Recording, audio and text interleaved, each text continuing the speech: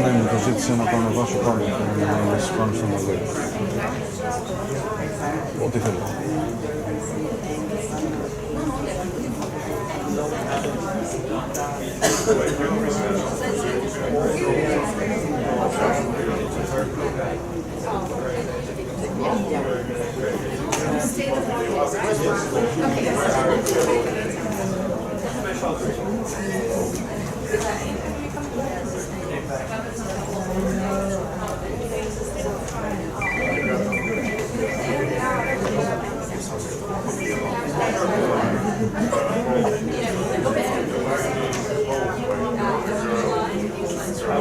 Βλέπω εσύ και το βλέπω στο video capture device.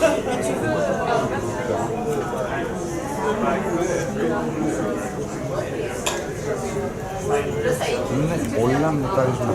Τα σήματα είναι όλα μηταρισμένα και όλη η κονσόλα είναι μηταρισμένη. Για κάτσε να κλείσω άμα κλείσω.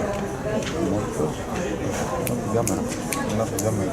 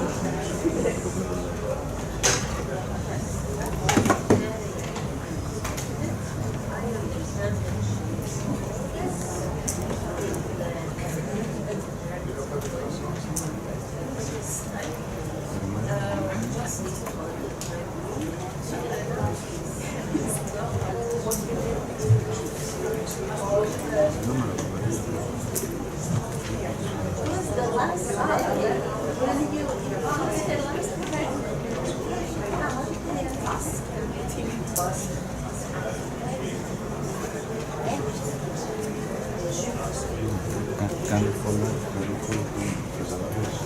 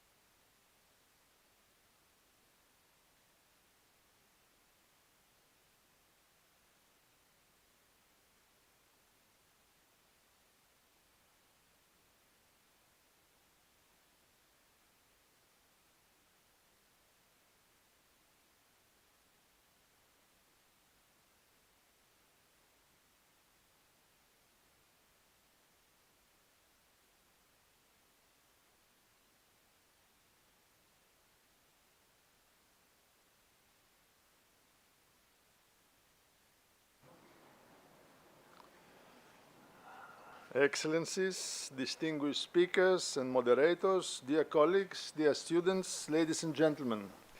It is a great pleasure on behalf of the Marangopoulos Foundation for Human Rights to warmly welcome you all to this international conference from unraveling commitments to reinforcing universality, reaffirming international human rights law amid withdrawal and backsliding, whether you are joining us here in person or online.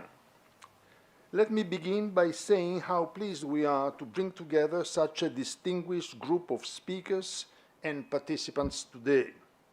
Your expertise and experience will help us reflect together on some of the most important developments in contemporary international human rights law.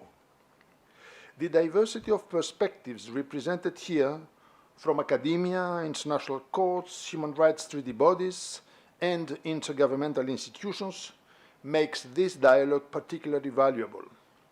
The Marangopoulos Foundation for Human Rights, a public benefit organization based in Athens with consultative status at the UN, UNESCO, and the Council of Europe, has long worked to promote dialogue on the development and promotion of human rights.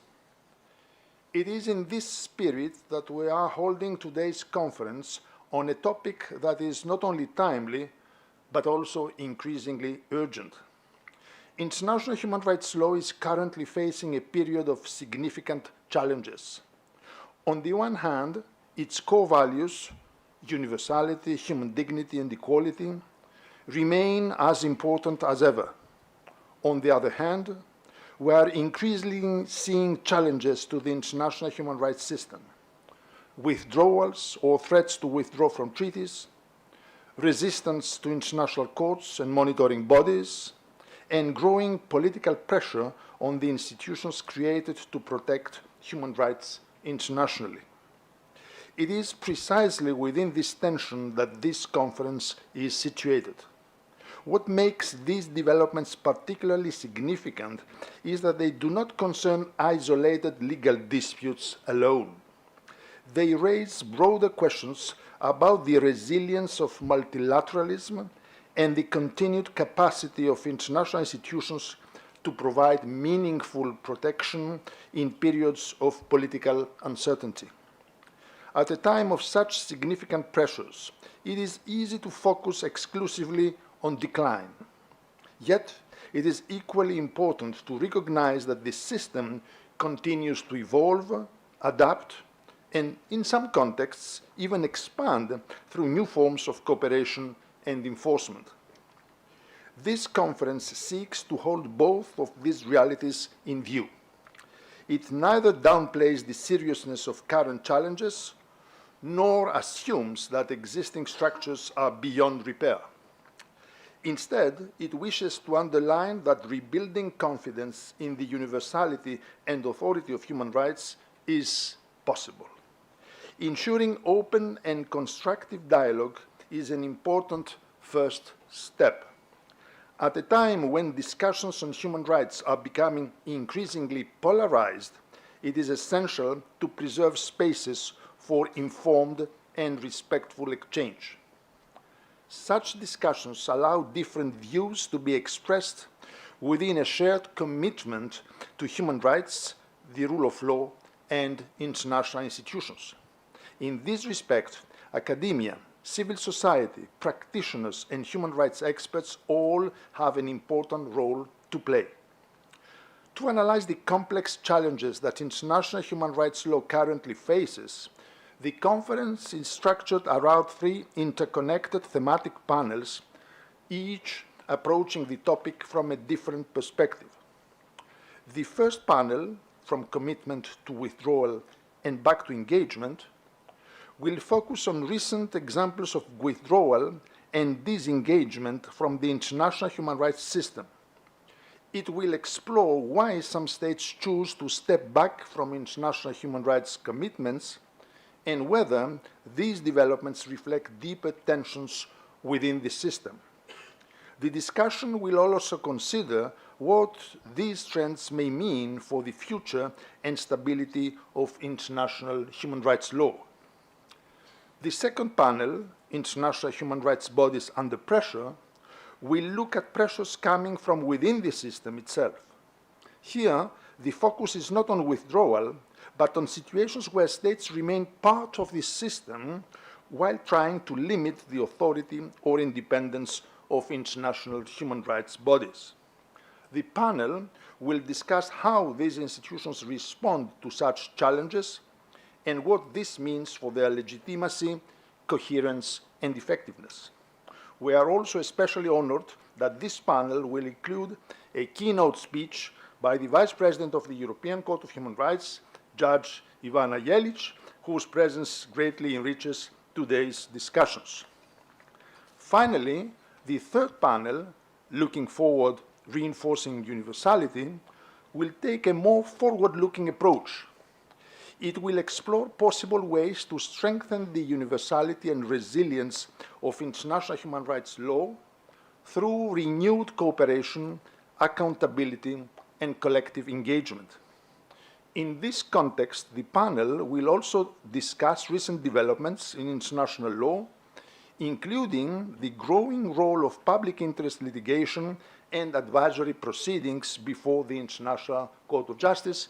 And we have the honor to have with us a number of counsels, legal counsels before the International Court of Justice, Secretary General of the Hague Academy of International Law, Professor D'Argent and Professor Touvenin, and also Professor Makan Benguet, he is there, all three representing cases before the International Court of Justice, and of course Professor Tigrouja as well. Together, the three panels will aim to move from identifying current challenges to reflecting on possible ways forward. More broadly, the conference seeks both to examine the pressures facing international human rights law today and to explore how its core principles can continue to be defended in a changing international environment. Another important feature of today's conference is its interactive format. Rather than traditional presentations, the panels will be organized around questions intended to encourage dialogue and exchange among speakers and participants. We hope this format will allow for a more dynamic and open discussion of these complex issues. At a time when international law is increasingly being challenged, maintaining constructive dialogue and cooperation remains essential. The strength of the international human rights system ultimately depends not only on institutions, but also on the broader community that supports, interprets, and applies it. We hope that today's discussions will contribute, even in a modest way, to that effort. Let me conclude by warmly thanking all of our distinguished speakers and moderators for their participation and valuable contribution to this conference. I would also like to thank the National and Kapodistrian University of Athens for hosting us today, as well as the Marangopoulos Foundation for Human Rights team for their important work in organizing this event. Finally, I would like to sincerely thank all of you for being with us today, whether online or in person. I wish us all a very productive and inspiring conference. Thank you so much.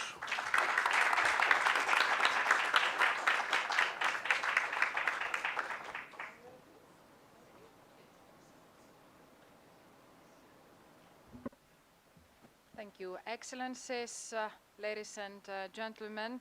Welcome to the first panel of today's conference titled, as was mentioned, From Commitment to Withdrawal and Back to Engagement. And I think that the title itself encodes a trajectory and perhaps a hope. International human rights treaties are built on the premise of durable commitment. That durability is not incidental. It is the foundation on which the authority of monitoring bodies rests, on which state accountability is built, and on which individuals and communities rely when domestic protection falls short. The assumption for decades and decades was that the direction of this travel was one way, towards wider ratification, deeper integration, and stronger compliance. Yet, that assumption is now under strain. Withdrawal and disengagement have entered the political mainstream in ways that were difficult perhaps to foresee in the past. They appear across different regions, different legal systems, different regimes. I think what is hard to dispute here is that withdrawal and disengagement are increasingly accompanied by a discourse that frames international human rights commitments not as achievements to be safeguarded, not as achievements to be celebrated, but as impositions to be resisted or even sometimes to be reversed. These and many others are the questions that this great panel sets out to address, examining withdrawal and disengagement from the standpoint of treaty law, institutional theory, but also frontline political experience, and asking what the cumulative effect of these developments means for the coherence and long-term viability of multilateral human rights order. We're fortunate to be joined today by Professor du Colombier, by Professor De Chiaru, by Professor Mekouris, and Mr. Chepouritis. Thank you so much for being here with us. As was mentioned by the President, we will proceed in 3 rounds of exchanges, focused exchanges, after which I hope we will have time to give the floor to the audience for comments and questions. A kind invitation and reminder to our dear panelists to be mindful of the time. I suggest we start directly with our questions, and I think perhaps it's fitting to begin with the question of why, the reasons. And I will turn to Professor du Colombier. Dear Professor, what are the main reasons for states denouncing international human rights conventions or mechanisms? Well, thank you. Oops. Thank you very much. I'm going to stay away. Sorry. Yes, the main reasons. What I wanted to explore with this question is to know the arguments that are put forward by states when they decide to disengage, to withdraw, to denounce a treaty. And usually what we see is that they always put the blame on the international court, on the international organization.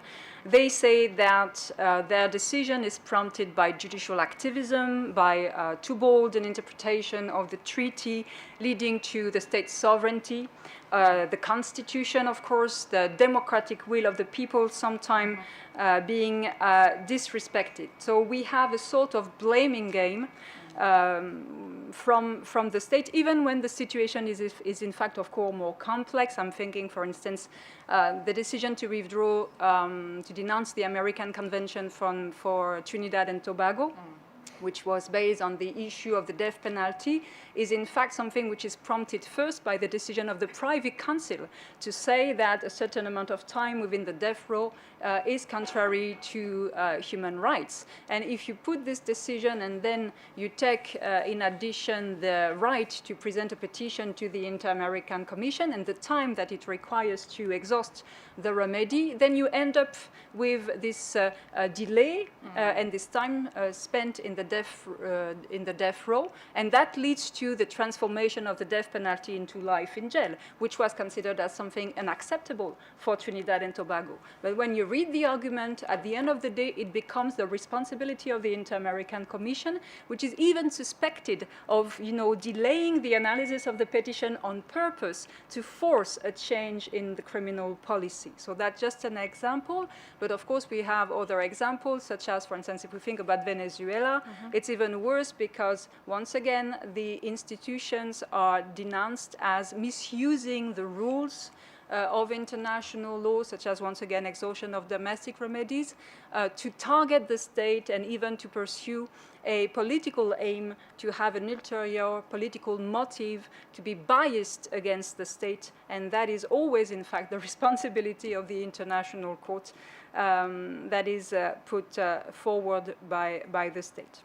But I just wanted to analyze whether this argument of judicial activism has some basis or not in the case law of, or let's say, a main human rights institution. And it is true that we know that, for instance, the Inter-American Court is very dynamic in its interpretation. It uses different tools, such as the international corpus juris, to develop to the maximum the protection of human rights. It's true that for European, if you look at the African system as well, you might be surprised to see certain provisional measures that have been ordered by the court in very sensitive issues, such as electoral disputes. Therefore, you might say, yes, maybe there is some basis for this criticism, because sometimes even within the courts, you've got judges who are maybe a little bit skeptical of certain development. And on the contrary, you might say the European system has some interesting tool to navigate these troubled waters.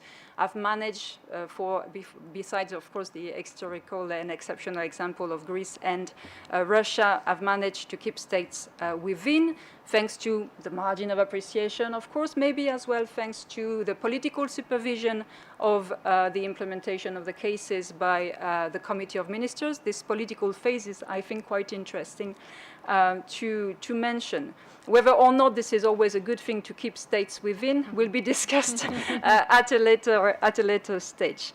But what I want to stress is that even the court, which is considered by some as conservative, and I'm not saying that in a negative way, is criticized for judicial activism, in fact. So it's always the responsibility of the court. In addition to this, it would be difficult, I think, for the African court or the Inter-American court to decide cases in a different manner by importing tools that do not come from their system because they function differently, they have a different audience as well, they do not perform and they do not pursue the same objective as well. And it's impossible for them sometimes to try to accommodate the state's demands because they are unrealistic, they are unreasonable, and you're not going to import the margin of appreciation if you have a problem of independence of the judiciary. You're not going to deal with cases of massacres with this tool as well. If the case law evolves, maybe there is an argument to start the discussion about evolving in terms of mechanism that you use, but I guess that it was only fair for the African court to decide the case of Ajavon as it did, or the case of Ingabire as it did. And of course, when you have what Constantin calls a rogue state such as Venezuela, you cannot, of course, do anything in terms of changing your interpretation.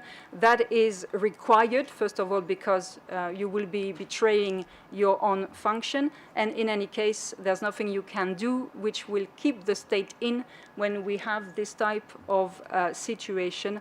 Even if, as we will see, maybe on certain aspects, the case law might have evolved, it does not change the fact that if I'm thinking about Benin or Ivory Coast denouncing the Article 46 declaration, putting forward the use of provisional orders by the African court, even if the African court had decided differently those provisional measures, the Ajavon case would have been decided the same way, and other cases involving Ivory Coast would certainly have been decided the same way. So the states would have faced the same situation when it comes to being in breach of the charter. So what I just wanted to say is that most of the time the reasons why a state leaves are internal reasons, in fact. And falsely presented as the responsibility of a careless judicial institution forgetting the limitation of its function, which does not mean that the concerns of the state should be ignored, because this is international law, so you have to listen to what the states have to say. As I said, sometimes certain tools of interpretation or techniques of interpretation are debated, disputed, even within the institution, and therefore these concerns should be addressed when it is possible to address them, of course, to see whether the situation might be prevented from escalating to the point of withdrawal, but at the same time, withdrawal should not be avoided at all costs. Thank you. Thank you. Thank you so much, Professor. And I think that the question of drivers inevitably leads us to another question. Once a state has disengaged or been expelled, what does this mean for the organization it has left behind? And this is why we'll turn to Professor Tzetsiarou. Membership and legitimacy are deeply intertwined, but please tell us what best serves, according to you, the legitimacy of a human rights organization, retaining, as was mentioned, a rogue state and engaging in dialogue with it, or expelling it to prevent internal erosion, please. Thank you very much, and thank you for...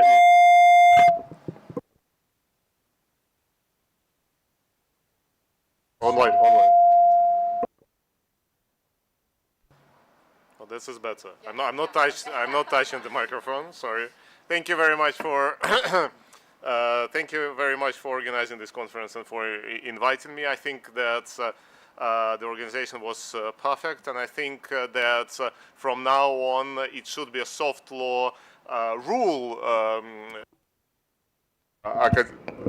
It should be this one, yeah? Sorry. It should be a soft law rule among academic conferences that they should start at 11:30, not earlier. It needs to be, we as academics and practitioners, we need to agree on that. This is only fair. Right, okay. That's my first point. So congratulations on taking this absolutely perfectly. My second point is I have to share my little confusion. So when I was asked to come up with the questions for this panel, I thought that I will come up with tricky questions and sit back and listen how my fellow panelists will answer these questions. Imagine my surprise when Andriana sent me the program and I was expected to answer my own questions myself. So I was in panic mode for a couple of days. And I'm still a little bit in panic mode, so please please forgive me about that. And the final preliminary point that I wanted to make, I'm usually quite critical to the Council of Europe, critical to the European Court of Human Rights, but after the Chisinau Declaration, I'm not so sure that it's even morally permissible to be critical to these organizations. So I will try to keep my critical approach to the minimal. So my answer to the question, coming back, and first of all, I wanted to agree wholeheartedly with what Peggy said at the end, that withdrawal should not be prevented by any cost. And sometimes it feels that some organizations really think that if only one member of the organization goes, that's it. That's the end of the story. I will come back to this point a little bit more in my second intervention. Myself and Donald Coffey, we wrote a paper in International and Comparative Law Quarterly a couple of years ago, in 2018 to be precise, in the midst of Russian blackmail to the Council of Europe, arguing that exactly that the organization needs to be rational when dealing with issues of expulsion, withdrawal. It needs to calculate the decision makers in the organization. They need to calculate various risks proportionately and look into different aspects of maintaining an organization as a state as part of this organization. What can go into this calculation? One of the things is a reputation of the organization, right? Reputation of organization is important. It makes no sense to keep a particular state that the only purpose of which is to undermine the standing of a particular organization and keep it inside, thinking that some dialogue will magically turn this state into a law-binding, rule of law paradise. It's not going to happen. Well, if it happens, it's great, but the practice shows that, like, it's not necessarily the case, and not necessarily because of the efforts of the organization. So that can undermine the legitimacy of the whole project. And also another point that can be usually mentioned is the fact that, okay, we expel a particular organization or they withdraw, and there is absolutely no dialogue. People cannot apply to the European Court of Human Rights. It's the end. Yes, that is true. And this is indeed a quite painful point to consider. However, we need to be able to look at a bigger picture.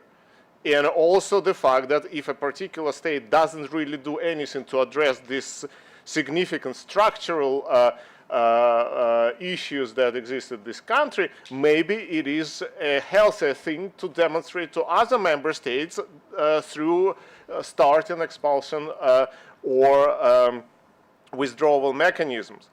And it was brutally clear with Russia, for example, for many, many years that Russia is not really participating in the Council of Europe. It wasn't.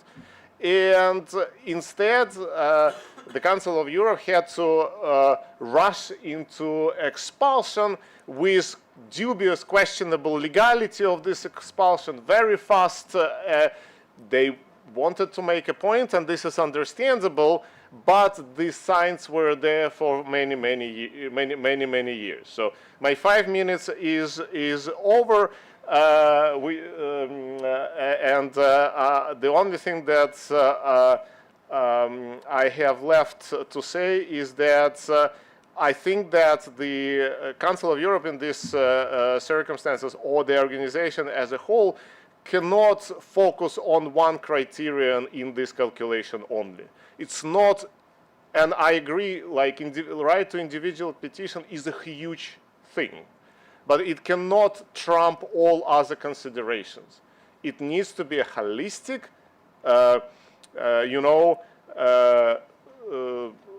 reasonable assessment of what can or cannot be done. Thank you very much.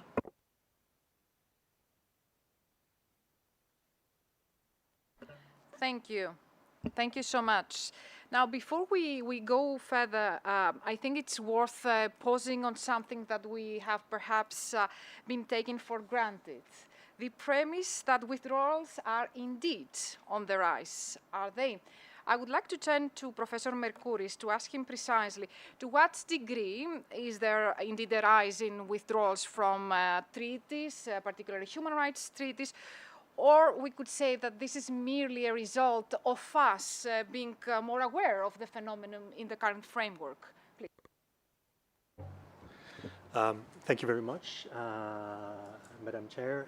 Let me also begin by thanking the Marangopoulos Foundation for the kind invitation, for the organizers as well for doing me the honor, and also for the excellent preparation and event. I'm also in awe of my colleagues who managed, first of all, to stick to the time limit and also have a very clearly constructed answer. I'm afraid that fantastic streak ends here with me. So I cannot give any promises of sticking to time. I'll do my best. What I can say is that I second Professor Zertiarou's proposal that all events should start after 11 o'clock. And also for the questions, I also, originally when I was thinking about the questions, I kind of said, okay, let me ask as well some tricky questions. And now I have to quote Admiral Akbar from Star Wars, it's a trap. So the way that I can avoid this is by simply postponing the difficult answers to future me. And it's future Panos' problem for the last questions to figure everything out and put it in a nice little bow. For this particular question, to be honest, and the answer is not going to satisfy anybody, I think this needs more research, to be brutally honest, because it depends on how you evaluate the data, right? Because we hear a lot of withdrawals. The state claims that they're going to withdraw. Whether they withdraw, whether the withdrawal is actually permitted, are different stories. So it's actually what you're counting. Then the question is, are you simply counting instances, or do you need to take this in an analogous fashion? So you need to take into account the greater treatification that has happened in the last decades. So is it by analogy kind of argument? So 10% of treaties are being withdrawn. These numbers are, by the way, I'm just making up, so don't quote me on 10%. That would be terribly bad. Also, whether you're taking into account plurilateral, multilateral treaties, or whether you're denouncing bilateral treaties and so on, this affects your final conclusions. So maybe this is perhaps a magic picture which is made more intense because we're all very raw because of the situation, because of the overlap of a number of incidents that are happening. It's just not treaty withdrawals, but it's discussions about, the states complaining about what they perceive as judicial activism, the way they react, use of force issues, wars, the increase in skepticism towards international law. So this also tends to dominate now even more than in previous years, the news cycle. And now we're more aware of situations where withdrawals have happened. And sometimes it sounds more impressive is perhaps the wrong word, than it actually is. So for instance, Trump, and of course I'm going to use Trump, made a statement and signed a presidential memorandum directing the United States to withdraw. And in his, as always, he doesn't use tweet, he uses social truth, something like that, yeah. US is withdrawing from 66 international organizations. And then you started seeing everywhere in social media, oh, the United States is withdrawing from all these organizations. In reality, they were not withdrawing from 66 international organizations. It was much more nuanced. One, and future panels will deal with the WHO issue, the World Health Organization, but a number of agencies, and it was also about funding and these kind of things. So it kind of, but it dominates the cycle, and this image kind of perpetuates itself. And don't get me wrong, there are a lot of situations where there have been withdrawals. So for instance, I mentioned the World Health Organization, where it's still being under consideration, the withdrawal by Argentina. And just, I think last Friday, there was a resolution or a draft resolution that was being considered by the General Assembly of the World Health Organization, the United States, of course. But again, in the 1940s and 50s, there were states that had tried to denounce the WHO, but certain solutions with inactivity were found. And again, this is something that I'll revisit when I'm talking about withdrawal from international organizations. Same thing with UNESCO. So you have, if you look back, you see that this is not necessarily a new phenomenon, that we are a little bit more alert about this nowadays. But nonetheless, if you look back, you'll see that these discussions have been happening. Whether it is more intense now, as I said, we have to look at the actual facts rather than just jumping on what sounds the crisis of international law. And I admit that we are in a crisis, but it's also an opportunity to grow, in my view, to allow for a bit of better and more important legal certainty. And with this, I'll stop. So your official statement is 10%, if I can quote. No, just kidding. Chatham House rules. Now, and I think that it's always very useful to move from the general to the very specific, whatever the broader trends. The case of Latvia, I would say, stands out, and this is why I would like to turn to Mr. Tsepouritis. I would like us to address the confusion first. How is it possible that the parliament in Latvia came to a vote to withdraw from the Istanbul Convention just a year after ratifying? And what is the situation right now in your country? Right. I think the name of this panel, From Commitment to Withdrawal and Back to Engagement, basically describes the situation. Micro. Ah, okay. Yeah, Thank you very much. Yeah. So I think the name of the panel actually describes what has happened in a country in a year, and perhaps doesn't bring the best image of the work for Parliament who had these votes.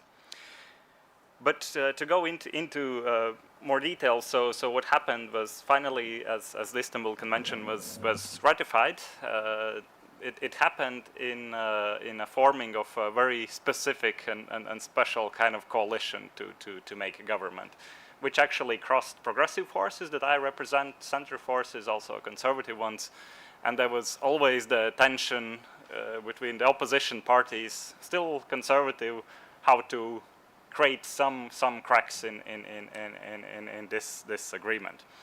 And I have a dual role here, of course. First as a progressive politician, first as a member of the Council of Europe Parliamentary Assembly, and the second as representative of the country that wants to create, an image of the country that doesn't, scare everyone away to try to do business with that. And the way how I describe it, I think what happened with the vote that happened in the parliament to withdraw the convention, which was later returned and postponed, but I would say probably postponed to a very long time to never coming back, hopefully.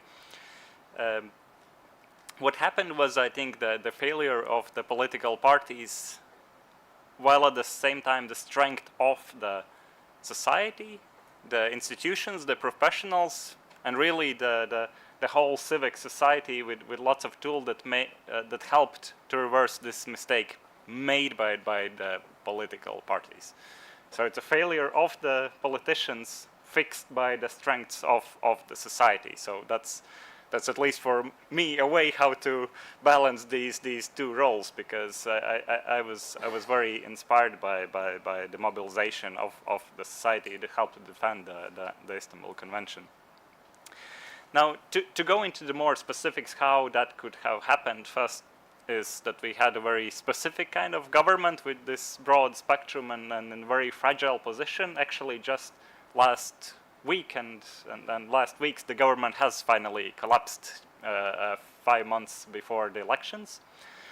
The second part, I think, is that the political parties are quite weak, and that perhaps could stand for a lot of European countries. In Latvian situation, there were quite a lot of new parties. There were quite a lot of parties with not that many members, and I think that actually was one of the factors that brought this failure, that perhaps there weren't enough, human rights experts, politicians in the parties that said, we have to draw the line here. We can't play politics with everything, because even though many forces are conservative, they are, not that far to the spectrum that they wouldn't recognize that the discussion isn't very productive.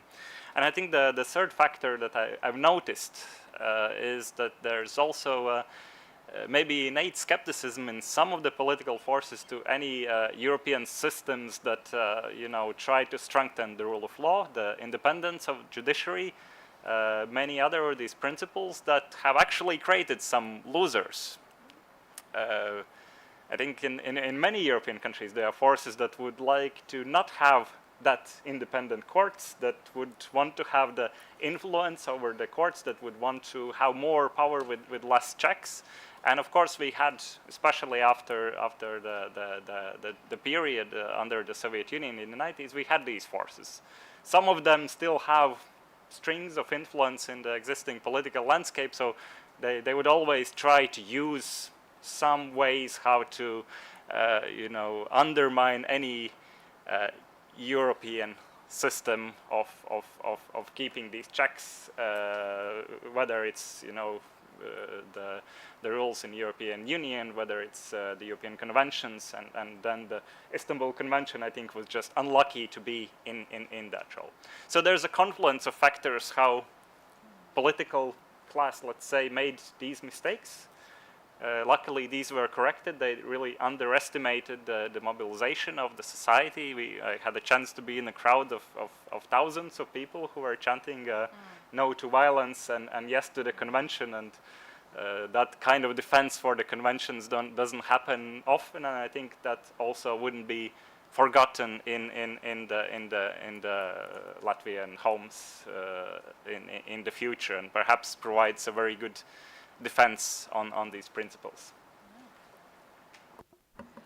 Thank you so much. We have yes.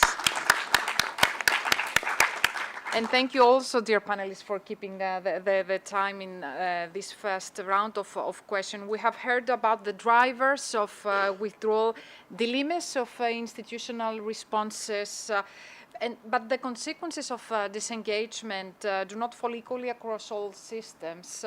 And it is worth asking whether the international human rights architecture, diverse as it is, faces these pressures in the same way. So this is why I would like to turn to Professor de Colombier. Now, faced with these withdrawals, and we mentioned also the Council of Europe exclusion, is the situation of the different international human rights systems identical? Or do we have different impacts, risks? Does withdrawal or exclusion automatically weaken the international organizations? Thank you. I'm sorry if I may repeat certain things that have been said or will be said, because this is a question which is a little bit similar to Constantin's questions as well. The answer is going to be very basic in the sense that you have to take into account, as you mentioned, a certain number of factors to assess whether the human rights organization faces the same risk as another one. You have to take into account whether we have a well-established organization or whether we have a recent system or more ancient system. What is the profile of the member states? Are we talking well-established democracies, more recent democracies, countries with a little bit of, let's say, more problem when it comes to human rights violations? Do we have homogeneity or, on the contrary, diversity within the organization?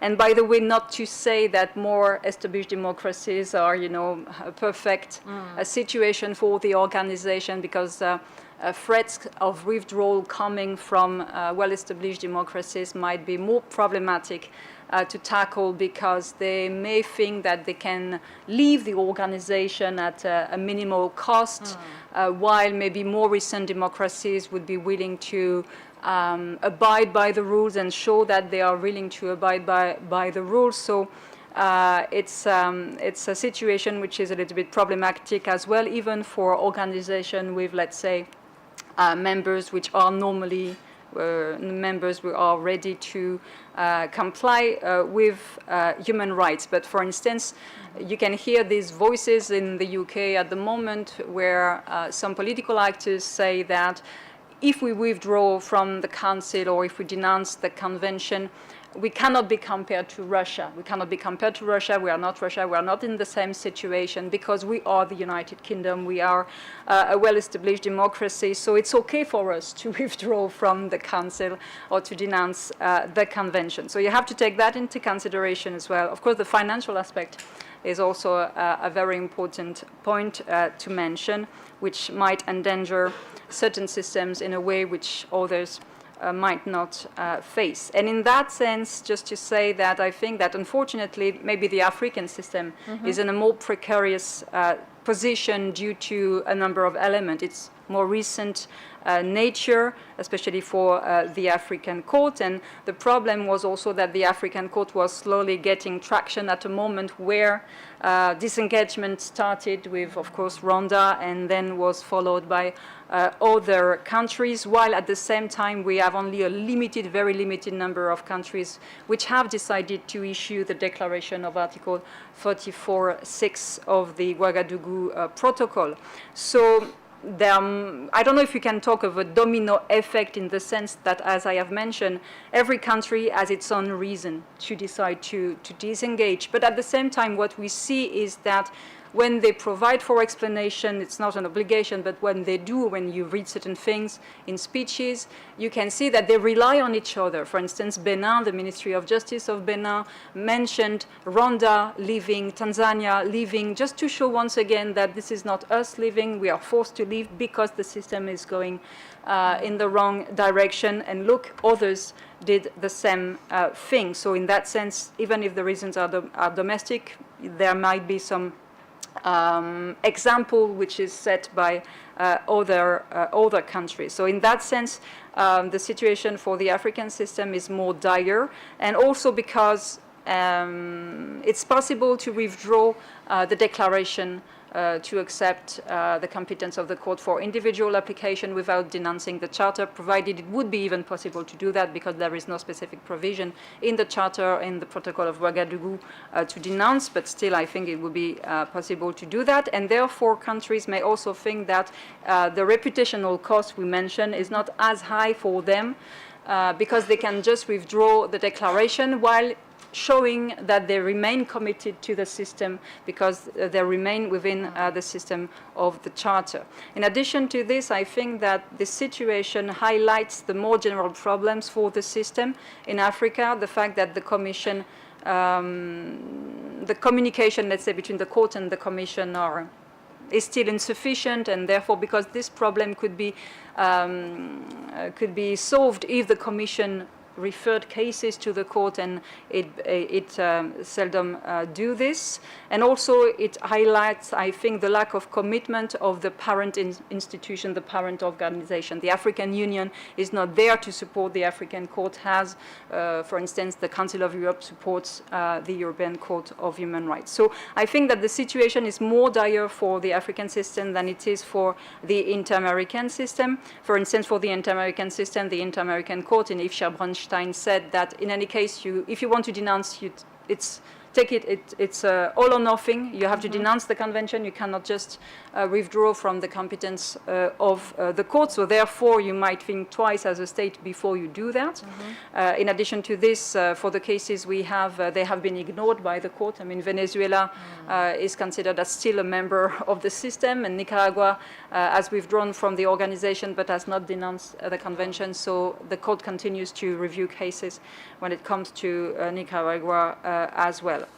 And for the European system, it's a little bit the same thing. You have to denounce the convention, and I think that there would be a good case to say that you cannot remain a member of the Council of Europe if you denounce the convention. It's not written anywhere, I know, but I think that this would be a political decision, of course, to decide that. But there is a good argument that this could be considered as a violation of Article 3, so it might be problematic. So this is also maybe why people are thinking twice as well about doing this. But nevertheless, you still have a price to pay for this growing criticism from within as far as the Council of Europe is concerned.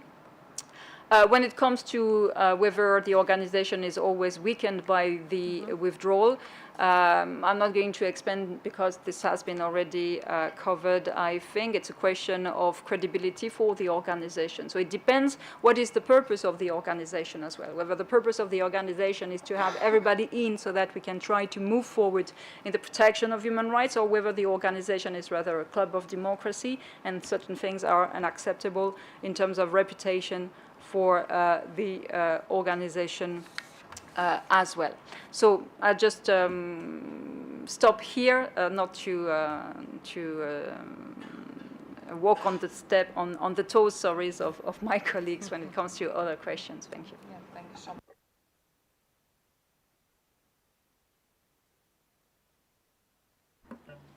Thank you so much, Professor. You mentioned the word domino effect, and indeed, I think one of the recurrent anxieties in this debate is the fear of contamination. I would say that one withdrawal emboldens others, and that the system begins to unravel. So I would like to indeed ask Professor Zetziarou, is the domino effect genuine? Do withdrawals truly precipitate further withdrawals? What a great question, isn't it? Now, it is a very, very intuitively appealing point, right? It feels that if one especially important country withdraws, then it will be an avalanche of withdrawals. Like, so this is commonly voiced arguments, and we hear it here and there and everywhere, and that is why some organizations are so cautious about keeping their members within, so to speak, not to create an example. However, I think that there is really very little empirical data that shows that actually one withdrawal leads to other withdrawals, right? And really need to, and especially massive withdrawals that subsequently lead to the collapse of organization. I think there is very little practice in international law that demonstrates that. If you give me an example, I will be very, very curious, but I think it's never just leaving of a member. It's a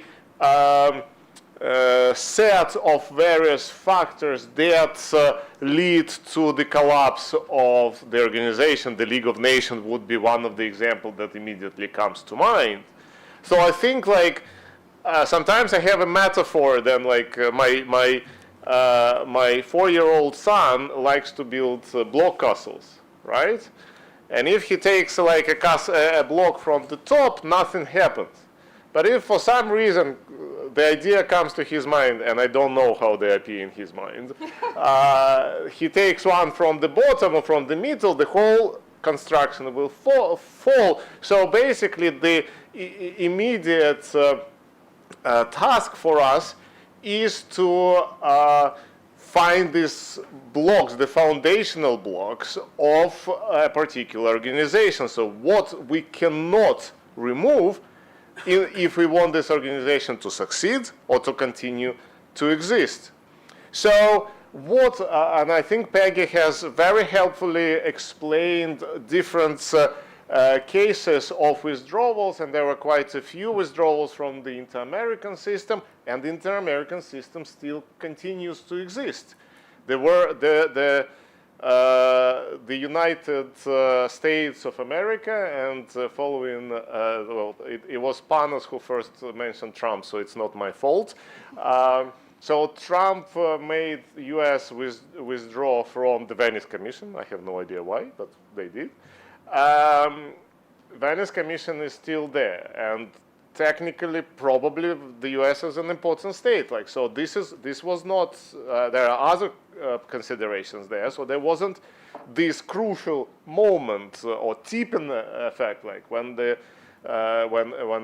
when this is happening. Again, when the United Kingdom of Great Britain and Northern Ireland was leaving one of the organizations that we all know, there were many arguments saying that, like, yeah, then other countries might leave the European Union too. But again, this didn't happen, and maybe a contrary happened actually. So again, I see no real practical evidence that a particular withdrawal leads to massive avalanche of withdrawals, to be honest with you.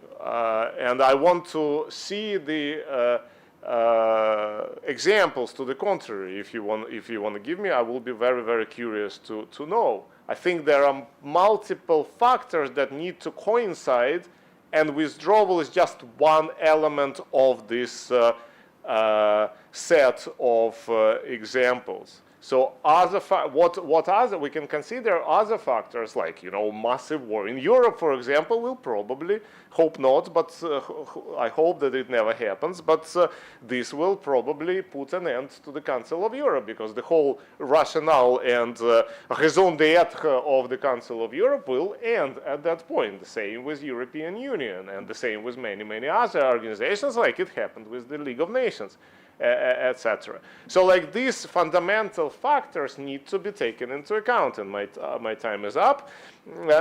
I will just consider the question that Peggy very nicely put forward about what would happen if the United Kingdom, for example, tomorrow decides to denounce the European Convention on Human Rights. Would that automatically mean the withdrawal from the Council of Europe? For me, and I agree with you, yes. Politically, that should be the consequence, absolutely.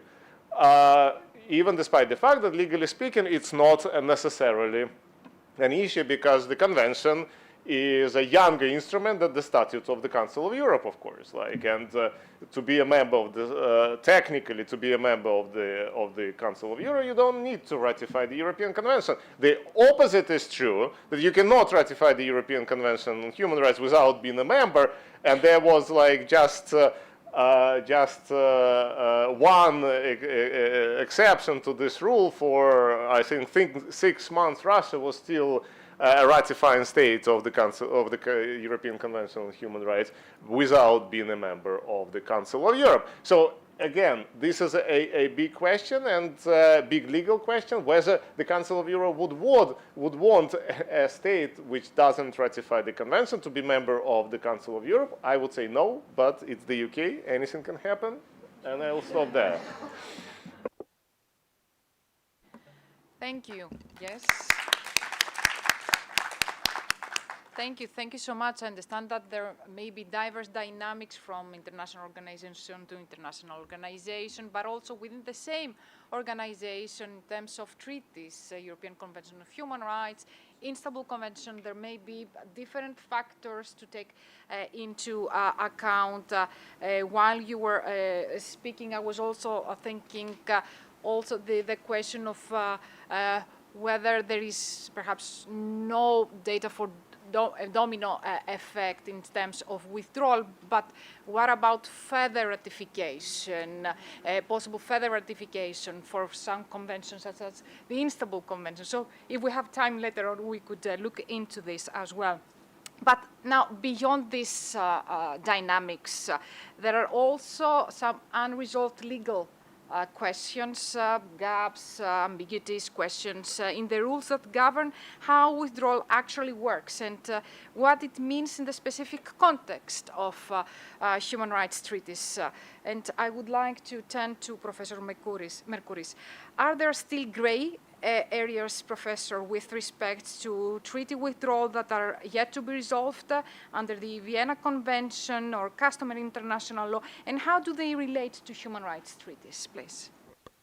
Thank you. So the short answer, and I'll yield the rest of my time to Rios, is everything. It's the beauty of language, the lack of certainty. Going a little bit rogue, a little bit here, also just piggybacking a little bit on the domino effect as well, Yes. with the because there was mention of the League of Nations, and another example here where it shows when states are not happy with a particular treaty. The Washington Naval Conventions are also an example where different states found either interpretative loopholes or focused on technology, or simply denounced the treaty, or cooked the numbers to say, oh, we're okay with the situation. But again, this is a very specific context, whereas, for instance, in the Single Drug Convention is another example where Bolivia wanted to introduce a modification, to introduce a change to respect the tradition of chewing coca leaves. Couldn't happen, so they decided to withdraw and then re-accede with a reservation. And then, of course, there is a discussion going on with other states about, well, should we withdraw? Should there be inter se modifications? What can we do? But the treaty is still there. And so the domino effect, I agree with you. We have to see to see the true evidence. Now, with the vagueness, I said everything is vague. I have a particular pet peeve with the rules of treaty withdrawal, particularly Article 56 and the word nature. And I know this is the wrong crowd to say that to. The reason why I have that pet peeve is because in the VCLT, the word nature appears only once, and it is in Article 56. And if you look at the preparatory work, and if you look at the discussions of the Institut de droit international and the ALCI, they went beyond any reasonable measure to try and avoid the word nature. And this was introduced very last minute as an objective criterion for withdrawal when there are no withdrawal clauses. And this creates all sorts of problems. It also creates problems. What is its meaning? Because if you look at customary international law, if this is not a rule of customary international, there is no point for this requirement. But it seems to be part of the discussion that is going on now. So certain of the treaties that had been proposed as falling under this nature kind of argument were modus vivendi, trade agreements, cooperation agreements, but then you started seeing also some suggestions about treaties agreeing to dispute settlements, and also there was a suggestion about international organizations as well, although Sir Waldock said most treaties creating international organizations have withdrawal clauses. EU was not one of them until the Treaty of Lisbon, and a lot had been written about the possibility. Now that was resolved, although in the Whiteman case, they ended up going, can you withdraw the notification of withdrawal there? So they had other issues there. But this, again, has arisen with respect to the WHO, as I mentioned. So US and Argentina made statements that they wanted to withdraw from the World Health Organization, and there are two different issues here, because the United States, while during negotiations and acceded to the WHO, they acceded with the specific requirements that, and let me bring the specific wording up. The United States reserves its right to withdraw from the organization on a one-year notice, provided, however, that the financial obligations of the United States to the organization shall be met in full for the organization's current fiscal year. And so there was, in January 2026, by the Director General, a kind of report suggesting that this applied in the case of the United States. From what I've gathered from the information last week, the idea was, well, the United States has not met its fiscal obligations. So they're going to be, their voting rights will be suspended by 2027, but this affects the notice of withdrawal because it doesn't satisfy the second requirement. Again, this is not included in the treaty itself, but it was a condition under which the United States were allowed to. And the reason why we look at the preparatory work is because Article 56 also potentially allows, apart from the nature, and this is where IOs and the second requirement is, unless it was clear that the intention of the parties was to allow for it. And that's where you look at the preparatory work. And the preparatory work, apparently there was a suggestion of unacceptable constitutional amendment, such a possibility, and the manner in which the Health Assembly addressed the withdrawal of several member states in 1949 and 50, where they made a kind of a legal fiction that they were inactive during that period. Now, this went to the Executive Board in February 2026. The Executive Board said, well, it recommended that they should acknowledge the withdrawal of Argentina. And the General Assembly just last Friday, and that's why I was saying to Dr. Kostopoulou yesterday that I have to go and read what happened, because apparently when I talk in conferences, things keep changing, so I need to update every single time. There was a draft resolution there where they had clearly stricken out the acceptance of the withdrawal and simply said no further action is needed. So they seem to be going into the direction of letting, sleeping dogs lie a little bit, letting see if in a couple of years maybe we can adopt the same approach of inactivity. Now, this is about the WHO. There are other situations as well. I mentioned the various types of treaties. One that I find very, very interesting, but the ICJ apparently does not, was the withdrawal of the United States from the optional protocols to the VCCR and the VCDR, respectively because of the Avena judgments and then because of the application of Palestine for the move of the embassy to Jerusalem. With respect to the Avena case, this was briefly raised in one sentence in the interpretation to the Avena judgment, but the court did not take any position on the matter. It simply said, no, there are no issues with jurisdiction because this is covered by the original judgment, so I don't need to discuss the withdrawal. It seems to indicate they kind of accept it, but it's a little bit bizarre because the optional protocols do not have a withdrawal clause. And then it is very interesting to think about, well,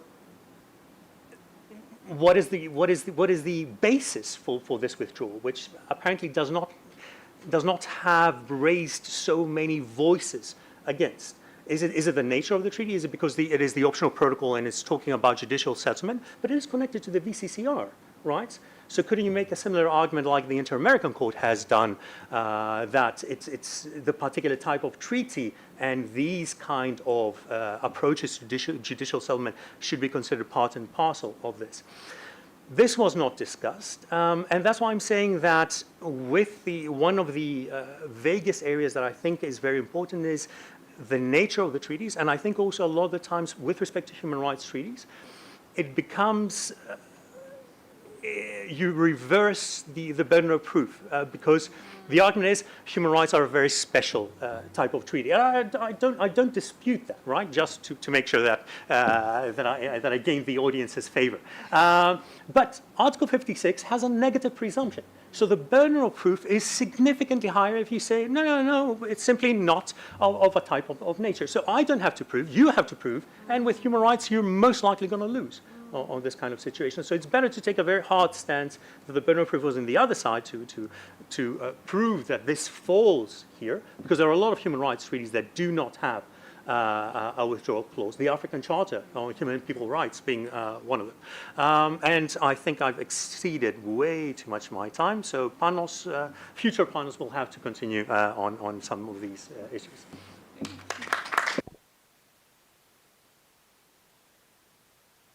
Thank you so much, and I think what is very clear is that the legal and political dimensions of that story are inseparable, and I would like us to go back to the case of Latvia.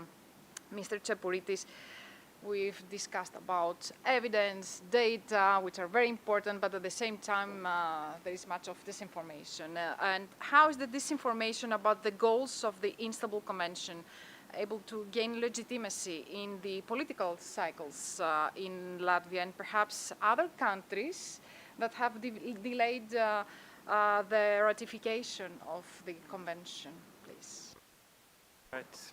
Yeah, it's actually been a journey for me also to come from more academic side of profession to politics, where different things matter if these whole conclusions get matched by action of the governments or not.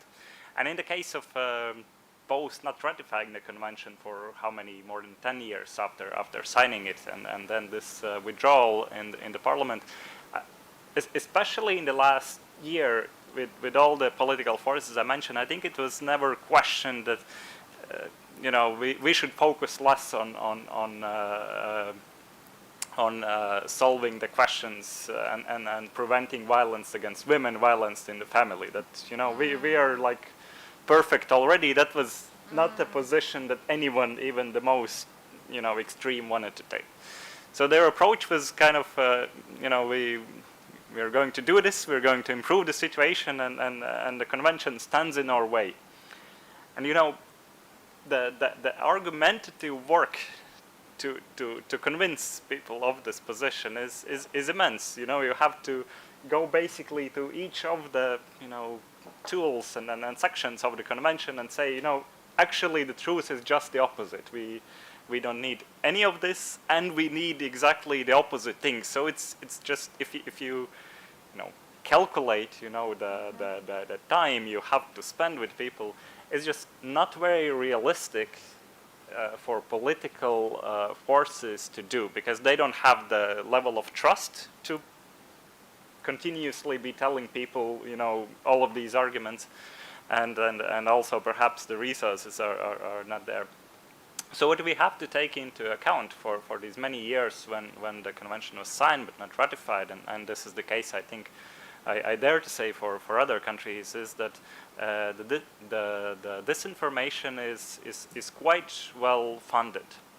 It's quite well funded, I think, across Europe, but not everywhere it has been successful. In the case of Latvia, something that is still with us is these 50 years of occupation under the Soviet Union, which completely eliminated the chance for civic society to basically develop, come together, defend their interests. And this is, you know, even now, 35 years later, this still has some consequence that civic society is just not as active as in western parts of Europe, in countries that don't have these 50 years of history still influencing people.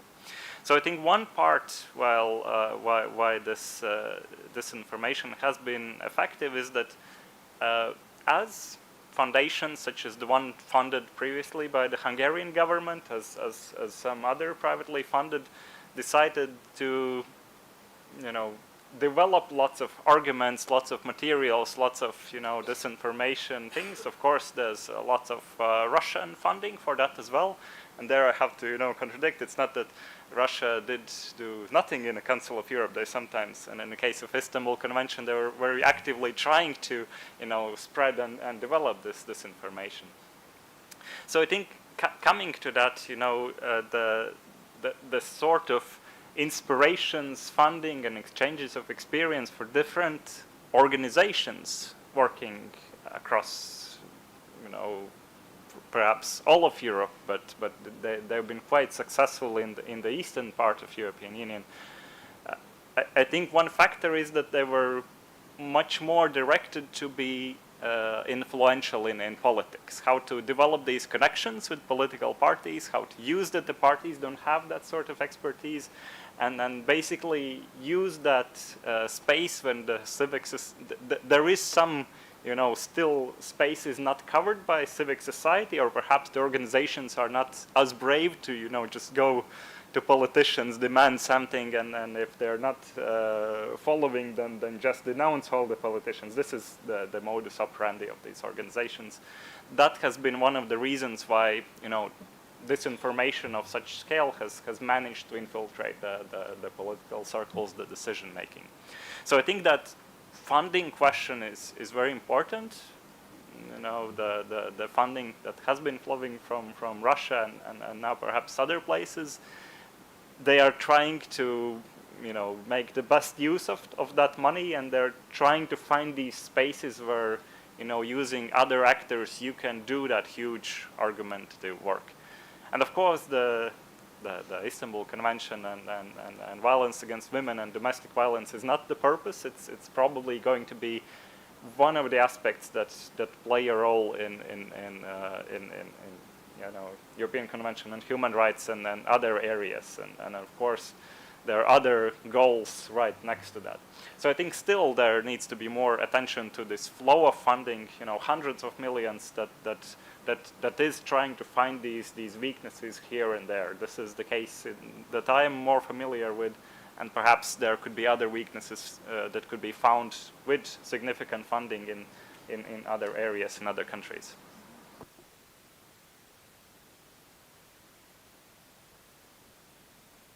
Yes, thank you, thank you. Personally, what frightens me is that I get the impression that faced with disinformation, facts and figures are not necessarily enough to counter disinformation.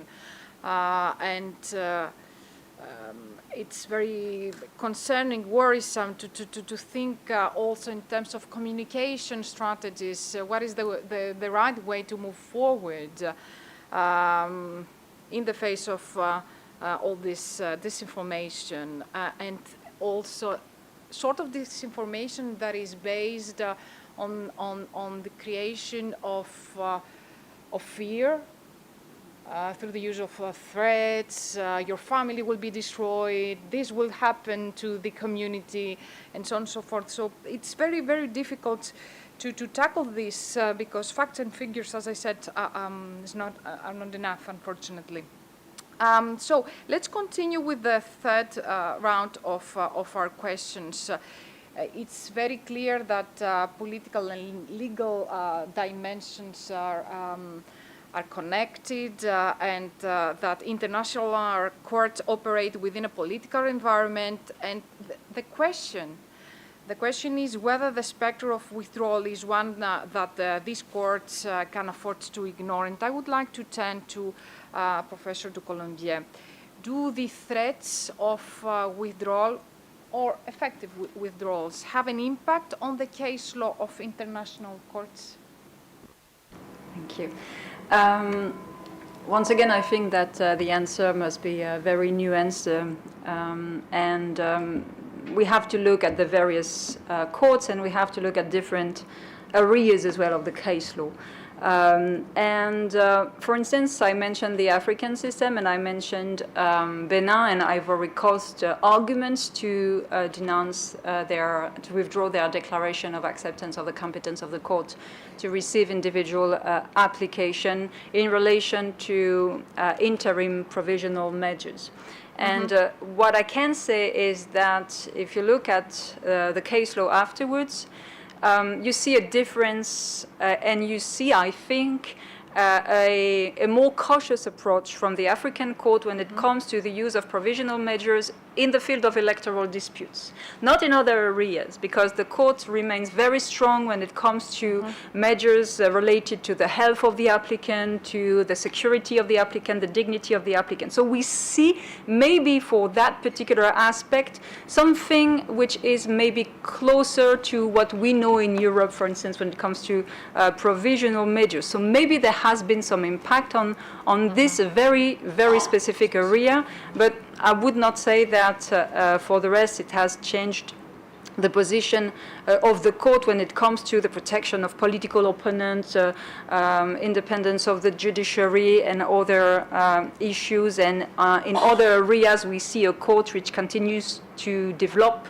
the case law, for instance, on environmental matters as well. So we cannot say that because some countries have decided to withdraw the declaration, suddenly everything has stopped and the court has decided to give the remaining states some elements to keep them in.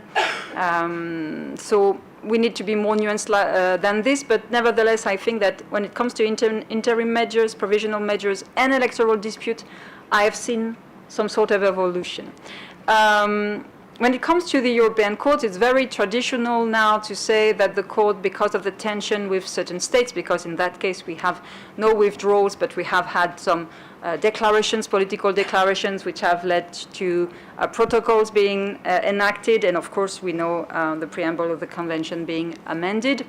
And so some commentators will say that the court is even going backwards when it comes to certain areas. I will not go as far because I don't think that keeping a, let's say, conservative approach is not going backwards. I mean, not going forward is not going backward. It's different things. So when it comes to jurisdiction or when it comes to other issues, the position of the court is completely in line with its precedents and completely in line with a possible interpretation of international law. It's not going backwards. But it is true that we have, of course, areas which are sensitive for certain states, and in that particular area there is no progress, such as, for instance, when it comes to migration, because this is considered as a red flag for certain states. At the same time, we have had some evolution, it was mentioned earlier on, in the system. We have, of course, a better and more important place for the marginal appreciation, for subsidiarity. We have had the procedural turn. And of course, you can say this is the result of the political pressure put on states. But it's not only that. It's much more complex than this. It's the evolution of the system, 75 years, more than 75 years. So the states have improved. They have integrated the convention into their own system as well. So it's only logical that the court recognizes that as well, at least when it comes to the countries where you have an independent judiciary and when you have a judiciary who has decided to apply the case law of the European Court. So it's a little bit more complex than just saying this is the result of the political pressure from the state. Of course, you have this political pressure which has led to a protocol being drafted and implemented, but it's more complex than this. It's the evolution of the system, it's the evolution of the way also the judges perceive the function of the European Court. It's the pressure of the numbers of application as well, so you have different element. And in any case, even if you have this evolution, which is the result of the threat of withdrawal and the will of certain states to change how the system functions, there's so much the court can do. The court is not going to rewrite Article 3 of the Convention. First of all, of course, this will be debated. I think this afternoon you have other means to change the approach towards an absolute right. And we can see certain things. Sanchez against the United Kingdom is, of course, one of the big examples to show how you can take into consideration what the states say without touching and without saying that, for instance, degrading treatment should be treated in a different way as other treatment. And once again, not saying that the court is wrong to do what it did, because extradition is a particular area when it comes to Article 3, but I'm not going to start the debate of this afternoon, sorry about that. And I just wanted to finish with the Inter-American Court, because the Inter-American Court is really interesting in the sense that it has not changed its position. I mean, there has been a growing demand coming from certain states for the margin of appreciation being integrated. You have this demand as well coming from the academic world, or at least some academics. And even after the problem with Venezuela and Nicaragua, the court continues. The court continues to use the same tools of interpretation to discover new autonomous rights, to be very bold in its interpretation, which I think once again comes back to what we were saying earlier on. It is also a reflection of how the court sees itself, what its is a function, and the objective that it pursues. Thank you. Thank you so much. Thank you so much, Professor. And I think that the dilemma and the questions do not disappear once a state withdraws or is expelled.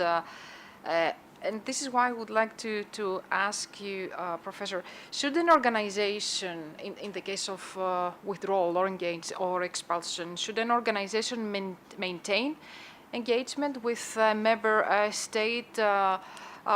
And if so, what should be also the scope of such engagement, be the conditions? Thank you very much.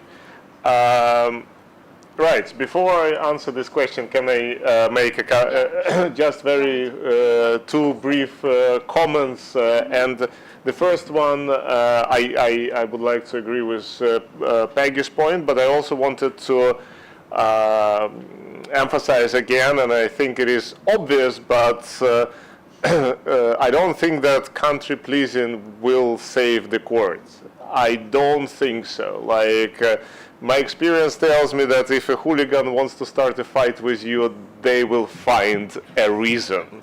You know, as much as you try to limit the damage, and this is a plausible and fair point. I agree with Peggy 100%. Some concerns should be taken into account, considered, discussed, but it shouldn't reach the level of country pleasing. The million-dollar question is like where the border lies between addressing proper concerns and not starting following what one of the party to the case wants. That's a difficult thing to do, but the court is very wise and it will sort it out, of course. And the second point, I wanted to explain my position in reaction to what Edmund said. I didn't say that when Russia was in the Council of Europe, it didn't do any damage to the Council of Europe, not at all. When I was talking about not doing much, I meant that Russia didn't do much to implement enforced judgment, especially groundbreaking political judgment, like they were paying compensation and this and that. But on structural level, there was no proper reform. And that is what I meant when I said that Russia didn't do enough. Within, Russia did plenty. You know, and not only Russia, let's be honest, like, a few years ago, I read the report by Nick Bratz about caviar diplomacy. Oh my God! Like, if you haven't read it, amazing reading, like bedtime reading, combining some diplomatic thriller and detective story. Like, if you haven't read it, please do. Very fascinating story. Now, my core question, my core issue here is about like the level of engagement post-expulsion or post-withdrawal. And obviously, my key area of research is the Council of Europe. So I know more about the Council of Europe, and we know that there were only 2 withdrawals, expulsions from the Council of Europe.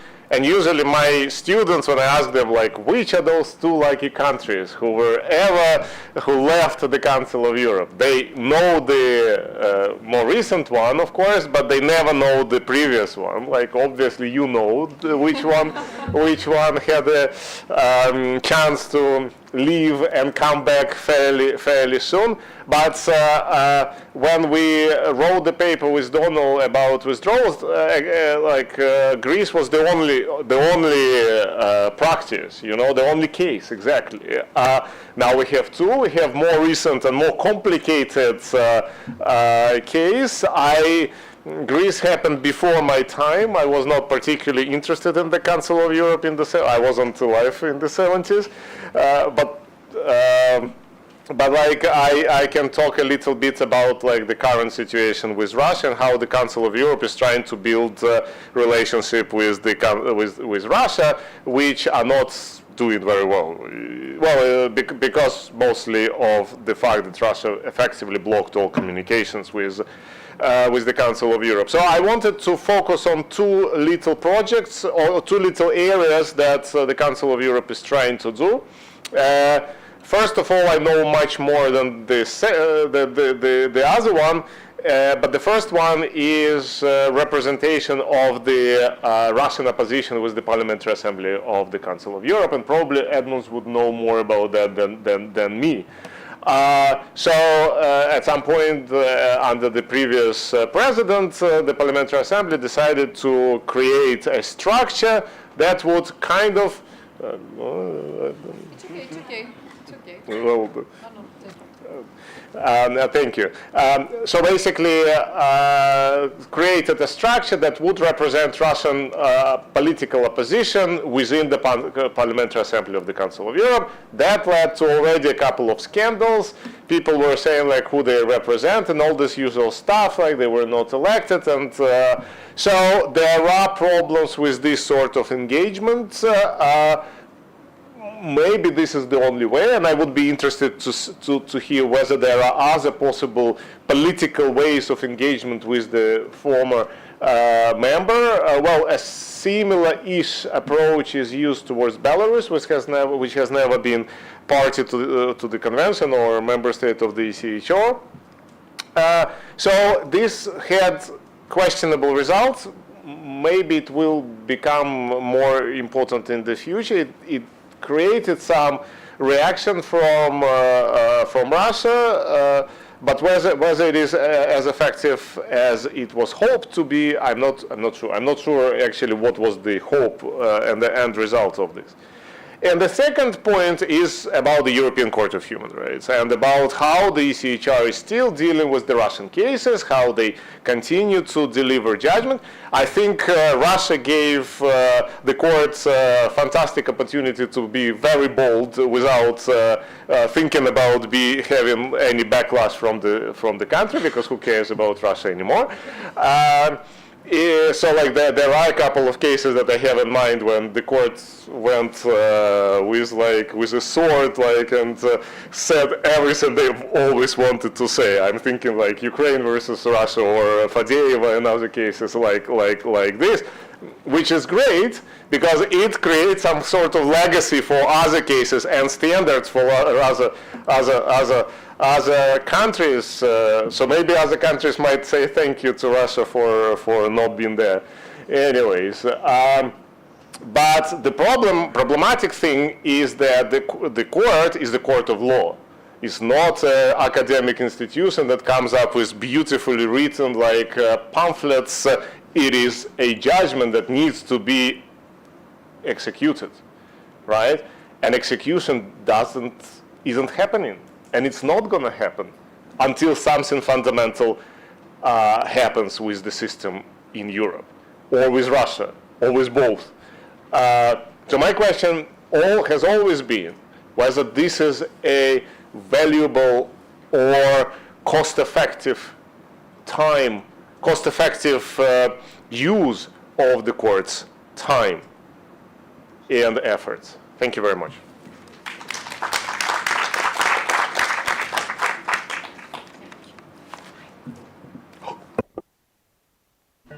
Yes, thank you. Thank you so much. So far we have been discussing about withdrawals, meaning mainly withdrawals from treaties.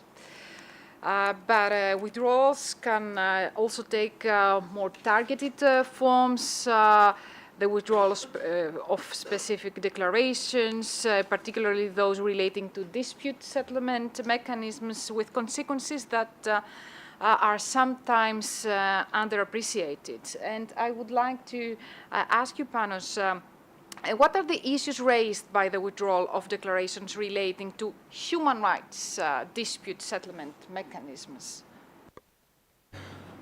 That's a very good question. Objectively speaking, not biased at all. So first of all, let me preface this by saying that a lot of the things that I'm going to be discussing, my very learned colleagues already touched upon and analyzed in much more proficiency than I would ever also be able to.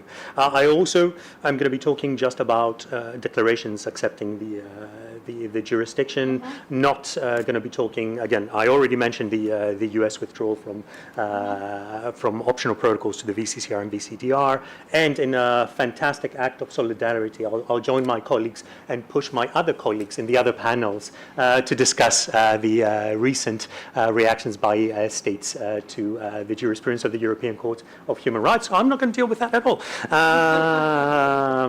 Solidarity among colleagues, of course.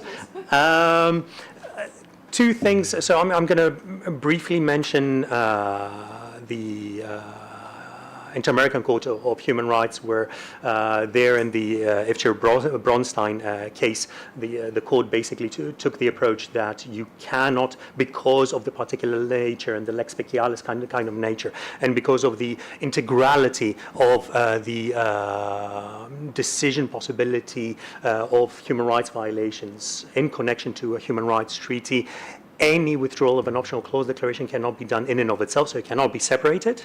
What would be required would be essentially a denouncement of the Convention on Human Rights as a whole. This was with respect to Peru's attempt to withdraw its declaration.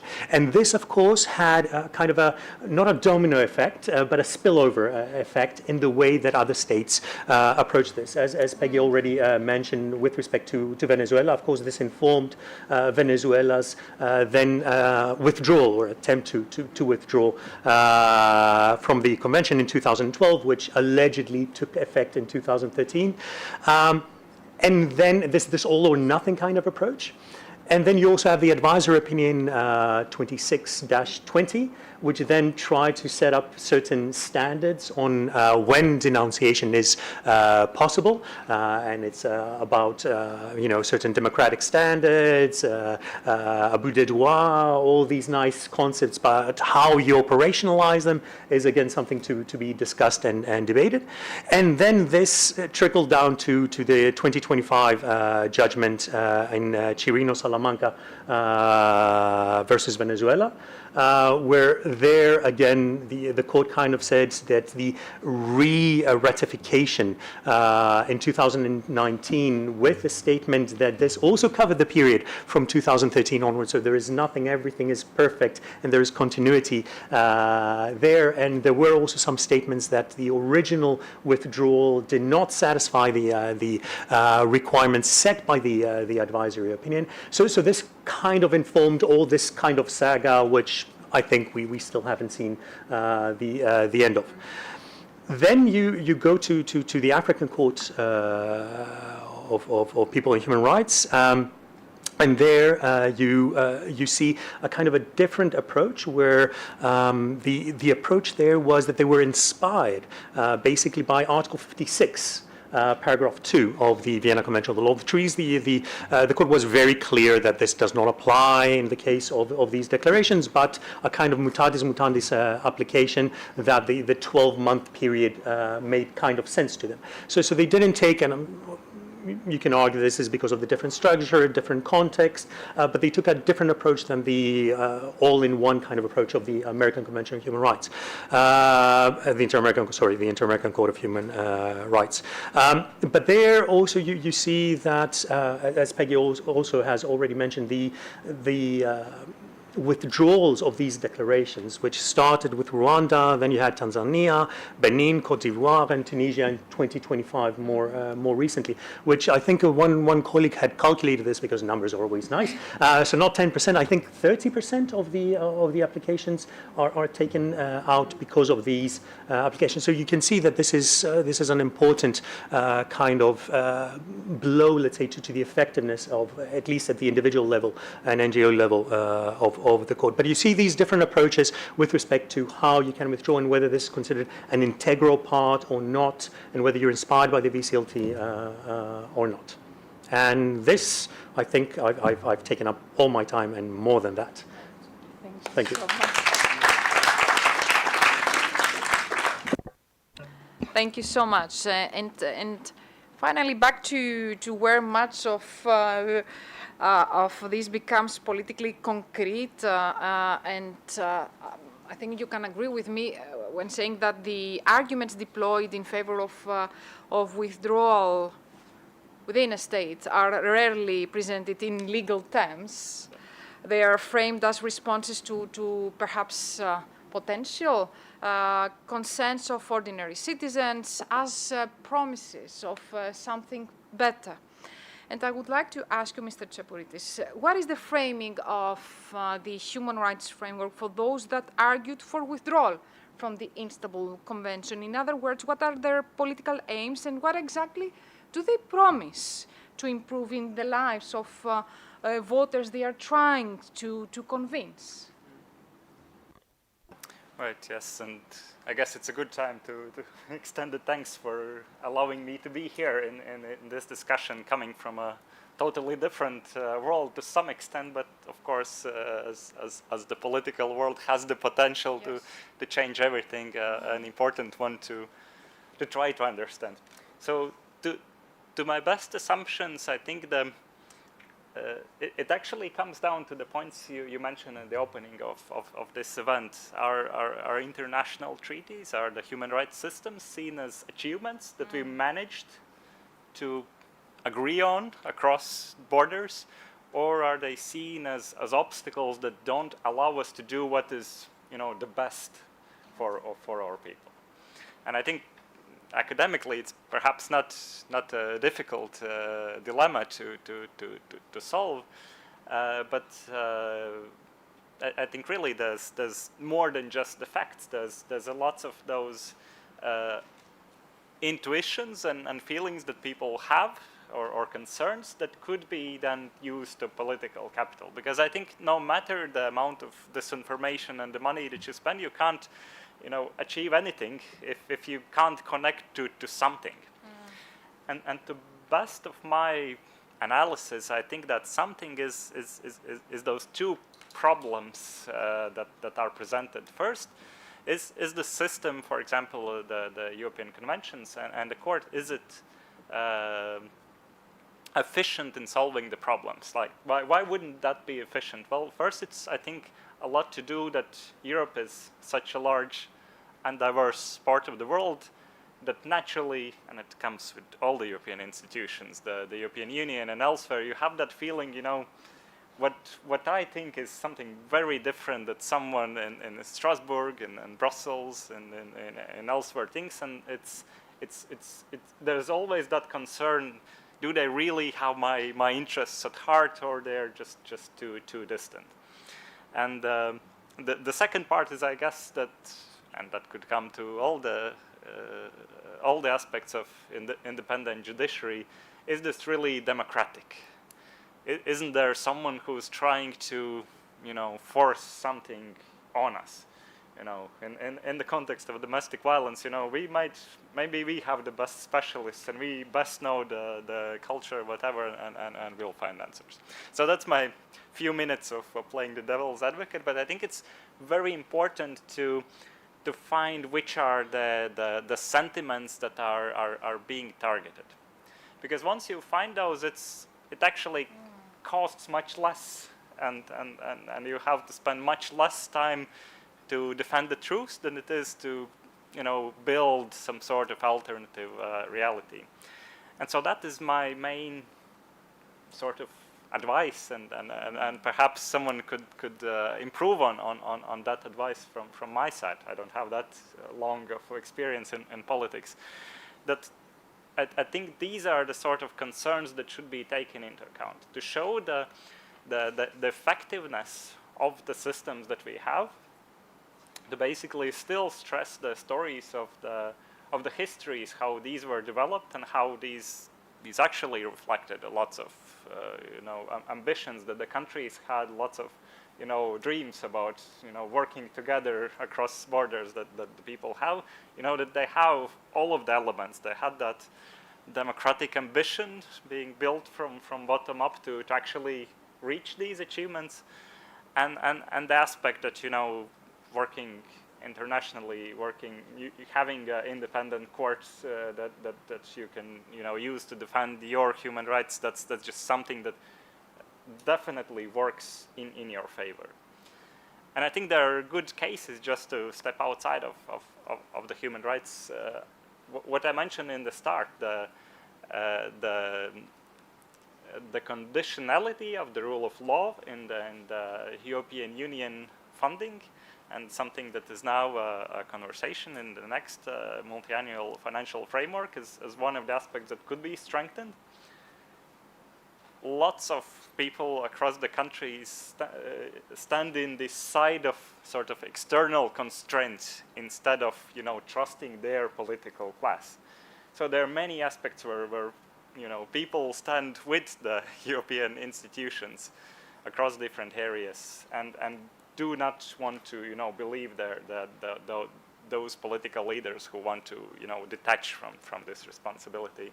I think that is also what happened in Latvia when people actually came to the streets in their thousands, because they saw Istanbul Convention being that one case which is very, very useful to them, which is protecting also their rights, the rights of people they might know, and they had more trust in these external institutions than they had for domestic politicians. And I think that's perhaps a direction that should receive resources, funding to defend that really these institutions have those values at the heart. Of course, they have the expertise, they have the best academics and the conferences and all of that, but they still have those important values that can connect to everyone across the countries.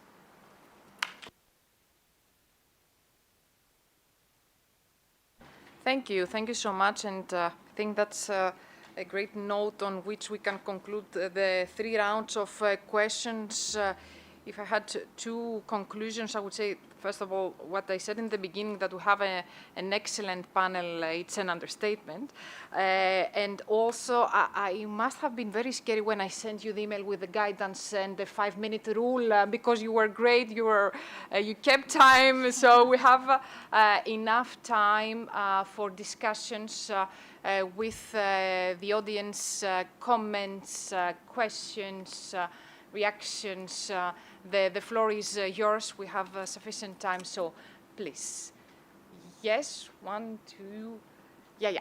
Okay, so let's start here, and we will continue with Professor Marangopoulos. Thank you very much, and thanks to all the panelists for the excellent interventions. I have some small comments. For instance, I would like to begin with a situation which is not a denunciation, but it is an in-between situation, the so-called suspension, like it was the Russian situation with the Council of Europe up until 2020, after the Crimean incident, between many inverted commas, and the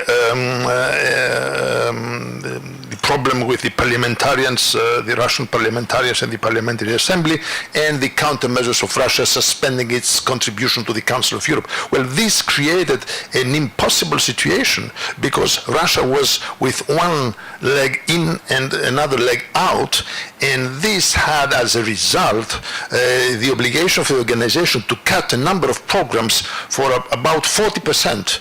And I remember the first day of my presidency of the court, I found a letter on my desk saying that the budget of the European Court of Human Rights should be cut of about 7%, and that this was a very favorable situation vis-à-vis the court, because other directorates had to cut their budget by 40%.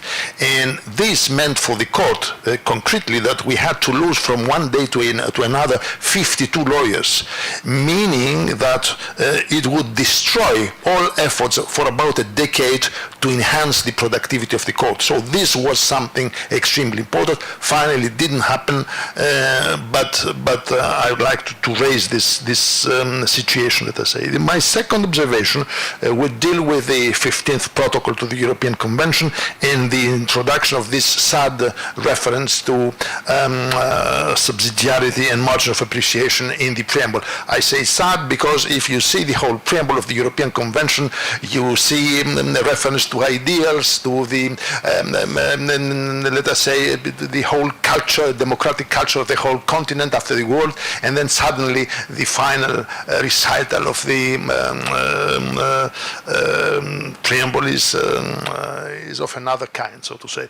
And there has been a study by the CDDH, by the Steering Committee of Human Rights, made up by representatives of governments. And this study is very recent, and it has shown that the impact of those two references to subsidiarity and margin of appreciation in the preamble had close to zero effect in the case law of the European Court of Human Rights. These are the advisors of government speaking this report, and I would like to highlight this as well. Third small comment concerning the nature of the treaty. Well, we are often, the international lawyers in this room are familiar with the position of Humphrey Waldock, which was the prevailing position according to which there shouldn't be any reference to the nature of the treaty because all treaties have to be treated alike in the Vienna Convention. But as you mentioned, there was finally a reference to the nature in Article 56, and I would like also to mention the reference to the humanitarian character as an impediment to denounce some provisions of treaties in Article 60, paragraph 5, introduced by who else? Switzerland being the, let us say, the place where the ICRC has its headquarters. And I would also like to say that this notion of nature of treaties was very well developed. I speak under the control of prominent members or former members of the Human Rights Committee, has been developed by the Human Rights Committee in a seminal general comment, and to say finally that the Covenant on Civil and Political Rights, which does not have any clause on denunciation, cannot be denounced because this would be contrary to the very nature of the treaty in question. So these are not questions, these are more comments. Thank you so much, and thanks again to the marvelous introduction. If you agree, we could collect a few questions and then Professor Parouda. So thank you very, very much. Indeed, an excellent panel discussions. You made us think and rethink and remember the period of 2018, for example, at the Council of Europe. And I'm happy that Professor Sicilianos mentioned exactly that period in the Council of Europe was very bitter. I was a rapporteur in Ukraine in 2016 and 17, and then suddenly, in 2018, we were all celebrating the 20th anniversary of Russia joining the Council of Europe in the period where it had violated everything about the Council of Europe. And it was very strange, and I think to a certain, and you had the suspension, PACE was the only body of the Council of Europe that actually did something. All the others were just, trying to cope and do a balancing act that was in the end, the failure of the whole system, because monitoring bodies are there to spotlight, to prevent, to say what is happening. The court was there to try to, protect as much as possible people that needed the protection of the system of the European Convention on Human Rights, but then it all failed. And then we said it should have happened earlier. So this is the context I wanted to refer to. The second part, no domino effect based in facts. I agree. However, the fact that President Trump said that US is going to leave 60-something organizations made people believe it. And even if it didn't happen, the chilling effect is there. Oh God, we are no longer protected. We are doomed. No point into resistance.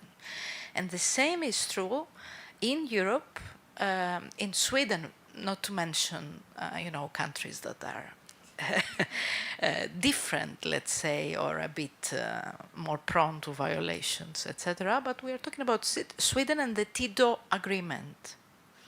The TIDO agreement was an agreement with Swedish Democrats and the governor, saying that they are going to do a number of things against migrants in the near future, in the next 4 years. And people thought this had already happened. So even before there was a law that monitoring bodies or the court could do something about it, the government simply said, we will do that in the next 4 years, like the duty to inform migrants wherever they are. School principals had to inform migrants. Churches had to inform whether migrants had or not documents. Things like that. The law was not there. You couldn't do something about it, but everybody thought they had the duty to inform. So this is what is really worrying and concerning. When governments say they will do things, they don't, but still there is this feeling that individuals are not going to take up cases before their own courts because they will not have the protection, etc., or they will not go to independent bodies and all this, And I wanted to hear your, views on this issue.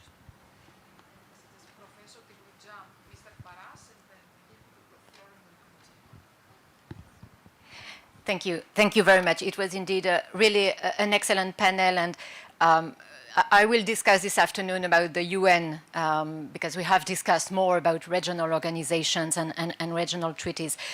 So on regional levels, maybe 2 comments.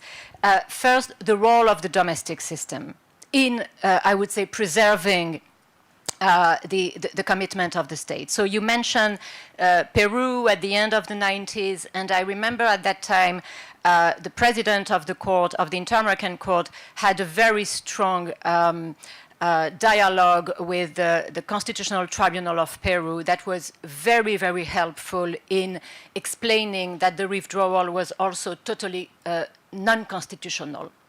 And I think, and I go back to what Peggy mentioned about Africa, I think that is what is lacking currently.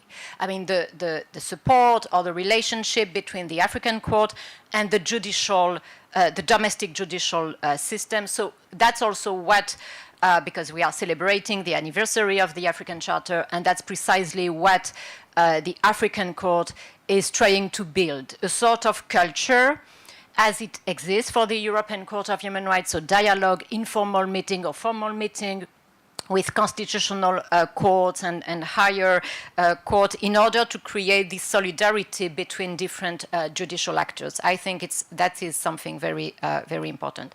The other element I would like to mention, and I'm preaching for the Human Rights Committee, is the impact of withdrawal from the European Convention on other human rights bodies. And probably you know that 2 years ago, the Committee of Ministers of the Council of Europe adopted a quite odd decision asking to the Human Rights Committee to support the European Court of Human Rights in the implementation of the cases versus Russia. So I had a conversation with Committee of Ministers members, and I say, okay, look, I'm going to explain the reality of the Human Rights Committee. We cannot solve the problem of with all my due respect for my friends of Strasbourg, we cannot solve. So it's not only about the implementation of the judgment of the court, but what we are seeing now at the Human Rights Committee level is that all the litigation is coming. So litigation about the non-implementation of the judgments of the European Court of Human Rights, and unfortunately we cannot register these cases precisely because there's no right in the covenant about the application of an international decision, but also all the litigation related to the ongoing hostilities. So that's also an interesting point to think about the impact of withdrawal on other, human rights instruments. Thank you. I have a few persons on my list, and with your permission, we could continue taking some comments, if that's okay with you. I could give the floor to Mr. Paras, then Professor D'Argent, and Judge Yates afterwards. With Mr. Paras. Thank you very much for this highly interesting discussion. I would like to have your comment regarding the fact that several states are choosing to go on with a self-suspension of a self-suspension of their membership to not the whole structure of the organization, but just a specific organ. For example, it is exactly what Professor Sicilianus and Professor Maruda referred to regarding the Russian experience in the Parliamentary Assembly of the Council of Europe. Moreover, in 2025 and in 2026, we observed that Georgia and Azerbaijan decided to freeze their participation in the Parliamentary Assembly following the rejection of their credentials of their parliamentary delegations due to human rights and democratic institutions backsliding. I would like to ask whether this situation is legally permitted, and whether this situation which is a de facto, a unilateral decision, de facto leading to self-suspension. And if this situation has a political dimension, political consequences regarding the integrality of the whole organization. Thank you very much. Thank you. Professor Garçon. Thank you very much, and thank you to all the panelists. To come back on the issue of the nature, which is really at the heart of the problem, I'm wondering, I mean, there is a tension, of course, between a position that would say denunciation of a human rights instrument is not possible because of its nature, and expulsion. Because if you can expel, why do you prevent or say that a state cannot withdraw by itself of its obligations? And there's of course a tension also between substantive obligations and institutional membership in that regard. And on that point, there is another withdrawal that, of course, has nothing to do with human rights instruments. And, of course, I'm not bringing this because I would submit, I'm not submitting at all that investors have human rights. Not at all. But there is the European Charter Treaty, where there is, the civil society has supported a withdrawal and a termination of participation.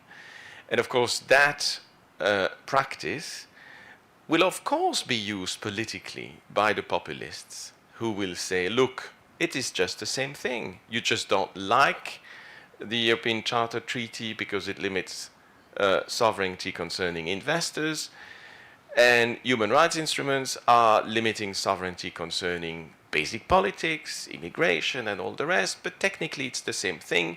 You accept one, you reject the other, double standards, this is inconsistent. So it's basically down to politics. There is one point concerning the ECT which is interesting and which maybe could be thought about for human rights instruments if we have to think about mechanism for improving the protection.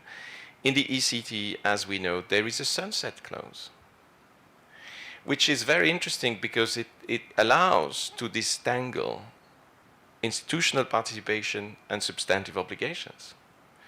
And it allows to gain time for, you brace during 20 years, hoping that President Putin is not in charge anymore. Well, I know, you have a lot to say about that, you know more. But it allows you to keep the obligations. But again, I mean, international law is made of obligations and institutions, and to what extent you can really disentangle the two remains problematic. But just for a comparison, as it were.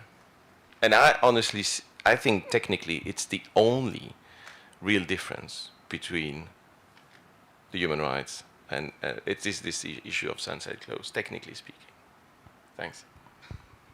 Thank you very much. The Vice President.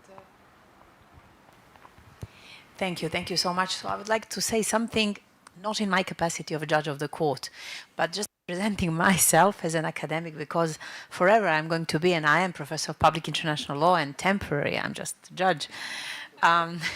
So, and I heard like Chatham Roll Supply, so I like that very much. Of course, you understand that even speaking as an academic, I have to admit that there are limits because I'm serving judge. And that's why I cannot comment everything I would like.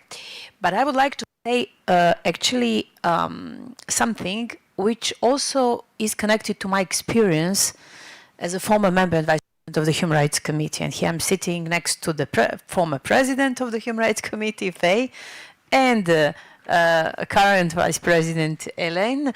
And I know that we will agree. No. What's going on? Aha, okay. So did I touch something wrongly? I should keep here. Ah, okay. Thank you.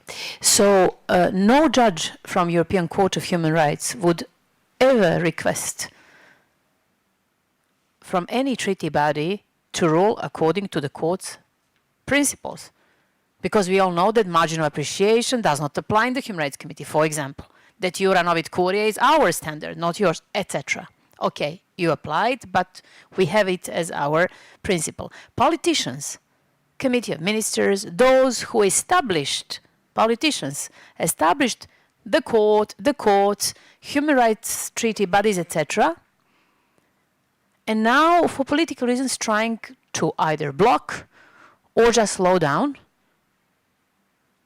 And when President Sicilianus mentioned budget, when I joined the court, that was the time, you know, budgetary restrictions. Then we heard that the whole budget of the European Court of Human Rights is smaller than the budget of translation unit of the Luxembourg Court. Then we managed to have it a little bit more. So 2 years ago, we got a kind of, I don't know, some percentage, like 10% maybe. And then they started requesting. I'm sorry, it's not like, you know, investors' method. I am personally, intellectually, morally against this very much. But I'm limited as a serving judge. We don't want to annoy them. I'm sorry. We don't want to additionally annoy them because they were already annoyed by our application of law. And just one small observation at the end. Please, you all noticed, but let me emphasize this. In the letter of 23rd May of last year, I think, when 9 of them wrote to us, you know, but not directly, they just published. There was no a single legal principle. Nobody mentioned non-refoulement or other, nobody mentioned threshold in Article 3 cases, etc. They just spoke political language, the political discourse, and there I dare to say, but I wrote about that, and I have right to say, because Oxford Journal on Legal Practice, I think, published. I wrote about treaty bodies and reform, etc. I criticized severely.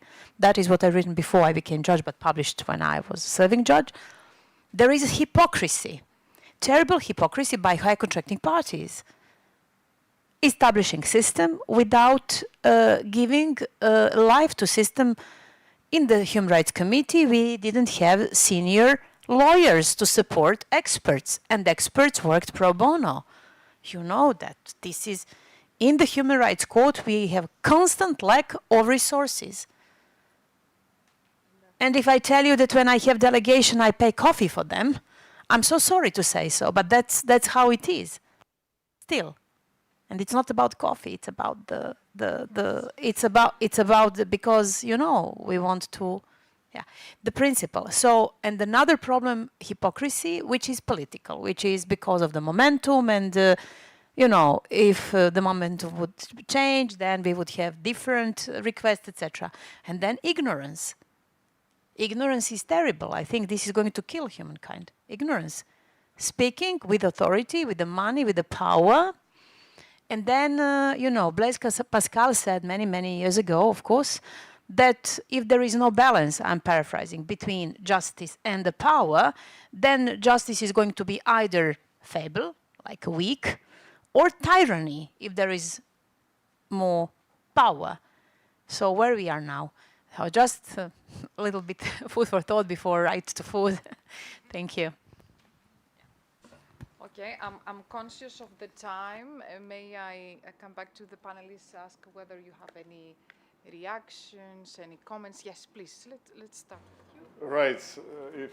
If I can get started, well, we spoke about domino effect. This was a domino effect of excellent points, I have to say. And I wrote 2 pages of notes, and I thought that I will note that if I really want to respond to the point with 3 exclamation marks. So I counted now, I have about 10 3 exclamation marks. So like, brace yourself, we are not going to lunch. Now the first point about, and like I will join a couple of things together. First, about this twilight stage of some memberships. Like this is the point about Russia, Georgia, Azerbaijan. Now, technically speaking, as far as I remember with Russian situation, I'm less up to date with Georgia and Azerbaijan at the moment. Maybe Edmunds knows the position of the Parliamentary Assembly better. With Russia, I think it was rejected, the credential was rejected once, and then they just stopped bringing any credentials. So effectively, they wanted to be invited back. So which is again like a very dubious situation. Everything it seems like I'm shamelessly promoting my own publications, but let's do it again. We wrote a whole book on Russia's expulsion from the Council of Europe with 2 colleagues of mine, with Ed Bates and Andrew Ford. And this is a part of the whole very, very bitter, and I agree with you, very bitter story that was ongoing, and the budget cuts were a massive part of this story. Less so with Azerbaijan and Georgia, with all due respect, but at the time, Russia was one. I don't know if you know how the budget of the Council of Europe is formed. I'm sure you know. But there are major contributors, and Russia was one of the major contributors. So Russia was responsible for, you please correct me if I'm wrong, 12%, yes, exactly. I was going to say between 10 and 15%. Yes, 12%, massive amount. And if you don't pay 12% of a budget, it's a huge thing. Is it possible? Is it legal? I think it is blackmail, right? Whether you, like in case of Georgia and Azerbaijan, is less easy to appreciate because the numbers are smaller, but it's also it doesn't smell nice anyways. In any case, and that goes back to the point about generally budget that Judge Yelich raised. I honestly don't understand how the UN system is surviving, you know. I have no idea, because I had, for my sins, I was running to be a special rapporteur for the situation with human rights in Russia. It was announced a couple of years ago. And every moment when I was doing something, I was thinking, why am I doing that? Like, what's the point? Like, because there is no, apart from some hypothetical and ego massaging thing, there is no real, you know, benefit from this special report. So I have massive respect to everyone who is doing effectively, voluntarily, like a massive amount of work there. So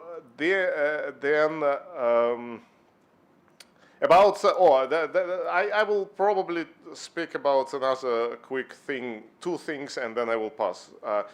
Protocol 15 and the impact of margin of appreciation on the case law of the ECHR. And I was 100% in the same camp with Judge Sicilianus in the beginning. I thought, like, what's the point? Effectively, well, margin of appreciation been in the case law forever, since Handicide or even before Handicide. But what's the point in including it yet again in the preamble? It will have no impact. But I heard from a number of judges that it had moral kind of, and you can tell me more about that, but I heard that this had impact on how they think about cases. I'm not sure, and this, like, maybe one judge had this perception, another wouldn't. It's another case. But recently I heard that Mikael Rask-Madsen from University of Copenhagen conducted a study, and after protocol, after the preamble was updated, it did have impact on the number of mentions. I haven't read this study yet, but there was a noticeable change in references to margin of appreciation, use of margin of appreciation, proceduralization. If you put them all as part of the same pattern, that can be a very problematic issue. And the final thing I promised to say, and I'm sorry for all other excellent points that are raised that I cannot react to.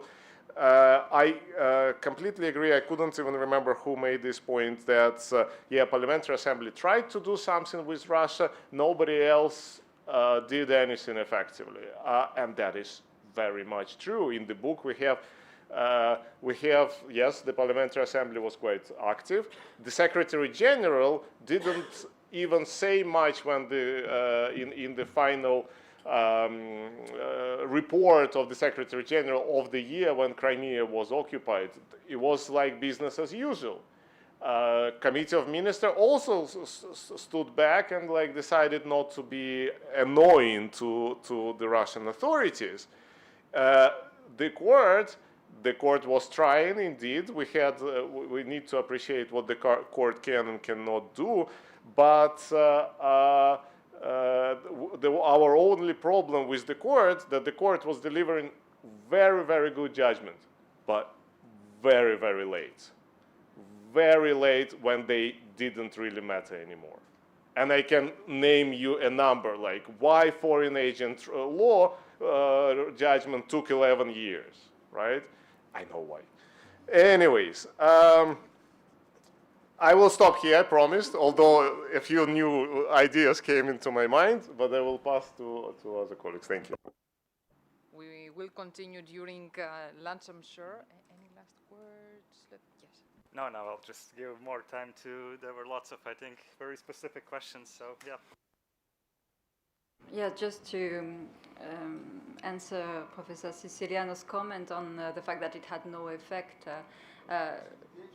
Yes, you have an increase in reference. I mean, especially once Protocol 15 has entered into force, you see the court saying, as mentioned in Protocol 15 in the preamble, the margin of appreciation, we see more reference like that. But it does not mean that the end result would have been different. I mean, it depends, of course, of the cases, so you need to really go into the detail of each case. But definitely, I think that you have some cases regarding the UK, which I find debatable. And if there is a double standard in the court, because people sometimes say, oh, if I am found in breach of the convention, it's because there is a double standard. I'm a small state, so there is a double standard against me. No, I'm not sure that's true. But when it comes to the UK, I think that maybe this is the only country for which you might find a double standard, if I may say. Hutchinson against the United Kingdom. Just going to say that one. But it does not mean that the case law is going backwards. I mean, this is, for me, a different subject. Domino effect, Professor Marouda, and chilling effect, I completely agree with you. I mean, this is not so much about the domino effect sometimes, about the fact that certain things are not going to be done because the message has been sent. The message is there, and therefore it will have an impact. And Hélène, I completely agree with you. This is somewhere in my 90 pages. The problem for the African system is also this lack of connection with the domestic courts that you do not see in other systems, where with work and years, the court has become a partner. And so courts, domestic courts and international courts work together. And at the moment, you do not have that in the African system. And this is a big issue because also African courts have also other issues to work, and things which were quite promising. You had very important courts such as in Benin. Things are getting now a little bit in the wrong direction. So you have additional issue as well. And this is just all I will say. Thank you. Thank you so much. I knew it. I knew it when I said nature, there would be issues, and I already preempted that. Let me clarify this. This is not meant, big disclaimer, I should have put it on a huge screen. This is not meant to say that human rights treaties don't have a special character. I think I mentioned this. What I object to is the inclusion of nature at the very last minute in Article 56. The reason why I think it is problematic is that it is used as a heuristic tool, as a kind of a shortcut. And that creates problems, because then you make methodological leaps that might end up hurting the whole issue. And I do get it that you want to say that human rights treaties cannot be withdrawn. That is already covered by the negative presumption of Article 56, right? You cannot withdraw unless, one,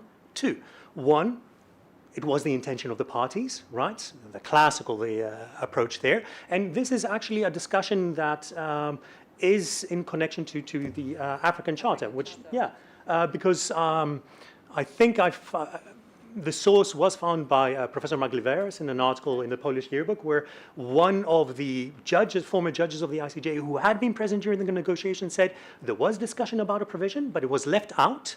But this was not because they wanted to disallow, but because they thought it was kind of implicit, which sounds a little bit bizarre, but okay, I was not there. But then you look at two other commentaries to the African Charter, and they take completely different opinions. One takes the position, well, it was taken out, so obviously they wanted to exclude it, and another one that takes the agnostic approach. Well, let's see if a case comes forward, and the judges will figure it out. But that is based on the intention of the parties.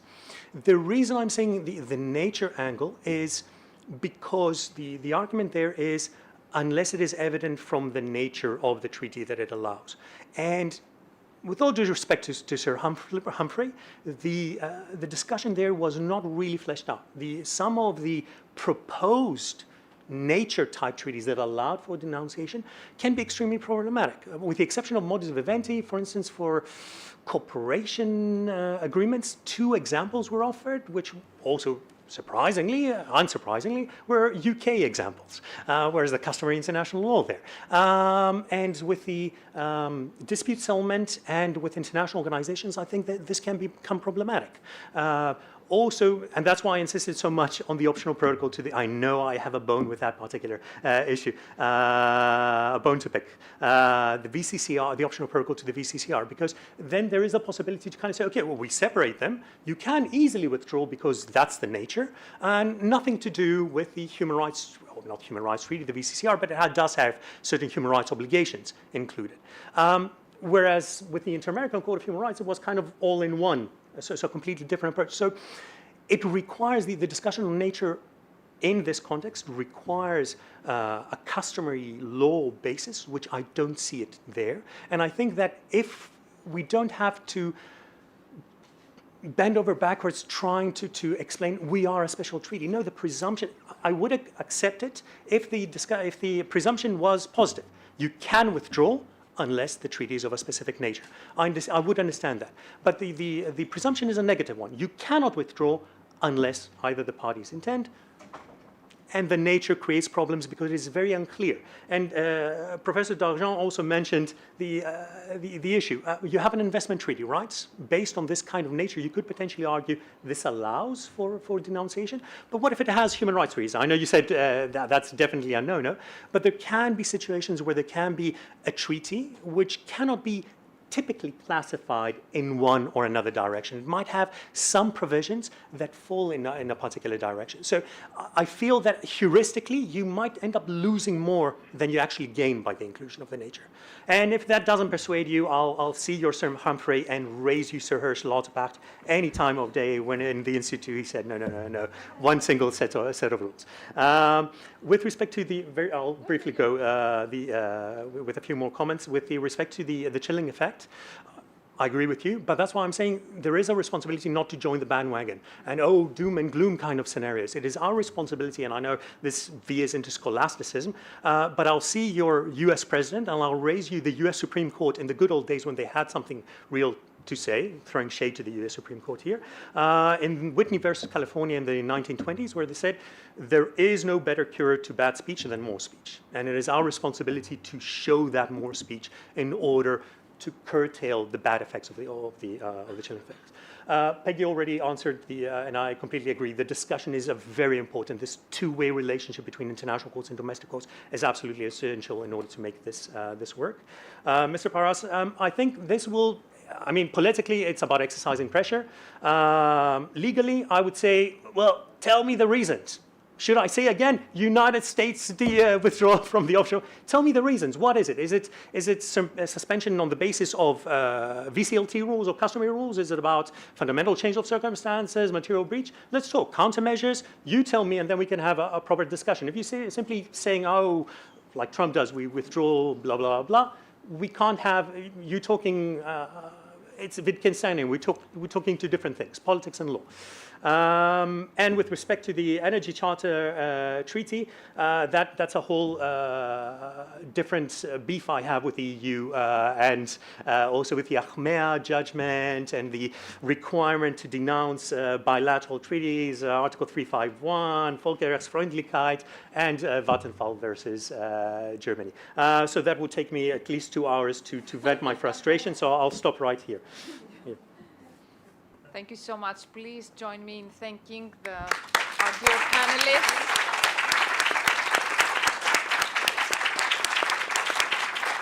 Let's close this session. We would like to invite you to a lunch, and we will resume at 3 for the second panel. Thank you so much. Enjoy lunch. Thank you.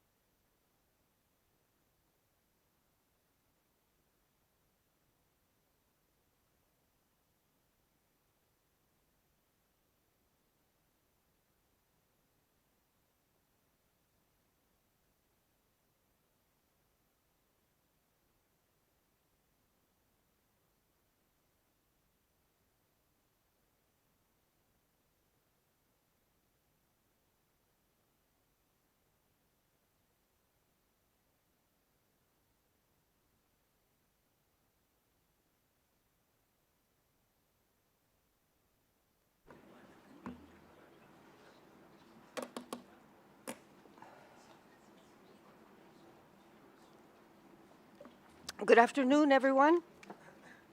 After this short lunch break, we're back. So this is the second panel of today's event, which is entitled International Human Rights Bodies Under Pressure. Before I introduce my distinguished panel speakers, I just want to say a few words because there were some things said in the first panel, so I think I have a right to reply.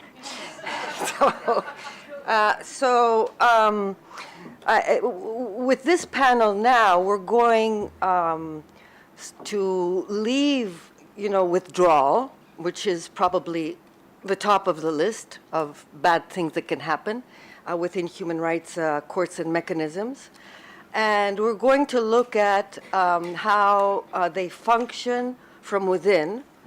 To be honest, of course, we're very lucky, and I thank the organizers, because there's a lot of specialists that have worked within human rights bodies, whether it's ECRI, whether it's, of course, the European Court of Human Rights and other mechanisms, and who are specialists, of course, in these areas. But my thought is, when I looked at this this idea, and after having listened to the first panel, and whether it's 10% or not panels, I don't, that's not the point. But I'm wondering if we're going now to other forms of pressure other than withdrawal, which means states remaining within the system, but actually defying it in one or a different way. I'm wondering which is the most dangerous. So, I mean, with that in mind, perhaps we're going to discuss these issues with our speakers. It's true that the human rights system, the international human rights system, other regional human rights systems are facing, extreme pressures. First of all, pressures coming from the outside, which have to do with geopolitical conflicts, just to name it in another way, or the rise of very conservative or populist governments, and among, other issues. And so we have to look at it also from the institutional level, from the institutions themselves. And because I think this will give us, a perspective as well on how you address these issues, how they really present themselves. And when I said that sometimes, contestation from within can be even more dangerous, I was talking during break with my former colleagues of the Human Rights Committee. For example, we have states who are absolutely excellently versed in the law and procedure, especially the procedure, the institutional setting and the procedure of international mechanisms, the supervisory mechanisms, and that's what I can speak about, who are the greatest of the contesters. But they know the system well, and they fight it from within. Now, another issue is, this development of human rights is it's wonderful. It's very good for everyone.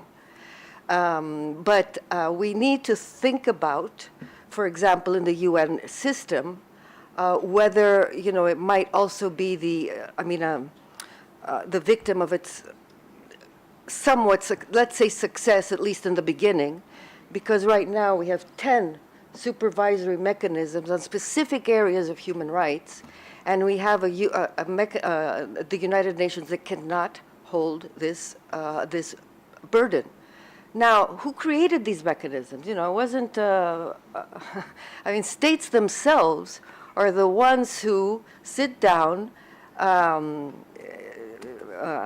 negotiate treaties, are the ones, of course, civil society pressures as well, but it's states who will finally decide that, and when states decide, they could have decided we do not need 10 supervisory bodies. We don't need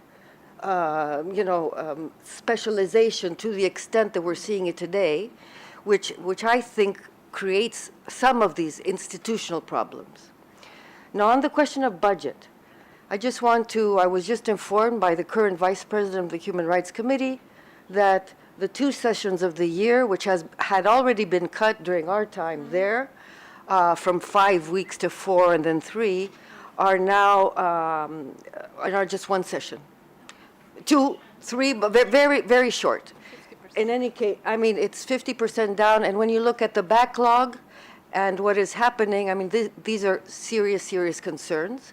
And, you know, every time these bodies, because they also discuss with states, this is the difference with the European Court, there is also a monitoring mechanism which creates a discussion with states that are parties. And during these discussions, you know, states are, you know, polite but recalcitrant in any sort of change or any sort of, you know, giving more budget or giving more staff or giving more possibilities to work to these organs. So I think that this thing to look from within also is as important as, you know, withdrawing, which is, as we saw, probably is not really that big of an issue. It can be important when you have big countries withdrawing and you have thousands of cases and individuals being, you know, facing no access to any sort of mechanism of protection. So this panel will be a little bit different from the one before because we have the honor to host within this panel our keynote speaker of this conference, who is Judge, Vice President of the European Court of Human Rights and President of Section, my dear colleague and also professor, Ivana Jelic. So Judge Jelic will deliver the keynote speech on perhaps touching some of these issues. Of course, we understand the constraints that might be involved. And after that, we will have a discussion with my distinguished panel guests, who I'll introduce in a few minutes. So I suggest that we first give the floor to Judge Jelic. Go ahead.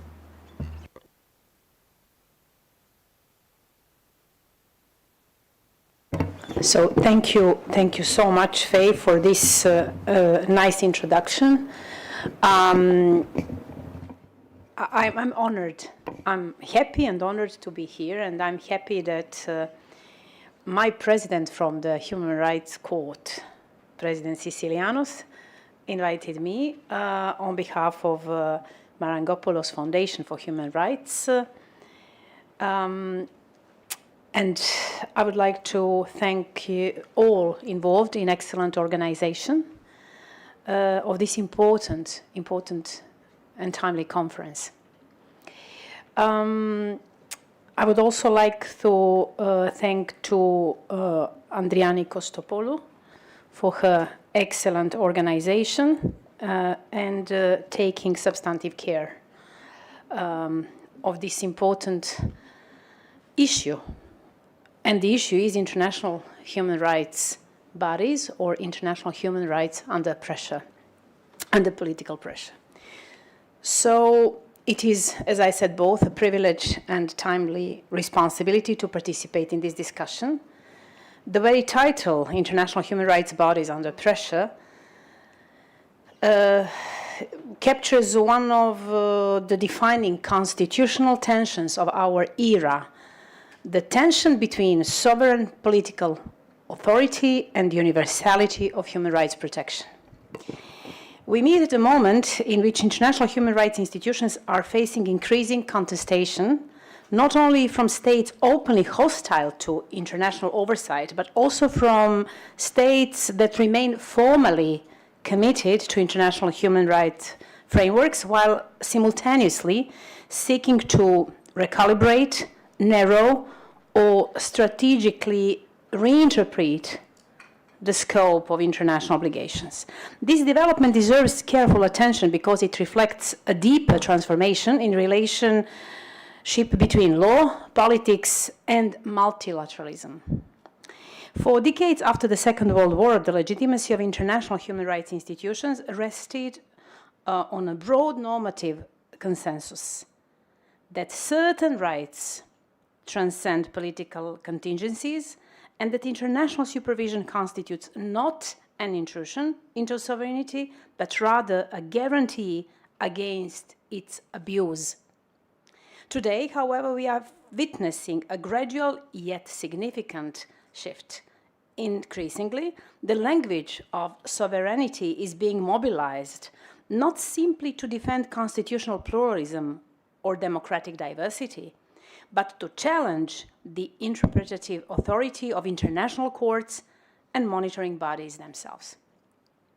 The issue before us is therefore not whether international human rights institutions will continue to exist. Formally, they undoubtedly will. The more important question is whether their authority, coherence, and transformative capacity will remain untapped under sustained political and legal pressure. One particularly important example concerns current debates surrounding Article 3 of the European Convention on Human Rights, especially in the context of migration. Article 3 occupies a unique place within the Convention system. It embodies one of the clearest moral commitments of post-war Europe, the absolute prohibition of torture and inhuman or degrading treatment. Its absolute character has long represented a cornerstone of European public order. And I'm looking at Konstantin mentioning European public order for the reasons he is very well aware, but I think all of us here. Yet recent debates reveal growing efforts to reinterpret the practical reach of Article 3 in migration-related context. We increasingly hear arguments suggesting that evolutive interpretation should be deployed not to expand protection in response to contemporary realities, but rather to constrain it. This is remarkable inversion of the traditional understanding of evolutive interpretation. Historically, the doctrine of convention as a living instrument served to ensure that rights remain practical and effective in changing social circumstances. It enabled the court to respond dynamically to developments in democratic standards, scientific knowledge, social realities, and emerging vulnerabilities. Today, however, some actors invoke evolutionary interpretation in precisely opposite direction, as a mechanism for restricting obligations considered politically or administratively burdensome. This raises fundamental questions.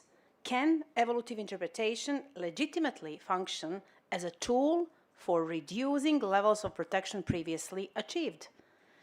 What are the implications for legal certainty and the principle of effectiveness? And perhaps most importantly, what happens to the moral authority of international human rights adjudication if fundamental guarantee become increasingly contingent upon political pressures of the moment? Recent jurisprudence of the European Court of Human Rights illustrates practically well the complexity of these tensions. Perhaps one of the most emblematic judgments in the field remains Hersey, Yama, and others against Italy.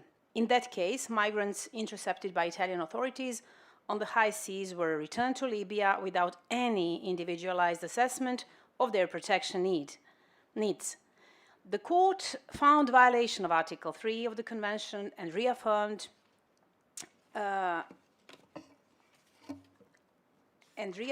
that of course, I can tell it by heart, but I want to read because I carefully wrote it, and I found it finally, and confirmed that states cannot avoid their human rights obligations simply by acting outside their territorial borders. The judgment was particularly important because it confirmed that migration control operations conducted territorially may still engage convention responsibility where a state exercises effective authority or effective control over individuals. The court also strongly reaffirmed the principle of non-refoulement as one of the essential guarantees of the convention system. Even in situations of significant migratory pressure, States cannot expose individuals to a real risk of torture, inhuman treatment, or arbitrary onward removal. In many respects, Hirsi Ema remains one of the clearest judicial affirmations that border protection cannot come at the expense of the absolute care of human dignity. Equally significant is the judgment in MSS against Belgium and Greece. There, the court examined the transfer of an asylum seeker under the Dublin system and found that the applicant had been exposed to degrading detention and living conditions in Greece. I believe that Faye remembers Yasin versus Denmark. Yeah, with similar context. We were together sitting as new members of the Human Rights Committee when the case appeared before us. And I'm very proud of that case. Importantly, the court held that Belgium could not rely automatically or mechanically on the assumption that another European state would fully comply with fundamental rights obligations. The judgment was transformative because it demonstrated that the efficiency of migration governance cannot prevail over the effective protection of human rights, of human dignity and individual rights. The case also revealed a broader truth. Systemic deficiencies within migration systems may themselves become human rights concerns of a structural nature. At the same time, more recent cases, such as ND and NT against Spain, revealed that increasingly complex and politically sensitive nature of migration adjudication before the court. The case concerned immediate returns at the Melilla border. The Grand Chamber placed considerable emphasis on the conduct of the applicants themselves and on the availability of lawful entry procedures. The judgment generated extensive academic and institutional debate because many observers perceived it as reflecting a more differential approach towards state migration control measures. Whether one agrees or disagrees with that interpretation, the case undeniably illustrates that growing pressure places upon international courts when adjudicating politically charged migration disputes at the intersection of sovereignty, border security, and fundamental rights. These tensions are perhaps now more visible than in the increasingly different relationship between certain national governments and European Court of Human Rights in the field of migration and asylum. A particularly illustrative example is provided by recent cases concerning Denmark. For many years, Denmark has pursued some of the most restriction migration and asylum policies in Europe, often explicitly framed in terms of protecting national cohesion, democratic stability, and social sustainability. And we, who have experience from the Human Rights Committee, we know very well what that restrictive migration asylum policy means. This has inevitably generated friction with Strasbourg jurisprudence. One especially important and very often mentioned case was MA against Denmark, which concerned family reunification for refugees. The applicant, Syrian refugee, granted temporary protection status in Denmark, was prevented from obtaining family reunification for his wife because of a statutory 3-year waiting period introduced under Danish law. The Grand Chamber found violation of Article 8 of the Convention, holding that such a rigid and generalized waiting period failed to strike a fair balance between the interests of the individual and those of the community as a whole. What made the judgment particularly sensitive politically was that the Danish government had defended the measure as a part of a broader strategy aimed at controlling migratory flows and preserving the capacity of the national asylum system. The judgment triggered significant political reactions in Denmark and renewed criticism that the Strasbourg court was interfering excessively in matters perceived as belonging to national democratic decision-making according to also principle of marginal appreciation. Here I would draw your attention to one very interesting and, in my opinion, excellent, despite the fact that I would disagree with the outcome, separate opinion of our colleague Stephanie Moreau-Bistrom, who actually emphasized that this temporary aspect of a temporary permit to stay has more meaning, and it is within a margin of appreciation of the state. It is interesting to see her line of thinking, because also this is something which I think many intellectuals, not only high contracting parties, would deal with, especially when we have huge exodus of migrants. Another notable example is Savran against Denmark, where I wrote a separate opinion, but not dissenting, concurring one, and I will tell you why. Because of a small, but for me very important aspect, which has its roots in the United Nations human rights system, notably in Human Rights Committee jurisprudence. This case concerned the expulsion of a foreign national suffering from severe mental illness. He was particularly vulnerable, and he was not able to sustain himself or to live alone. The Grand Chamber held that deportation would not violate Article 3 because the threshold was not reached vis-à-vis real risk of serious and irreversible deterioration of his health condition due to the lack of adequate treatment in the receiving state, Turkey.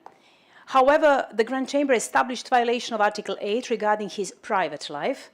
And I wrote separately. Here I concurred with the outcome, but I wrote in favor of separately treating aspect of right to family life and also notion of a family in particular circumstances of the case. The judgment generated substantial criticism in Danish political discourse again, because it was perceived by some people as excessively limiting the state's ability to remove foreign nationals convicted of criminal offenses, without talking about special vulnerability of this case. In many respects, restrictions of these judgments reveal, reactions to these judgments reveal a broader contemporary phenomenon. The authority of international human rights courts is increasingly questioned, not necessarily because states reject human rights as such, but because they contest who should ultimately define the limits of rights protection in politically sensitive areas such as migration, asylum, and national identity. And this may ultimately become one of the central constitutional questions facing Europe today, whether international human rights supervision can remain effective in the era where democratic majorities increasingly demand greater national control over migration and border governance, or maybe over more aspects. Recent jurisprudence concerning Italy, and this is the section that I am in, further illustrates these tensions. In SS and others against Italy concerning migrants intercepted in the Mediterranean, following distress call received by Italian Maritime Rescue Coordination Center, the applicants argued that Italy exercised sufficient control over the rescue operations to engage convention responsibility for subsequent actions of the Libyan Coast Guard. The court, however, approached the case primarily through a prism of jurisdiction under Article 1 of the Convention and concluded that Italy did not exercise the level of effective control necessary to establish extraterritorial jurisdiction in the circumstances of the case.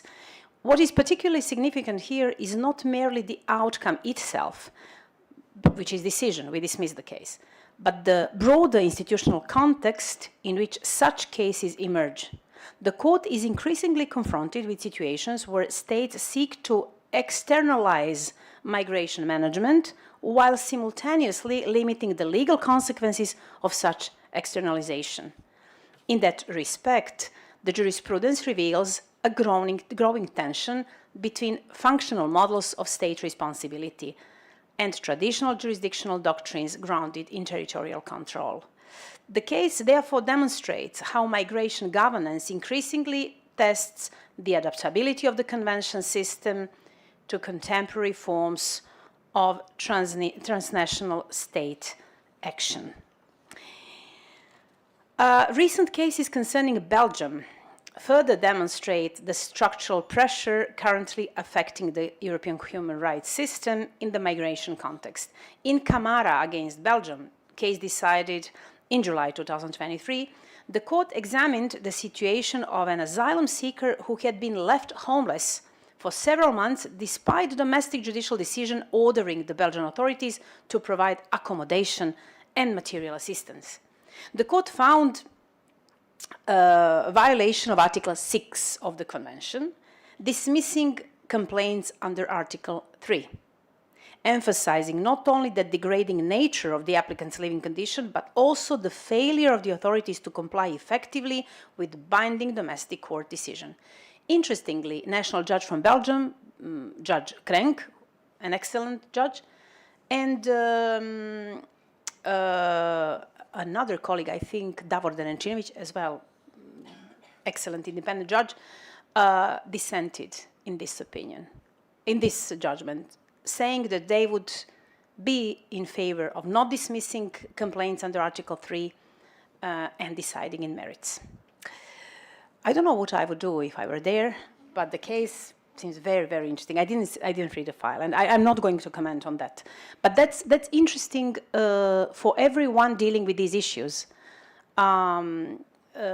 because it's not easy to adjudicate when we have borderline situations, and the particular circumstances of the case, in concreto, decide which direction would be taken.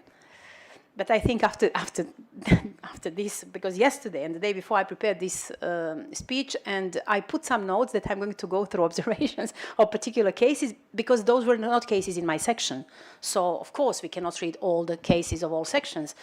And this one is very interesting. The judgment is particularly significant because it illustrates that systemic deficiencies in reception systems may themselves amount to degrading treatment under the Convention. It also demonstrates that effectiveness of human rights protection ultimately depends not only on judicial recognition of rights, but also on the practical capacity and willingness of state authorities to implement them.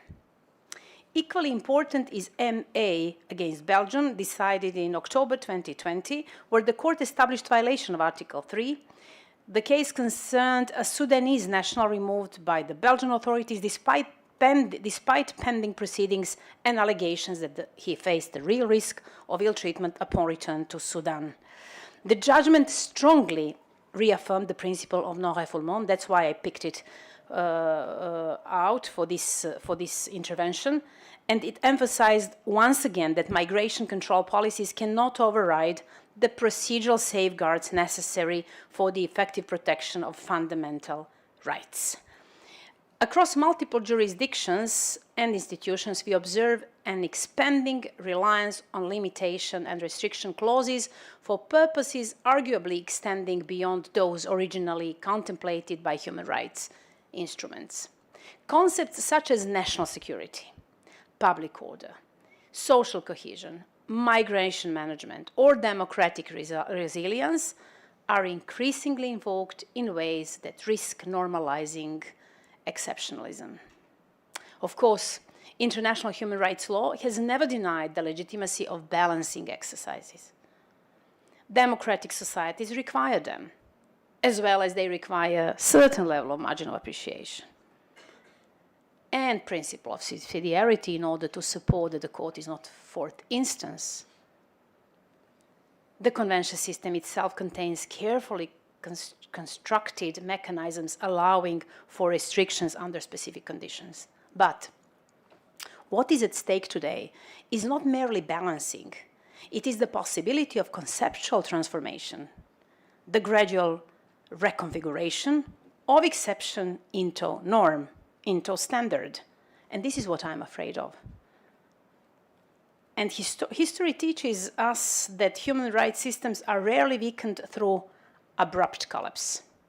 More often, they erode slowly through reinterpretation, selective compliance, political delegitimization, and normalization of narrow readings of protection. When I wrote this speech, I was thinking of Poland. Because when I was teaching about the crisis of the rule of law and democratic backsliding, which is a political term, and the crisis of rule of law is our legal term. And I was teaching serious lectures on that.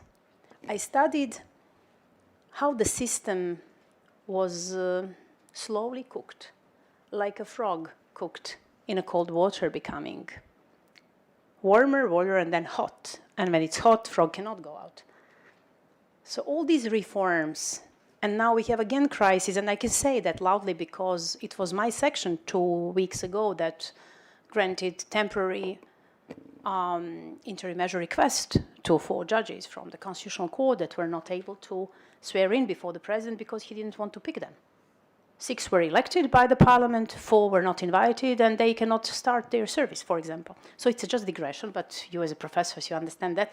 That's why I was talking about this slow process of actually transformation, what was initially to be in order to become something which is politically accepted. And then after time, it would not be accepted again, and then what we would have? A monster. You know, I hope we will not allow that. Lawyers, judges, society, professors, NGOs will not allow that high contracting parties are too political in the areas that there are not political areas, such as interpretation of legal norms. And this is why the jurisprudence under Article 18 of the Convention has become increasingly significant and interesting. Article 18 occupies a particularly sensitive place within the Convention architecture because it addresses situations in which restrictions formally permitted under the Convention are pursued for ulterior purposes. Its growing prominence reflects a broader institutional reality. Contemporary threats to human rights protection do not always manifest through explicit rejection of legal obligations. More frequently, they emerge through instrumentalization of legal mechanisms themselves. In other words, the challenge is no longer only illegality, it is strategic use of legality. And this phenomenon places international courts in an exceptionally delicate position. On the one hand, courts must remain faithful to legal principle and preserve the integrity of rights protection. On the other hand, they operate within a political environment characterized by polarization, geopolitical fragmentation, democratic backsliding, and growing skepticism towards supranational adjudication. This creates a difficult institutional dilemma. If courts respond too cautiously, they risk gradual erosion of rights and institutional relevance. If they respond too strongly or too aggressively, as someone would see that, they risk accusations of judicial overreach and democratic illegitimacy. And here I would just like to draw back your attention to what I said about Blaise Pascal. This dynamic, he was a mathematician and physicist, but they were contemplated, and the law is very, very logical, as we all know. So the justice and the power. If justice is without any power, without any force, any support, it is weak. If it is too strong, without morality breaks, then it becomes tyranny. And we don't want that the power, political power, overrules the justice. But we have to be competent, strong, and with integrity to persist. And I think this is actually a central challenge before us. The resilience of international human rights bodies depends not only on legal doctrine, but also on institutional credibility, methodological coherence, and capacity to maintain public trust. It also depends on future authority, and future authority depends not only on legal texts, but on collective willingness among judges, scholars, governments, and societies as a whole to defend the idea that human rights protection must remain principled, universal, and resistant to the shifting pressures of political expectations. Thank you. Thank you so much.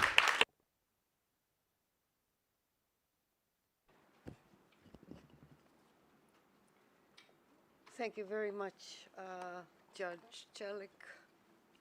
I think this was a great introductory speech for the discussion that is to follow, and you touched some of the issues that I think we will be discussing within this panel.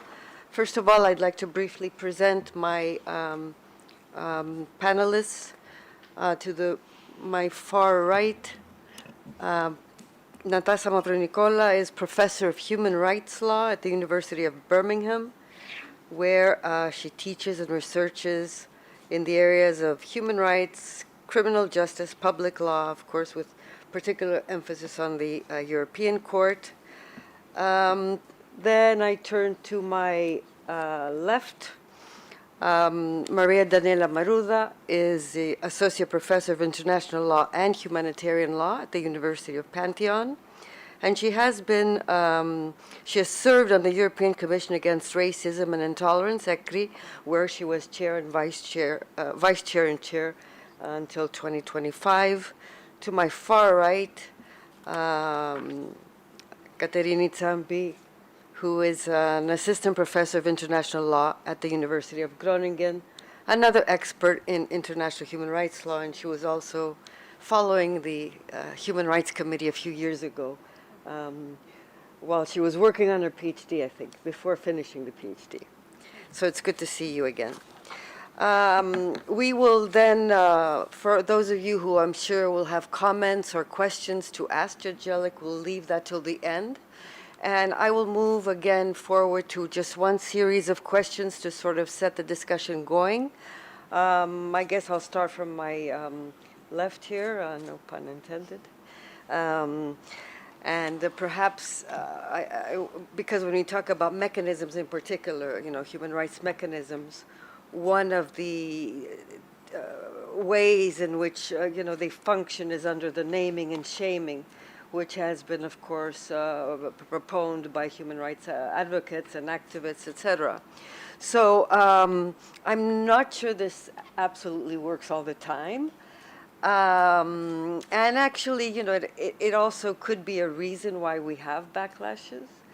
But I was wondering whether, you know, if human rights bodies can bounce back when this is not working, if there are other mechanisms to be able to sort of, to start things just slowly, gradually before we go into courts. So thank you very much, first of all, for the invitation. It's an honor and a pleasure to be part of this conference and the second panel. I will try to provide insights in this excellent choreography Adriani has put forward, and it's important to do that in 5-6 minutes. So I will try to answer the question by saying honestly that this name and shame system of monitoring bodies was not designed for adversarial conditions. So it was designed as supranational monitoring, designed fundamentally using a non-confrontational framework, grounded in the assumption that states tend to comply with international law or with human rights, and at least where they have the capacity to do so. So this was the basis, the foundation. I will try to show, presenting two threats and one positive aspect, a counter, let's say, important attitude that it's something we have seen as monitoring bodies, and then give three bounce back, let's say, ideas that haven't been put forward yet. I'm going to discuss monitoring output. So we have country reports as monitoring bodies almost every 5 years on specific countries. We have annual reports, what monitoring bodies are doing throughout the year, and they present them. Sometimes they have press releases, sometimes not. And there are general policy recommendations, like general comments based on monitoring work. So this would be the output. So I'm only going to say how states welcome or not the outputs. What's the attitude? And the two threats, I know we are supposed to talk about what is happening within different institutions, but one external issue coming from outside nowadays is weaponizing of the reports by outside states like Russia. So this is the first threat. External instrumentalization developed by Russia through a systematic practice of lifting findings from Council of Europe, at least monitoring bodies, and I will refer to one example from the Advisory Committee on National Minorities, and redeploying them in narratives of minority persecution designed to justify political interference in member states. So even if Russia is outside the system, they can still, through this instrumentalization, create important setbacks.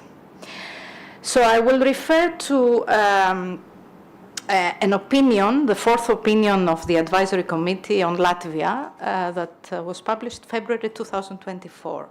The opinion was rigorous, genuinely balanced, acknowledged Latvia's legitimate security concern following Russia's full-scale invasion of Ukraine, and then included on the evidence phasing out of Russian language instruction in schools, which placed Latvia in non-conformity with the Framework Convention.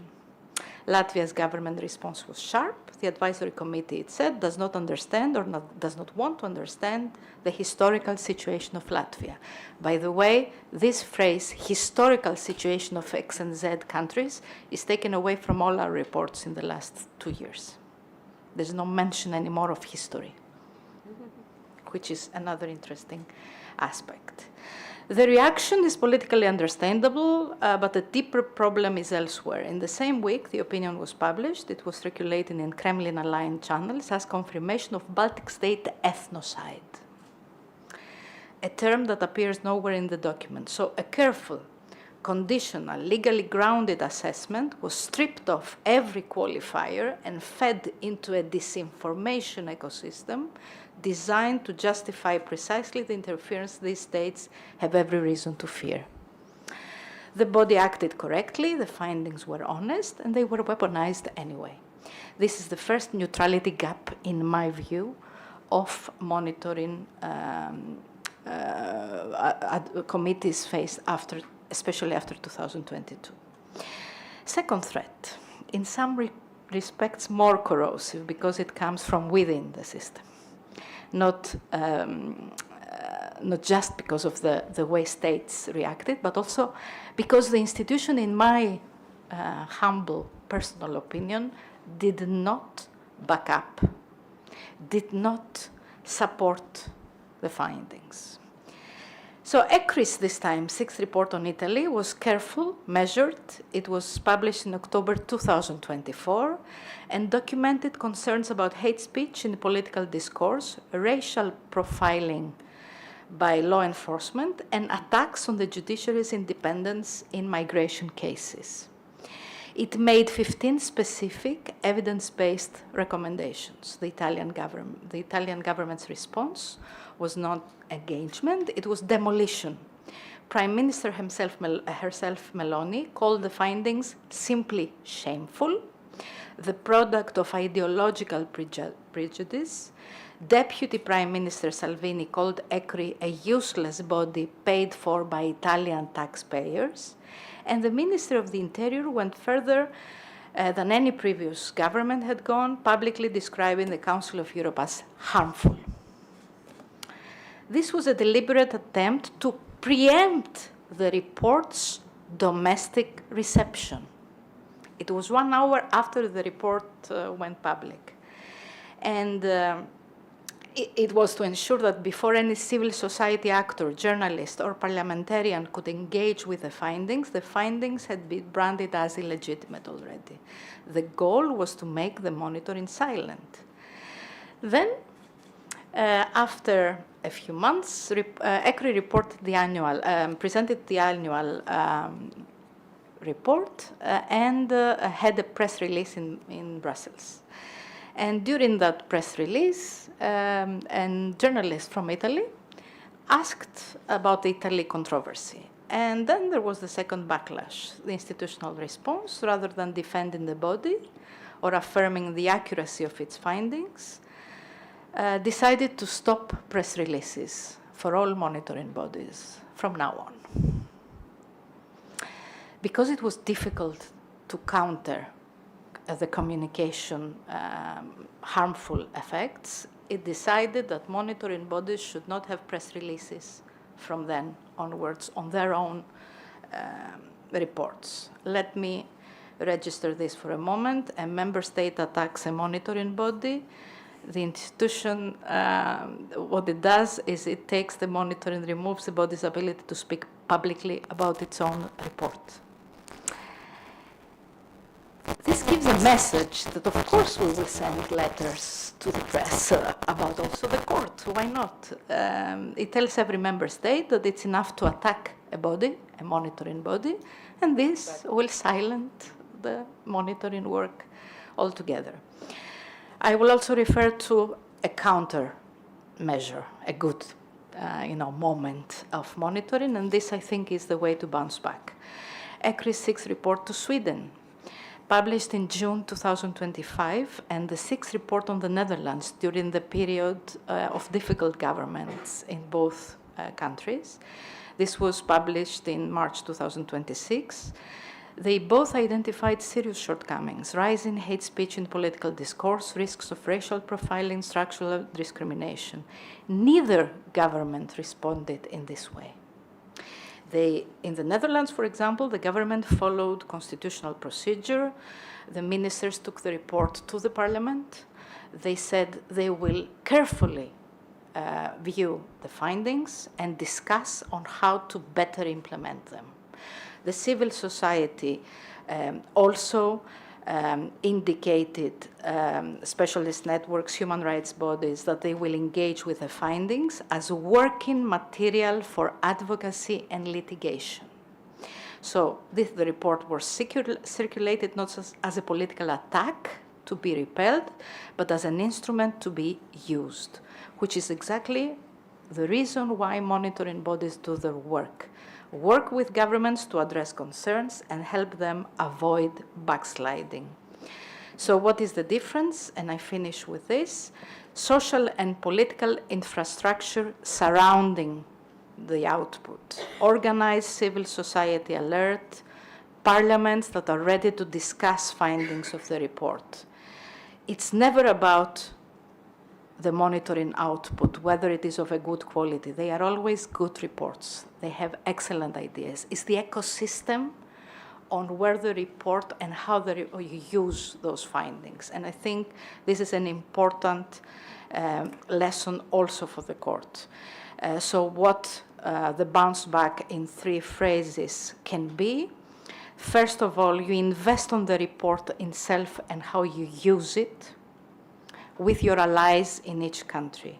Secondly, you do not allow governments to only use the report or speak about the report after 5 years. You continuously have roundtables, discuss interim meetings, panels in each country, so that it's not left somewhere in between 5 years' time. And thirdly, individual experts do what the institution doesn't have the courage to do sometimes. Thank you.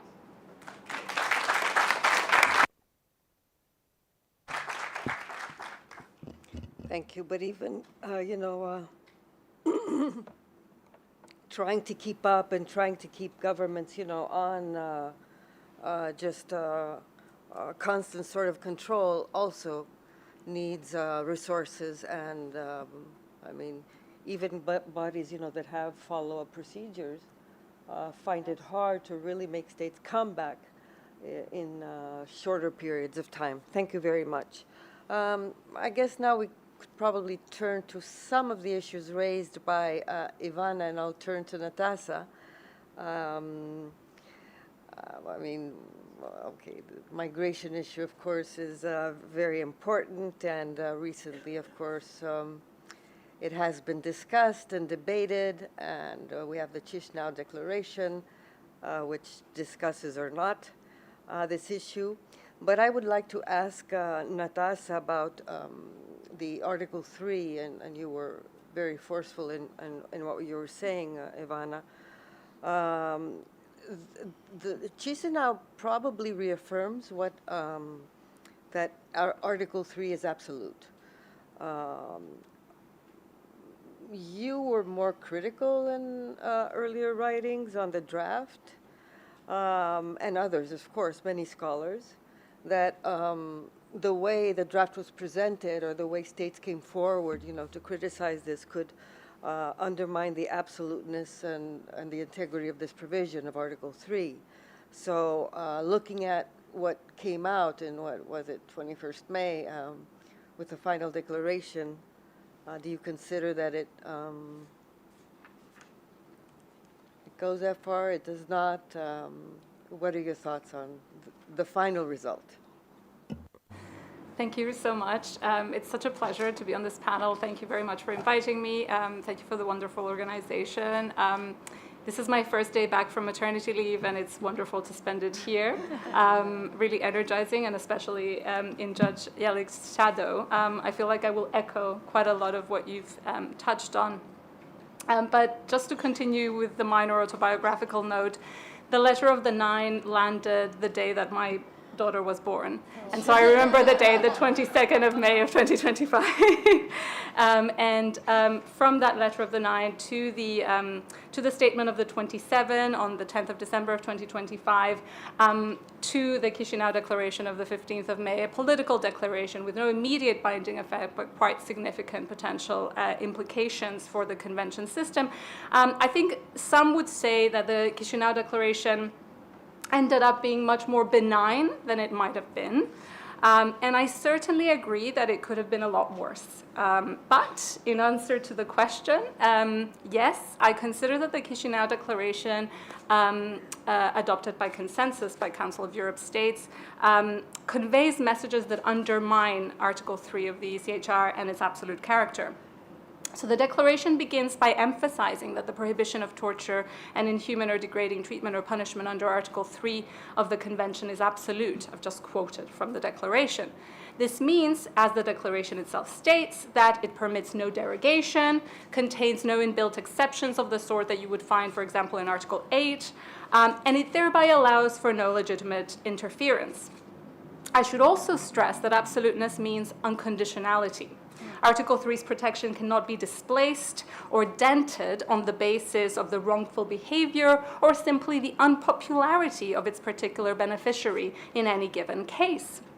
Of course, it is then important that the right's absolute character is reflected in its interpretation.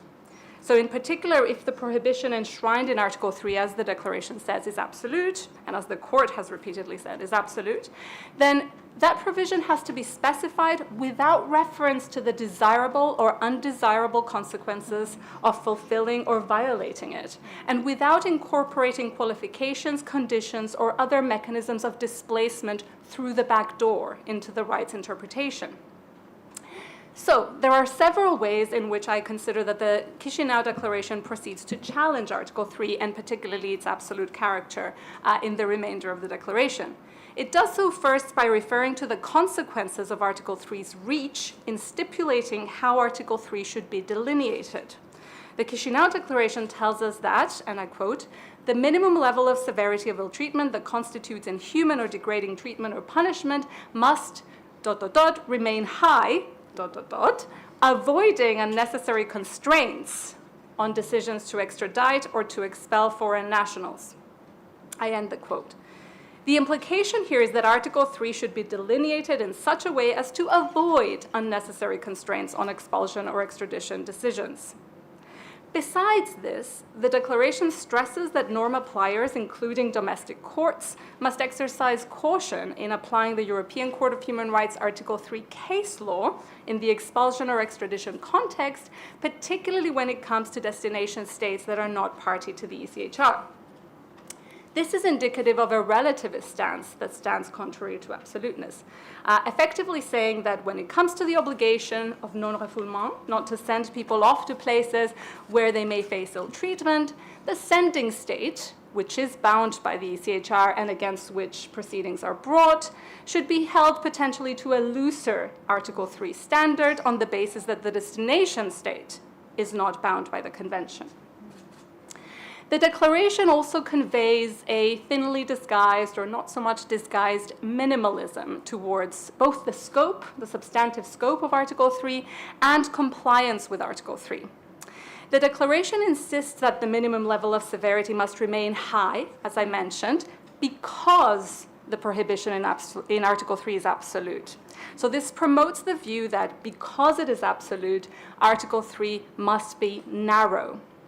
This minimalist stance, if I were to read it in its best light, may be based on the flawed assumption that such severe ill treatment of the kind that is prescribed by an absolute right, such as Article 3, must necessarily be an aberration, something infrequent, something exceptional. But a body of multidisciplinary insights on matters ranging from interrogational torture to gender-based violence has shown us that inhuman and degrading treatment, as well as torture, can be pervasive and egregious at the same time. But of course, the more sinister basis for this minimalist stance is that if the so-called Article 3 threshold represents a red line beyond which desired government action is deemed conclusively unlawful, it is preferable for states that that threshold be as high as possible. In other words, given that absoluteness means that Article 3 can really get in our way, the states are saying, Article 3 must be interpreted so as not to get in our way quite so much, and particularly so as not to get in the way of what the Declaration calls new approaches to addressing and potentially deterring irregular migration. Now, besides a minimalist approach to Article 3's substance, the Declaration is built on a minimalist attitude towards Article 3 compliance. The Declaration repeatedly asks the court, in so many words, for guidance. It says we're looking forward to guidance. But it's very clear from the Declaration itself and from the backdrop to the Declaration that guidance is being sought not so as to minimize the circumstances in which people are subjected or exposed to these really severe harms that are prescribed by Article 3, but instead so as to maximize desired state action that very much skirts the boundaries of Article 3. This minimalist stance is compounded, I think, by the Declaration's embrace of a much criticized dictum of the Strasbourg Court. I have to say it's much criticized because I criticized it back in the day. A dictum that suggests that there will rarely be a finding of Article 3 violation, I quote, if an applicant were to be expelled or extradited to a state which had a long history of respect for democracy, human rights, and the rule of law. I should also mention that the court has not really relied on this passage in recent years, after it received extensive critique for using it in 2012 in two cases especially. So this descriptive but ultimately prescriptively orientated statement that we find reiterated in the Chisinau Declaration, I think raises very important questions about how states are looking to operationalize notions of presumptively safe countries vis-a-vis the requirement, especially for an individualized assessment when an Article 3 issue is raised.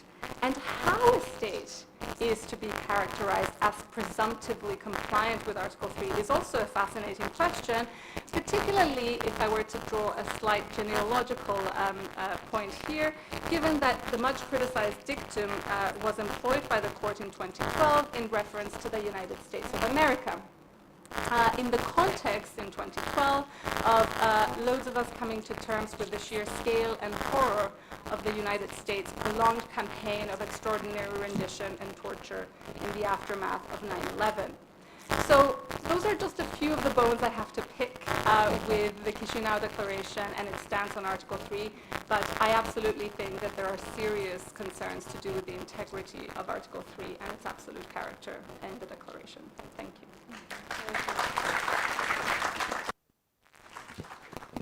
Thank you very much for setting this scene. I imagine the ball will soon be back to the court, so we'll see about that. But So let me turn now to Katerina.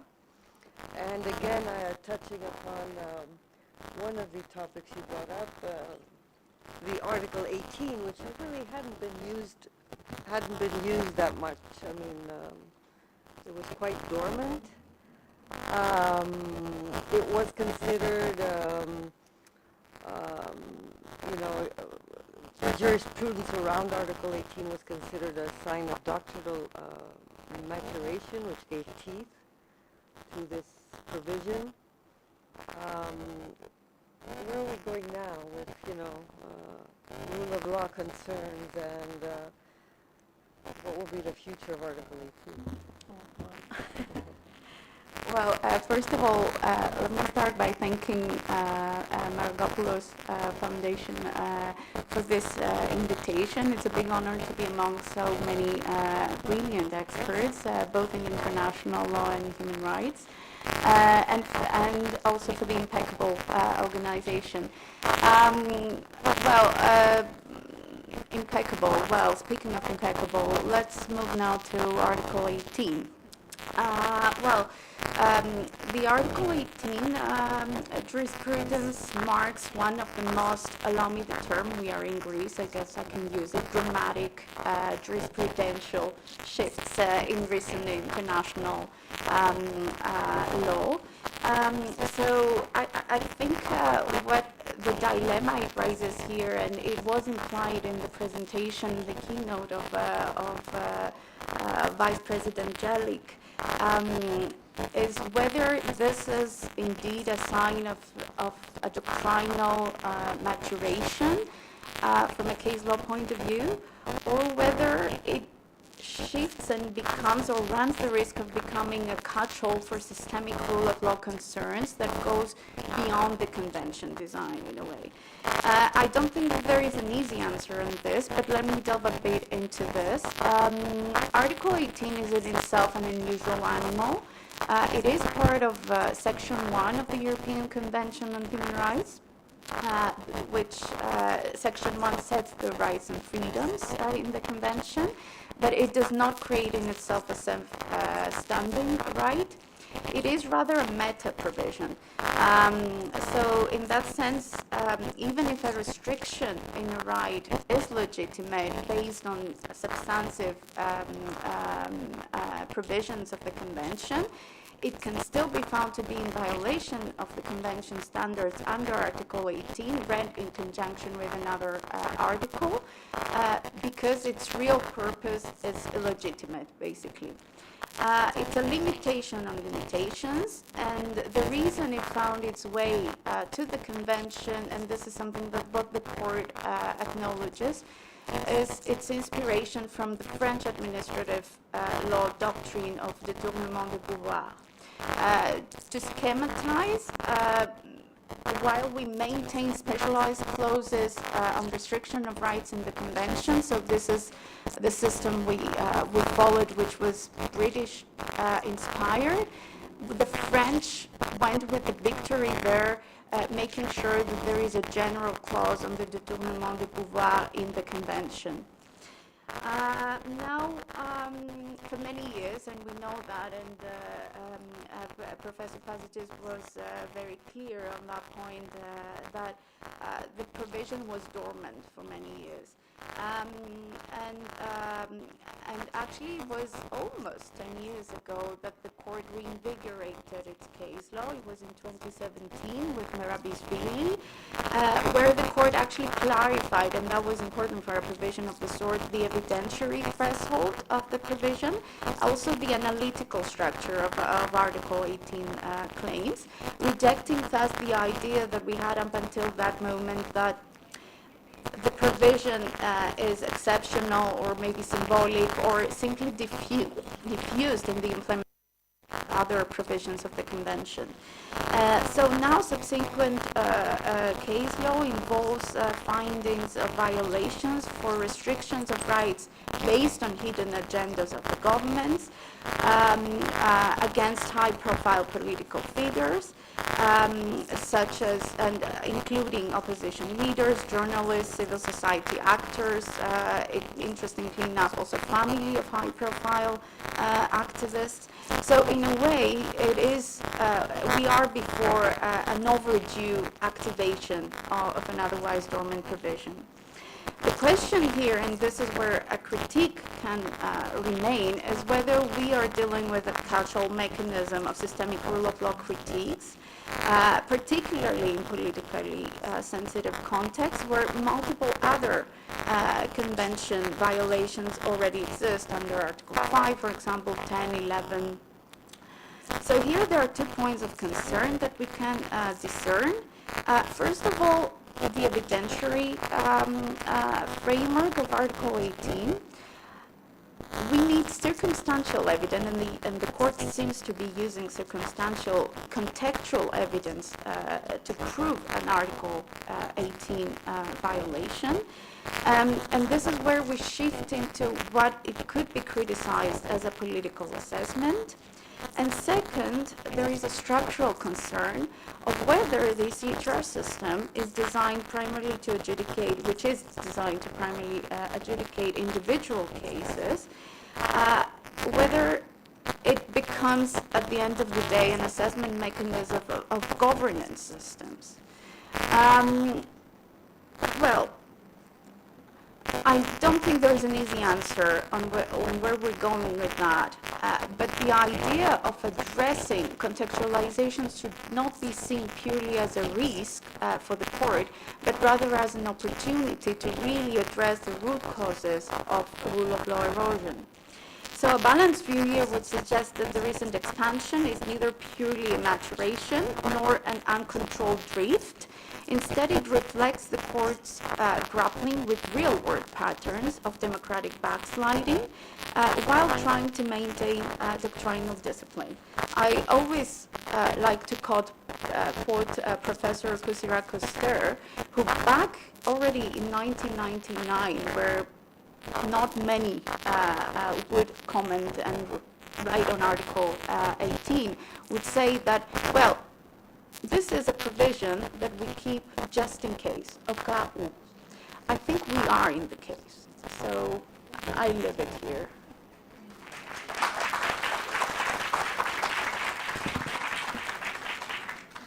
Yes, I'm sure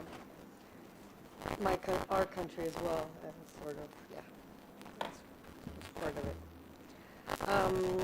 Thank you. We're probably going to be coming back to this because there's other aspects, of course, as well to see. I want to now sort of look at, because as I said in the introduction, I mean, we're also in the face of many conflicts that go much past simple violations of international human rights. And all this is now becoming sort of, more complicated. So the issue of how and whether, protection or rights should be prioritized is something that also comes into play. And I'll turn to you again, Daniela, if we can really do any form of strategic prioritization when it comes to dealing with atrocities, which more and more now, of course, human rights bodies and mechanisms are dealing with, whether it was provided for or not, and how to do that. It's over to you. Please keep the time. Yeah. So I will be shorter this time since I was a bit longer in the first one. So yes, Philip Alston wrote an excellent article on atrocities and this new tendency of not just discussing violations of human rights, but mostly atrocities, so very serious, grave breaches. And it came as a big issue then, as a challenge, the second challenge. How do you monitor atrocities? As a monitoring body, again, what you're asked to do is systematically document laws, policing, minority language restrictions, violence against certain groups, judicial independence deficits, not calibrated for atrocity contexts. So how do you deal? Racial profiling is a violation, but the deportation of children as a crime against humanity, how do you do that? And we have been asked, or many monitoring bodies have been asked within the Council of Europe to help out the situation in Ukraine and in other areas, to help out the registry of damages, for example. How do you do that? You need a completely different methodology. So I was kind of thinking, how do we do that when the monitoring cycle again is based on an alphabetic order, more or less, of countries every 5 or 6 years, and you have serious atrocities happening? What do? Do you change the system, and who decides? Who sets the strategic priorities, and what should those strategic priorities be? So very briefly, 3 possible ideas. The first one, triage by gravity. Triage is this idea where we deal with the most vulnerable, since we don't have resources for everyone. Triage means that you deal in accordance to urgency in certain cases and gravity, and not in the alphabetic rotation of country visits. So monitoring resources, visits, rapporteurs, urgent or emergency opinions must follow, if we decide that this should be done, the severity gradient, not the procedural calendar. So are we ready to do this? The Venice Commission did it, does it. It's difficult, but we see the Venice Commission in different ways now, because it has managed to respond to urgency and to very serious issues, and it has managed to make a difference, to have a greater impact. So the same logic, I think, should apply to monitoring bodies more broadly, and we have to find ways to do it. Secondly, distinguish the documentation function from the compliance function. If we are to address the atrocity context, then the realistic goal is not compliance. A state that has done atrocities is not going to react for compliance purposes, for violations around how the police is acting or reacting, or issues like that. So again, the goal in this case is evidence, providing evidence. And we see this happening more and more. The court, most of the courts rely today, whether it is the criminal court or ad hoc tribunals or a lot of national courts for this period, they rely on evidence. And monitoring body findings on patterns of conduct, chains of command, systematic targeting of civilians become inputs into future accountability proceedings. So what monitoring bodies find today during visits will be used by courts tomorrow. These carry serious evidentiary weight. And the third and last, protect monitoring bodies from political instrumentalization in the other direction. So the risk of atrocity prioritization is that monitoring bodies become geopolitically selective. And we have to avoid this. So there have to be very methodologically sound ways of addressing those issues, but not being focusing on certain areas just for geopolitical purposes, or avoiding based on hostile government reaction. Thank you.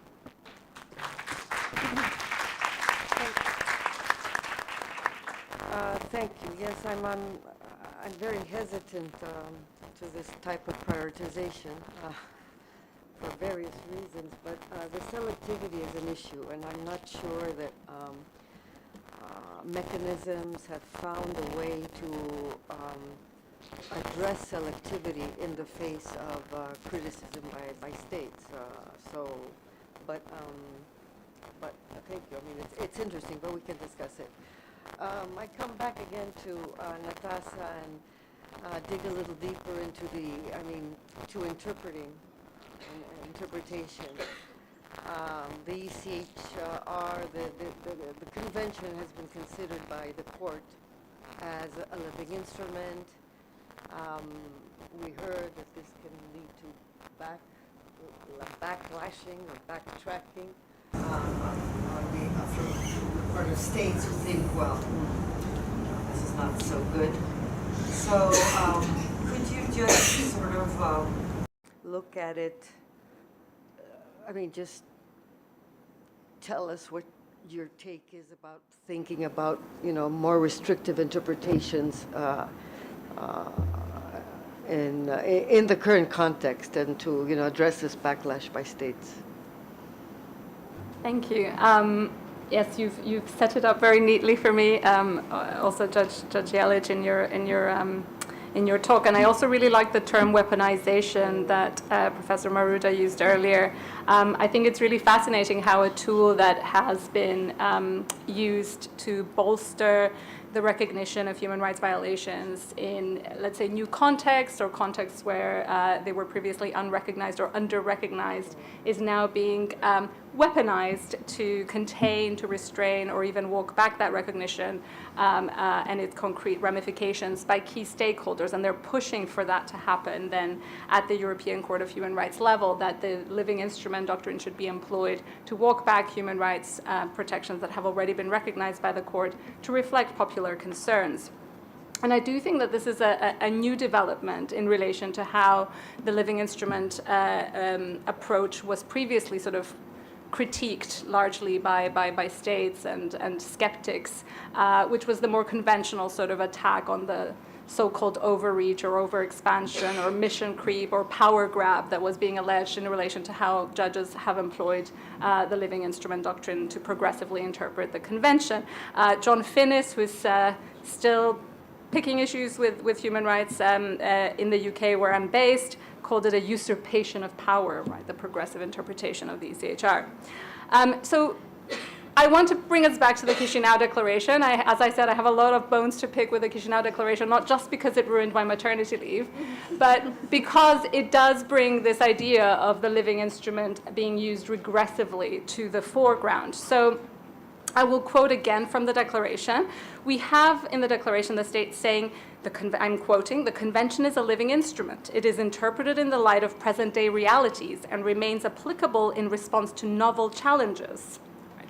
It does not operate in a vacuum. When assessing the compliance of state authorities with their obligations, the concrete context in which they act forms part of the overall assessment required under the Convention." The Declaration then signals to the European Court of Human Rights in the way that Don Corleone might signal to somebody that he's speaking to. We were talking about this earlier with somebody, that states are looking forward to guidance from the court in this regard and how the living instrument applies, with specific reference to the context-sensitive deployment of this idea in relation to what they refer to as the instrumentalization of migration. And of course, we know that this relates to pending cases before the Grand Chamber of the European Court of Human Rights, among other things. So the mention of the living instrument doctrine in the Chisinau Declaration comes after the states have indicated to the court and to whoever is listening in the preceding paragraph that a hostile state, I'm quoting, or other actor cannot be allowed to undermine European democracies and the values on which the Convention is founded and to abuse the system that it was established to protect, again referring to this instrumentalization of migration idea. The implication is that the human rights of the people caught up in the quote-unquote instrumentalization of migration have to be adjusted or leveled down accordingly, right, in light also of the living instrument approach. But of course, the notion that the living instrument doctrine legitimizes retreat as a response to backlash or crisis has wider scope and wider potential implications than this particular phenomenon of the instrumentalization of migration in which this invocation is embedded in the Chisinau Declaration. I know I have not got a lot of time, so I just want to probe a couple of interesting issues for my sins around this regressive invocation of the living instrument doctrine, which is the concern to me, but I also think it brings to the fore some questions surrounding the relationship between evolutive interpretation and consensus. as well as the distinct and often competing ways of understanding consensus as something that is a pathway to potentially progressively interpreting the convention. And finally, flag the question of whether we can speak of any notion of a principle against regression in the interpretation of human rights, particularly with reference to consensus. Now, at the European Court of Human Rights, I mentioned consensus at my own risk since we have authorities on this subject in the room.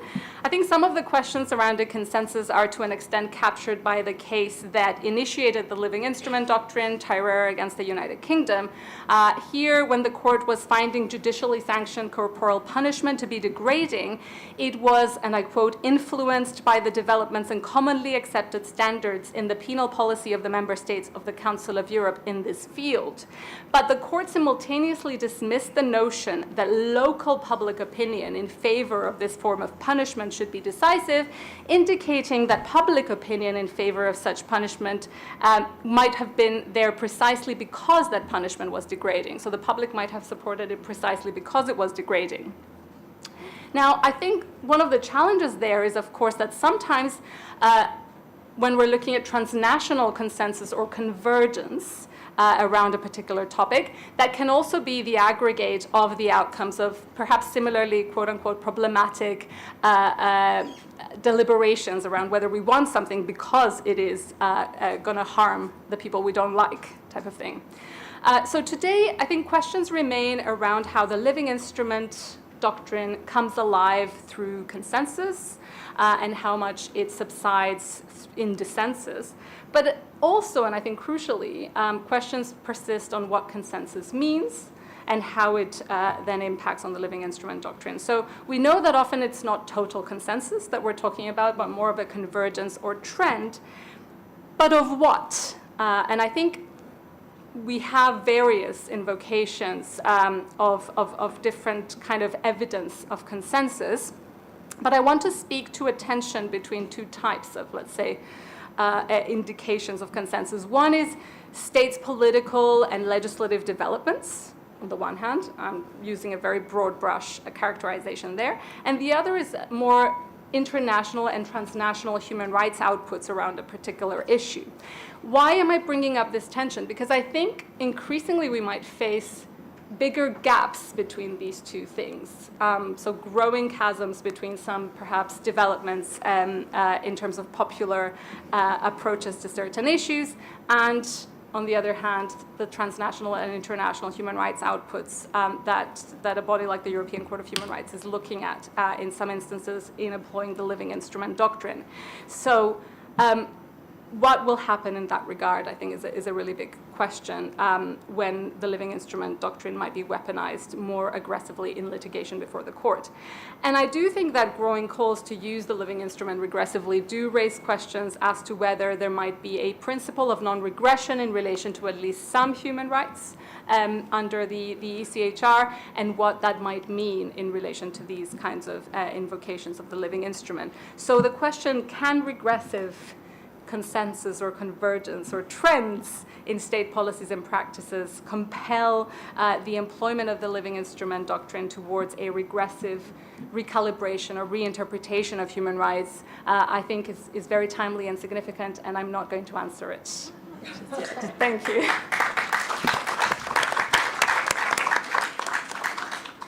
And I was giving you time, extra time, waiting for an answer. So I'll turn to Katerina again. I see our time is passing. To look at, again, with a different, under a different optic, Article 18.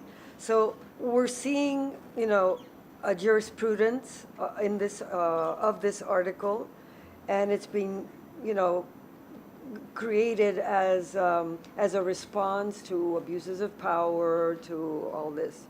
So could this also backlash then against the court itself by states who might not, are contesting or resisting, or like Ivana has said? Yeah, well, thank you. Well, I wouldn't want to be the court to answer this question. But let's first start with contextualizing a bit. So Article 18 as a provision has a very specific economy, we said that, but also a specific typology and topology. Article 18, I think in this panel we haven't used numbers, so let's do this now. We have 10%.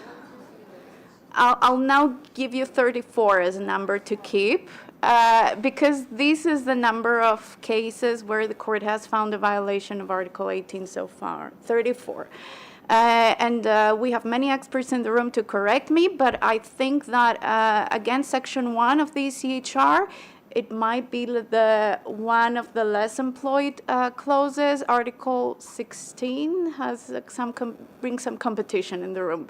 So 34 findings.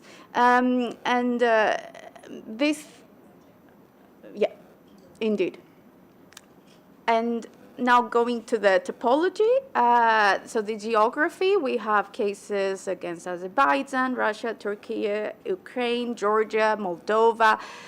So these are the rule of law stress zones. Let's give them this name.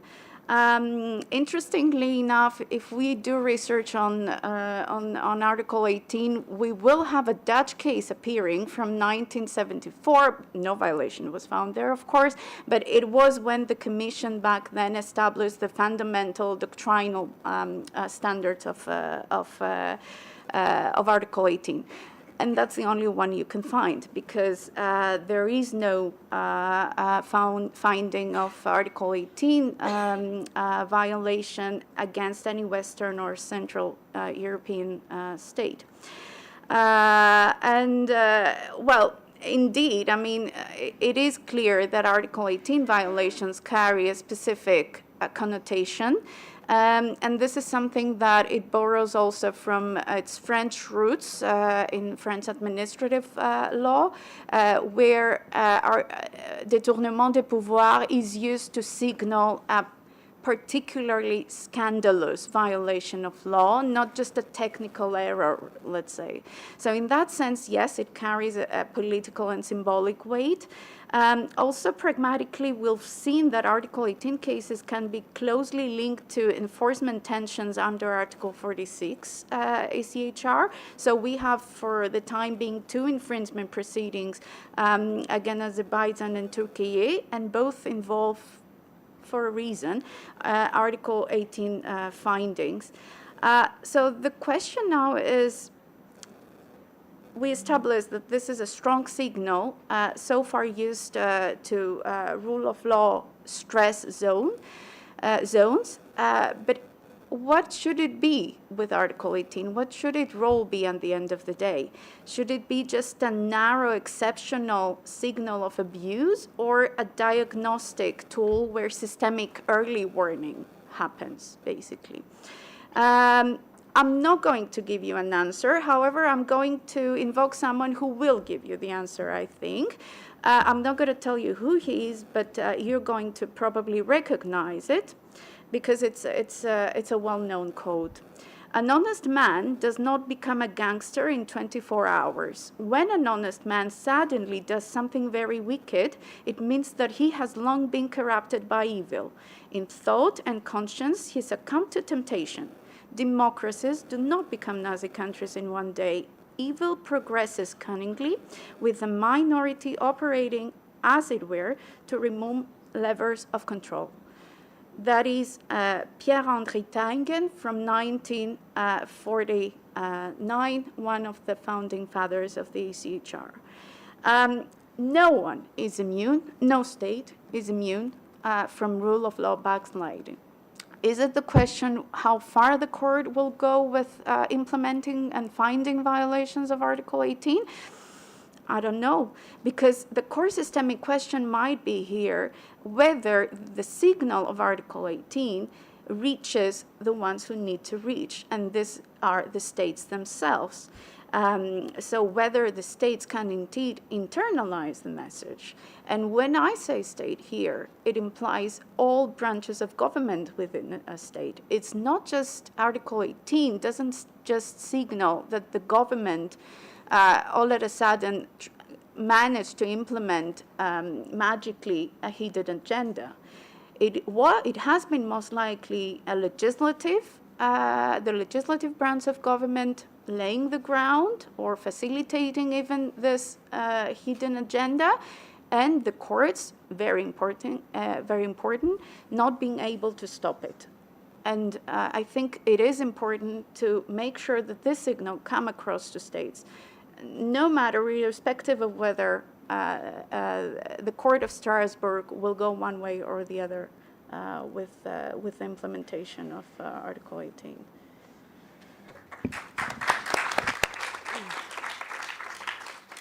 Thank you. That does remain to be seen. I see that our time is passing, so we'll go into our last round of questions, and I'll start with Daniela again. Probably more general questions this time, but please just respond very briefly so we can have time to get questions from the audience. If there's a lack of control or an absence of control, okay, if there are just gaps in the control, how can we ensure that we don't enter into the era of impunity? Thank you for the question. So the first part was the neutrality trap, the second was the atrocity trap, and the third is the impunity trap. Areas of where there is no control of the member state, the monitoring bodies are supposed to be monitoring. You arrive in Cyprus, you cannot go to northern Cyprus. You arrive in Georgia, you cannot go to Abkhazia or Ossetia, South Ossetia. You go to a number of member states. In Ukraine, you cannot go to Crimea since already 2014. So it's becoming more and more, Moldova, etc., etc. So what do you do?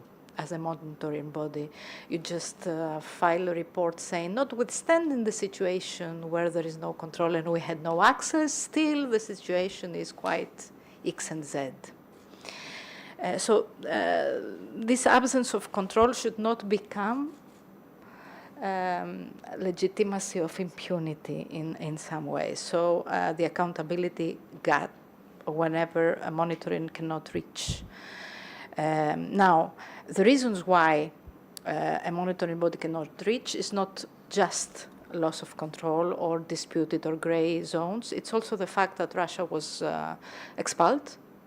So the moment Russia was expelled, monitoring bodies lost jurisdiction. 1 hour after the expulsion, monitoring bodies of the Council of Europe could not reach. Which means that documentation cannot be used by UN bodies, by ICC, by no one. So this is a big issue, and we should find ways to overcome. Second, so the exclusion of the system. The second is, I briefly mentioned it earlier, the fact that governments have realized, certain member states, that they can delay responses, they can delay procedures, they can use this procedural non-cooperation idea, making sure they restrict country visits. During the pandemic, this was awful, I can tell you. For 2 years, it was really just being used as an excuse not to have any monitoring visits. We shifted to more online monitoring, which is not the same, but this can be a big issue, so it's a way to neutralize monitoring. So a second reason why you would have impunity is by failure of cooperation of certain governments. How to address this? The answer could be transparency about obstruction. We cannot go. We are not allowed to go. You can say this to the political organs of the institution. You can go to the Committee of Ministers and explain that this is something that is a real issue. So use the political organs of the different institutions to support, to help out addressing lack of cooperation with several governments. And they are becoming more and more. And the third is the actual physical impossibility of entering areas in active conflict zones. And or when you monitor a certain country and you cannot access because what are you going to say in Ossetia? Are you going to say that Georgia violated the convention or a treaty? You cannot. So we need to find solutions, task forces somehow to address too many areas under dispute, gray areas where impunity seems to be prevailing. Again, in my humble opinion, and I have the feeling I'm providing answers and I should be referring to the future Maruda who might be doing so, but I will try. So the monitoring body that says clearly, publicly, and on the record, we cannot access this situation for this and that reason, and this should be included in the report, is already something. You're not shying in a way, you're not hiding, you're not using this, you're not defeated by the shield. So you name it, in the long run, this is the first condition of piercing the impunity. It requires a lot of courage. And so after discussing the neutrality gap, atrocities gap, and the impunity gap or trap, I just want to finish by saying, but when the system has chosen comfort over credibility, this leads to the erosion of monitoring. So it's just something we should really think much before cases arrive before the court. Thank you.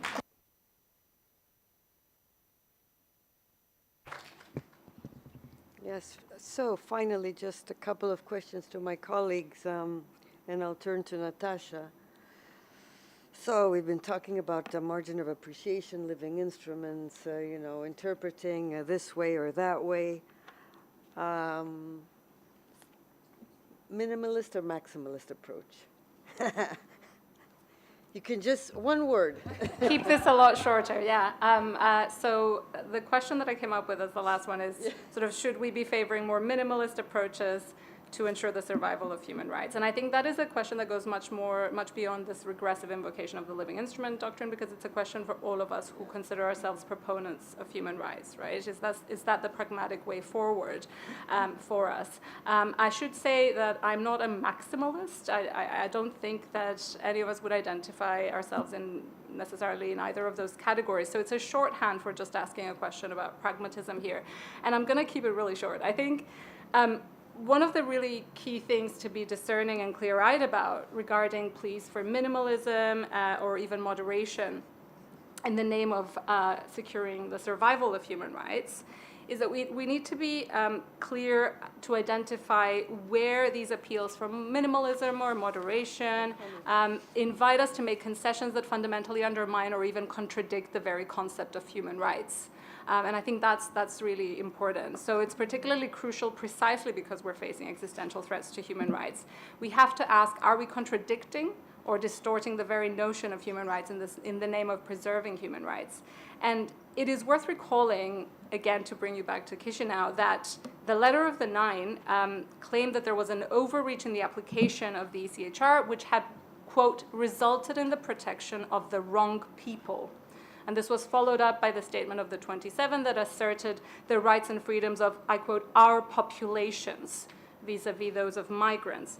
The references to our populations, the us and them politics and rhetoric pervading the Chisinau process, and the declaration itself carving out categories of people whose rights should carry less weight or should not pose unnecessary obstacles to migration policies and practices, I do think they all challenge the human and human rights.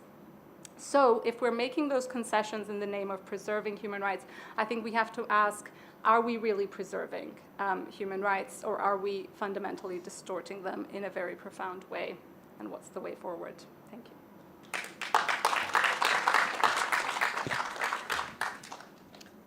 Thank you. Similar question to end with you, Katerina.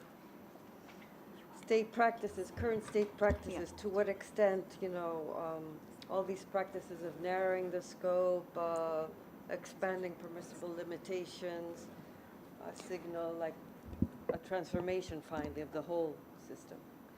Yes, well, thank you again. And now I'm going to move and meet Natasa a bit in Chisinau. Natasa already did an excellent job in assessing what Chisinau brought us. 2 points here.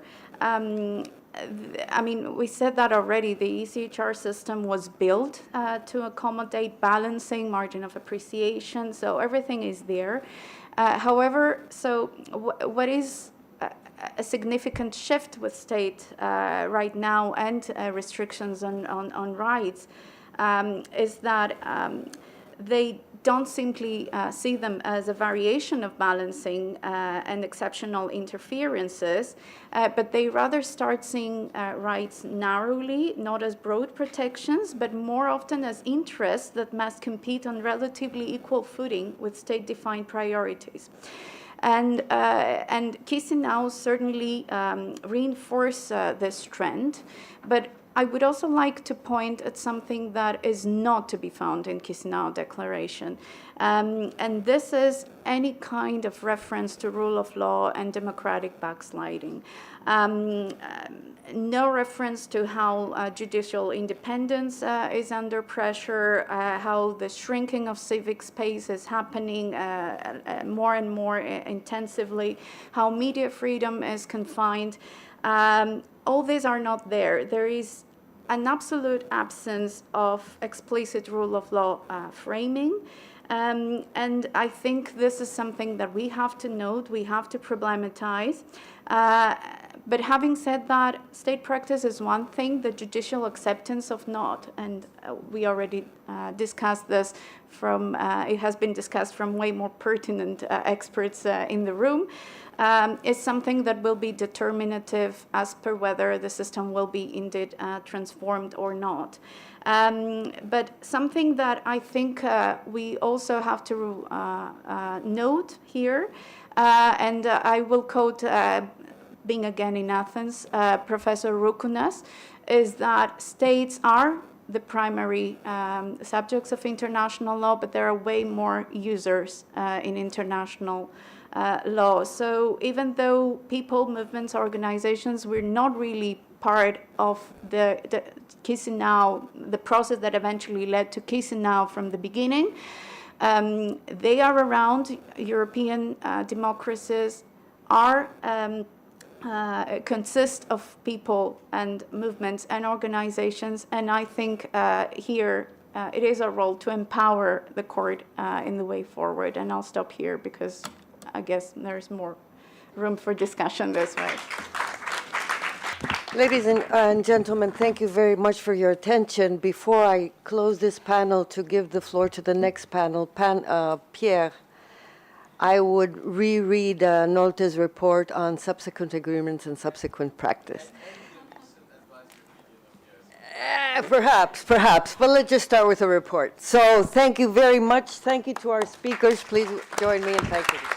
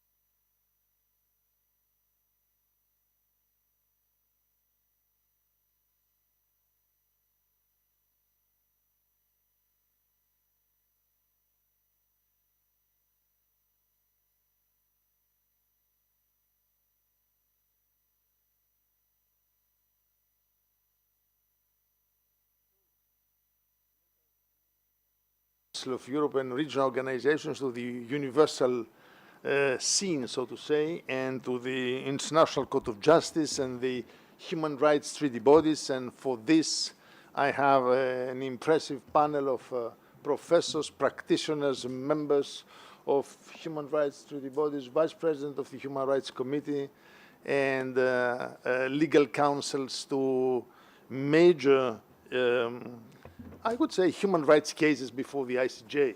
And I would like to begin with this and to address myself to Professor Pierre Dajar, a very well-known professor from University of Louvain.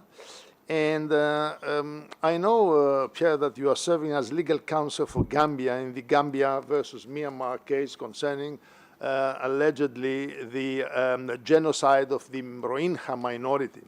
And my first question is, how do you assess the significance of this case in the context of the other genocide cases before the International Court of Justice? Thank you very much, Alexandre. Thank you very much to the Marangopoulos Foundation, to its president, to its Secretary General for the invitation. So the question is about the significance of the Gambia case in the context of the genocide cases. I'm going maybe to flip the order and speak first of the context and then the significance.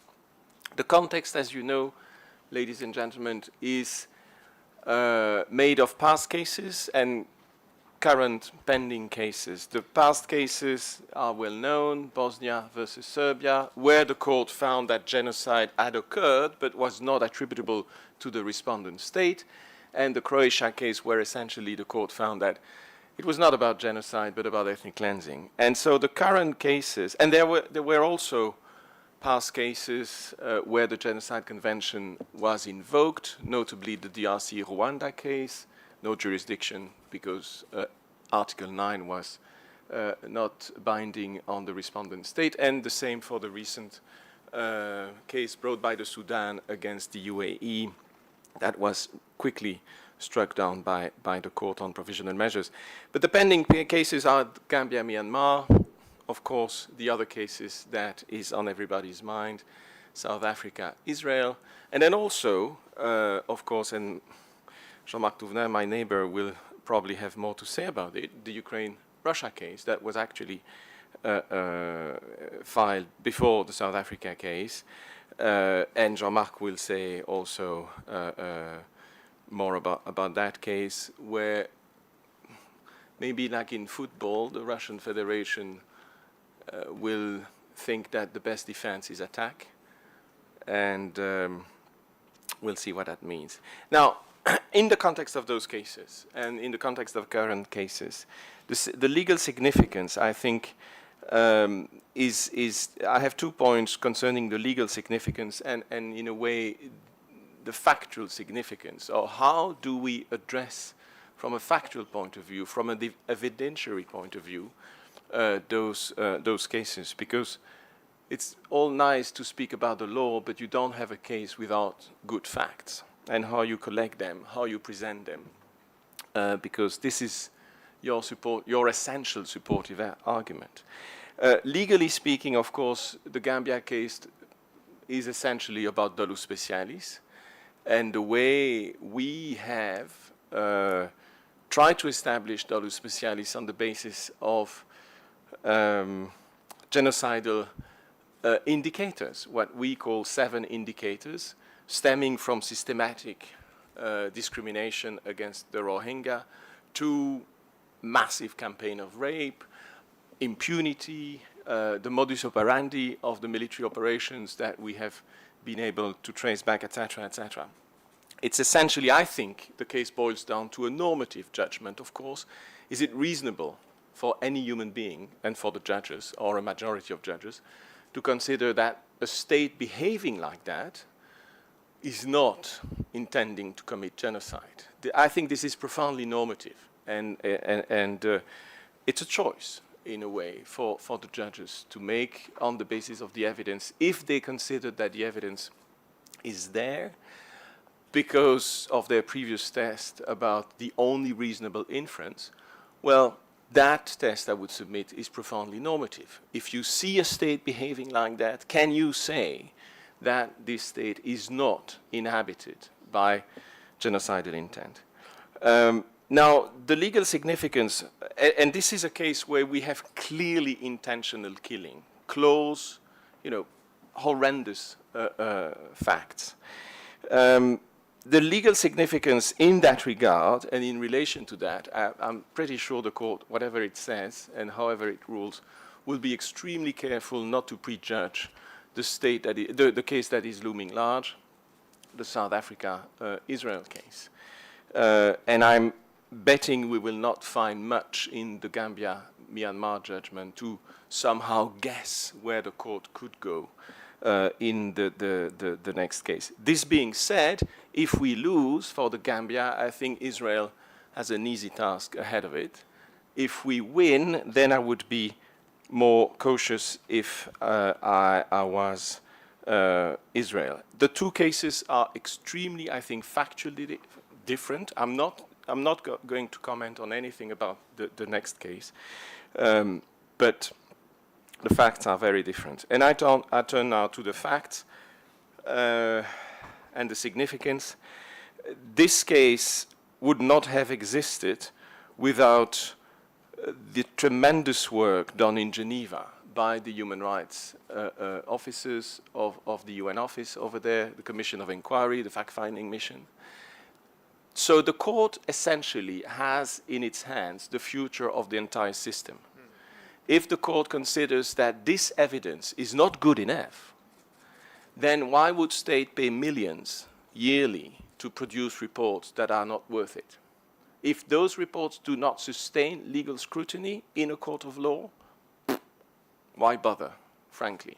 So it's a very important and far-reaching decision, I think, for the entire system. The great thing about this case is that it brings the whole system together. It relies on years of work on the field by dozens of highly talented human rights inquirers and commissions of inquiry. If the whole thing collapses because the court says this is not good enough, I don't know what we could imagine to bring a human rights system, a robust human rights system on track. So I think this is very important. And because what the human rights inquirers do is to take not testimonies, but they go and interview. They have interview notes. And they protect the people who speak to them by not revealing their names, which, according to Myanmar's council, is a very bad thing, and it means that the court cannot test the evidence. We have brought witnesses to the court, witness declarations. We have been helped by various NGOs on the ground to select people who came to The Hague from Cox's Bazar, and you must imagine that those people are taking a plane for the first time in their life. They see a concrete road for the first time in their life. They are traveling thousands of miles, and they are there to recount before the court, in camera, behind closed doors, the atrocities that they have gone through. And having been in the case for now quite a few years, since 2019, it is one thing to read the witness testimonies. It is another thing to test those testimonies in full court. You have first, of course, counsel for the applicant taking the witness and asking to confirm the witness declaration, and then you have cross-examination by the other side and questions by the judges. And this is where you really test the evidence, where, until that point, maybe the whole case will crumble. And I was convinced that by the end of the first round, after the witness statements, the court was convinced that it would at least amount to a crime against humanity. So the second round was really to push the court to consider that this is not simply a crime against humanity. There is dolus specialis, and therefore there is genocide. But in my view, it's just impossible at the end of the first round of pleadings and the filing and the cross-examination of the witnesses not to consider that it was to the level of at least a crime against humanity. So the significance for the future cases, I think is immense for not only for the future cases, but for the entire human rights system in Geneva and commissions of inquiries.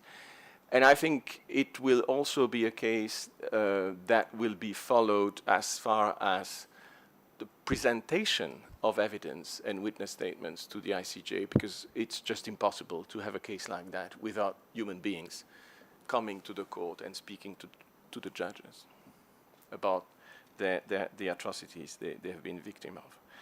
So that would be my first account of that case.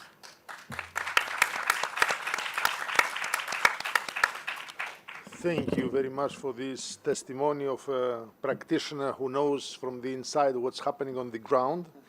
And now I turn to another practitioner and close friend of mine and member of the Institute of International Law and of the Curatorium of the Hague Academy of International Law, professor at the University of Geneva, Makan Moïse Benguet, who has participated among many other cases in the seminal climate change advisory opinion. And in this opinion, we have seen that the International Court of Justice has referred and to the ITLOS and to the European Court and to the Inter-American Court. There is a reference by way of systemic integration, let us say, to all those other systems of subsystems of international law, to put it like that. And my question is how strategies for systemic integration can help in reaffirming international human rights. Thank you very much, Monsieur le Président, and good afternoon to everyone. It's really a pleasure to be here and see and meet some great colleagues and friends. I think, Monsieur le Président, that there's a continuum between what my dear colleague and friend, Professor Dargent, was saying and your question on systemic integration. Professor Dargent has dealt with the ratione personae dimension of systemic integration. How do we make sure that the broad majority of the members of the international community, states and international organizations, actually act as guardians of the human rights system? I would like to emphasize two other aspects of systemic integration: the substantive level of systemic integration and then the institutional level of systemic integration. So substantive integration, I think that if we want to ensure more universality and more reaffirmation of international human rights law, there's a need today to inject, so I'm using the word injection, but to inject more of human rights law in various fields of international law. What we tend to forget is that the threats or the attacks to the human rights system do not necessarily come from the human rights regime as such. You have also a lot of threats and attacks coming from other regimes of international law. And one of them that I'm thinking about, at least from my practice, is international investment agreements and investment arbitration. Just to give two quick anecdotes, one taken from investment arbitration. A few years ago, there was a case brought by a Dutch investor against Zimbabwe, in which you had human rights issues that were at stake, in particular rights of indigenous people. And the position of the investment tribunal in that case was to say that an investment tribunal is not supposed to take into account the universe of international law. So for that tribunal, taking into account human rights law would mean taking into account the universe of international law. And the position of that tribunal was to say that it was not actually clear how international investment law interacts with international human rights law. And so the tribunal just dismissed the relevance of human rights law. So that's an anecdote taken from investment arbitration. But even in investment negotiations, you have the same problem. A few years ago, I was involved in the negotiations of an investment agreement for the entire Africa, the African continental free trade area. And at the beginning of the negotiation, there were a lot of fights between the negotiators on whether that investment agreement in Africa should mention human rights. And I'm not going to name the countries, but one specific country was wondering what is the link between human rights and investment law. And so there were a lot of fights. And at the end, to suggest a compromise, I told them, okay, let's just use then the formula investment-related human rights. So if you look at that treaty, you will see that it doesn't talk about human rights. It talks about investment-related human rights. That's my fault, Monsieur le Président. But I had, as an expert, I had to give them a solution so we could continue the negotiation. So it shows that there's really a need to have this, better integration, injection of human rights law as a field. And yes, I think Panos was mentioning that indirectly this morning. We are now witnessing a new generation of investment agreements that are starting to refer to the right of states to regulate investment in order to protect human rights, and that's a good move. But I think that we need also to be careful that substantive integration does not undermine the structural and functional foundations of human rights law, because human rights law is not just about rights. It's first and foremost about duties to respect, to promote, to protect. And what we see is that even when you have that dose of human rights being incorporated in those agreements, you may have a sort of undermining of what are the structural and functional foundation of human rights law. And I think, Monsieur le Président, you were referring to the advisory opinion of the International Court of Justice, and I think that on that point, the ICJ was actually wise, because when you look at the advisory opinion of the court, when it comes to foreign investors and corporations, the court is insisting on a duty to regulate them, in particular to achieve the right to a healthy environment and not just focusing on right. My last point, very quickly, is on a second level of systemic integration, which is institutional integration. Again, universality, for me, reaffirmation of international human rights law would require more coordination. So coordination, first, I would say horizontal coordination. We need international courts and tribunals to actually engage into much more cross-pollination, into much more cross-fertilization, and into much more judicial dialogue. And yes, the International Court of Justice has referred to the European Court of Human Rights, to the Inter-American Court of Human Rights in its advisory opinion on climate change, but this is what I call, the macro horizontal coordination. We need micro horizontal coordination. Just one example. When it comes, for instance, to the right to healthy environment, the Inter-American Court of Human Rights went as far as saying that it is jus cogens. The ICJ did not say that. And this sounds, maybe not that important, but in practice, it creates fragmentation.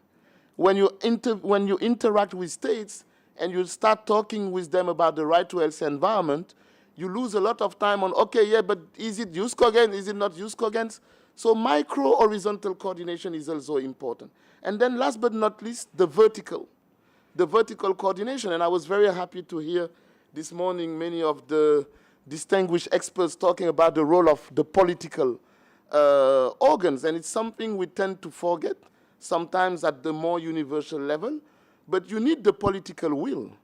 It's great to have an advisory opinion from the International Court of Justice, but then how does it translate afterwards, and how is it translated by the political organs? Last year at COP30 in Belém, we tried to have a decision of the COP referring to the advisory opinions of ITLOS, of ICJ, of the Inter-American Court of Human Rights, and we faced, strict refusal from majority of states saying that they don't understand why a COP decision should refer to advisory opinions that are talking about what the COP is negotiating year after year.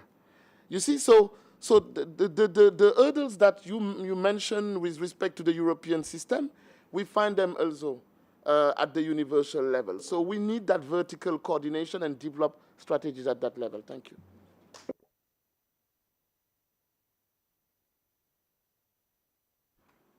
Thank you very much for this extremely interesting analysis of the notion of systemic integration, these practical applications.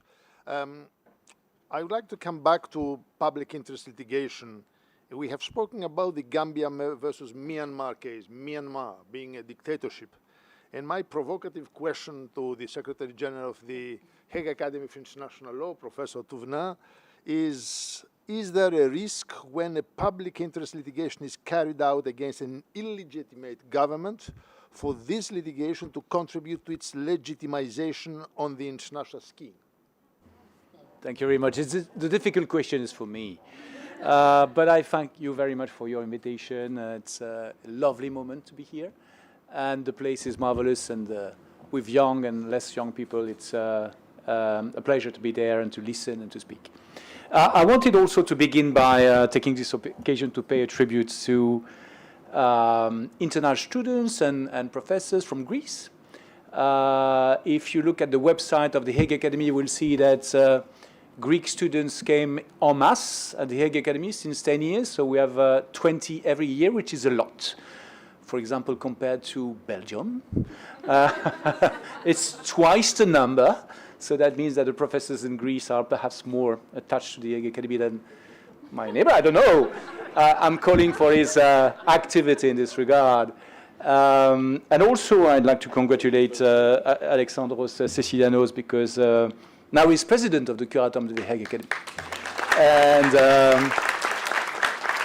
yeah, so it's an honor. So for us, he is the third Greek national to present the Curatorium after Politis and Valtikos. And if you may take the numbers, Greek are overrepresented as president of the Curatorium, but this is for a reason.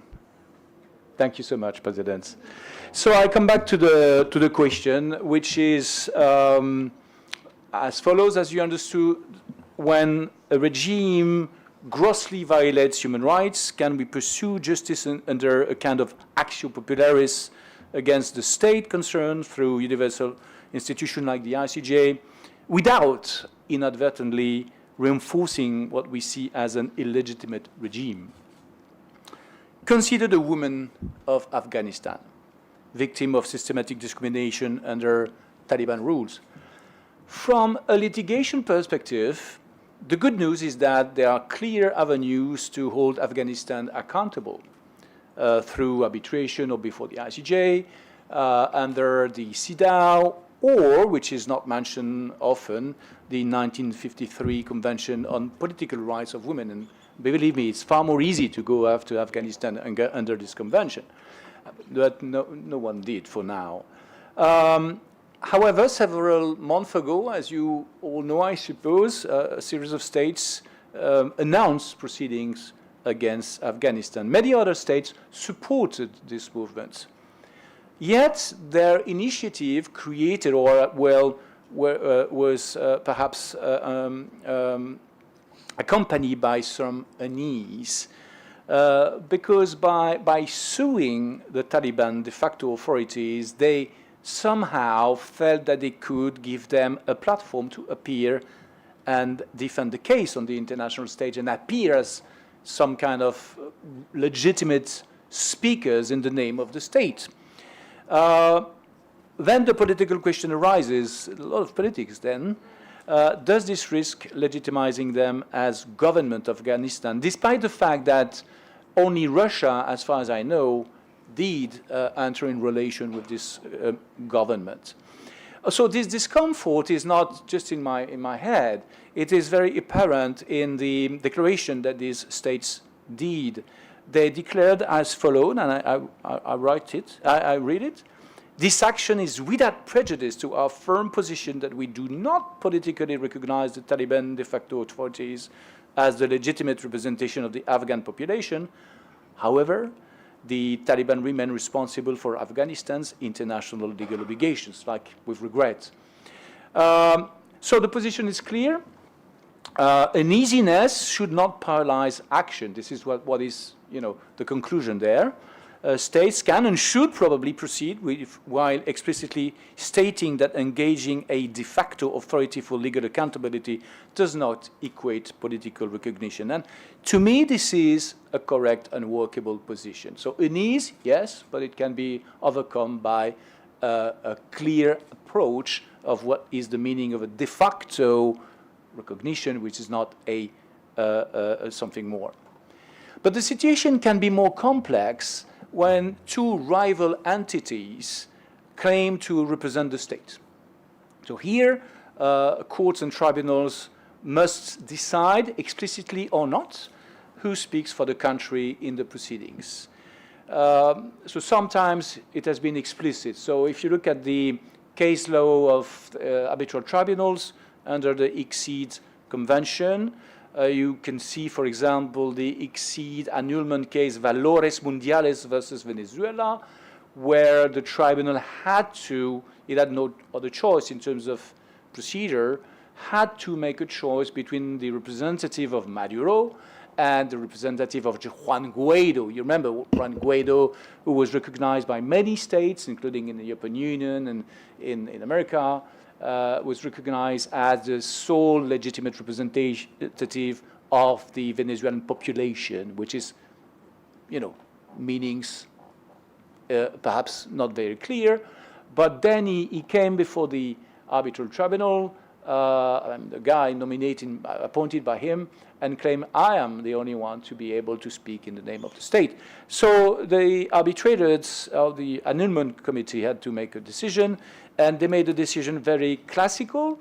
They looked at who effectively controls the territory, and they said, well, that's Maduro's government, and they looked at whether the guy coming in front of them had a mandate under the laws of Venezuela, and it was the case. Very conservative approach under effectivity of control power. A similar logic appears at work, but more implicitly, this is the second approach, in the cases involving Myanmar. So maybe you recall that in 2021, there has been a military coup in Myanmar, after which a military junta, took power, and they put in jail Aung San Suu Kyi and other people composing the legitimate constitutional government.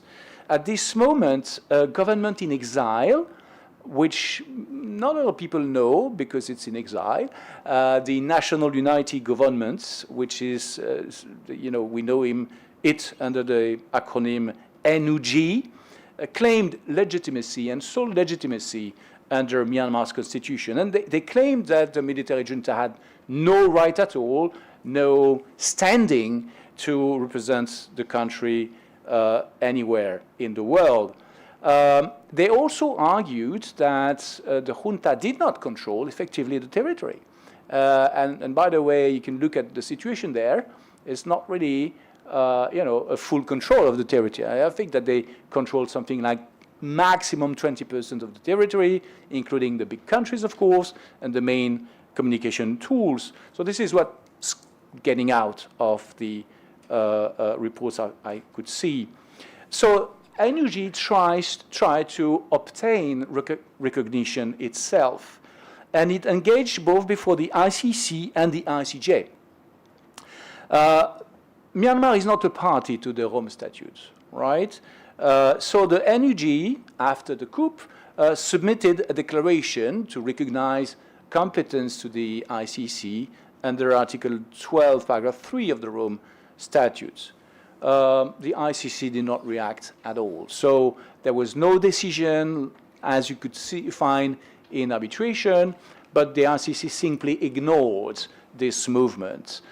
When it comes to the ICJ, you recall that the case my good friend talked about began while the democratically elected government was at power, and during the proceedings on premier objections, then the coup occurred.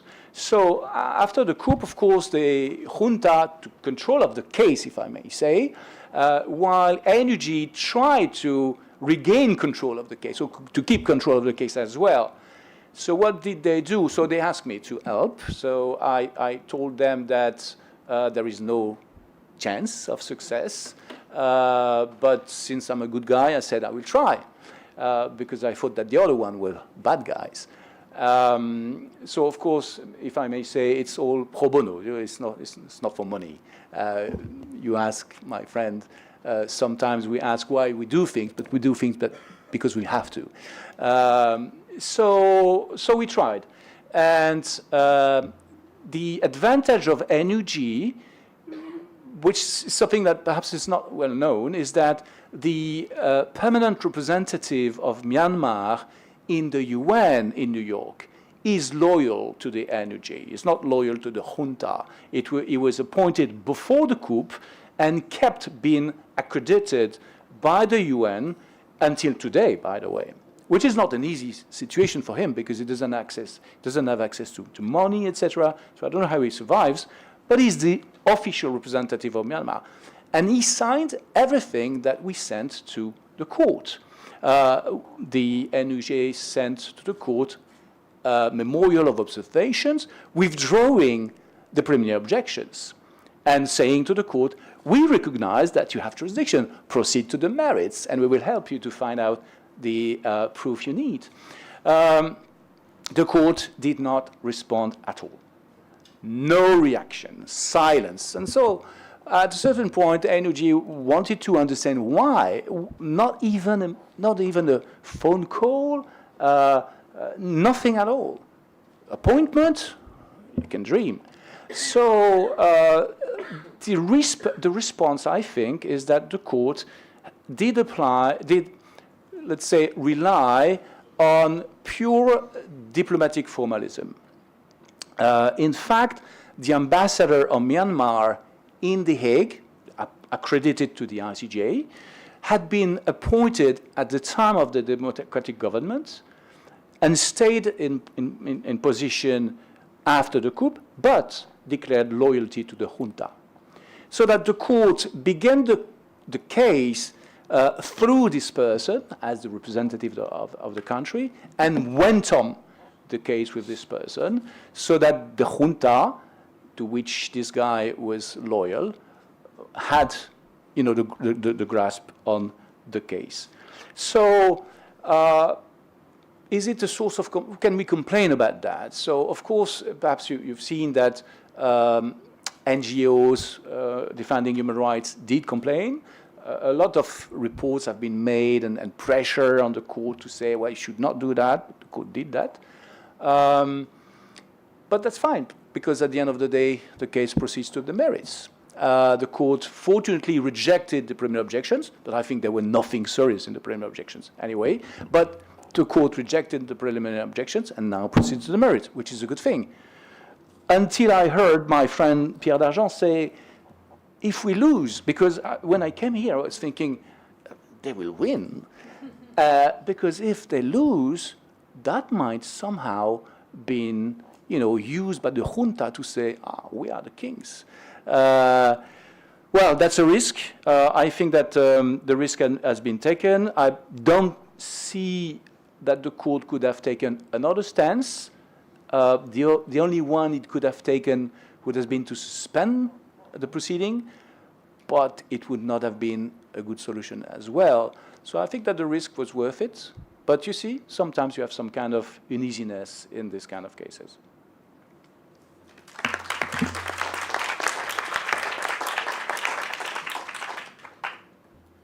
Thank you very much for this great analysis of possible legitimization, but I agree with you, it will never happen, and our friend Pierre Dargent will win the case.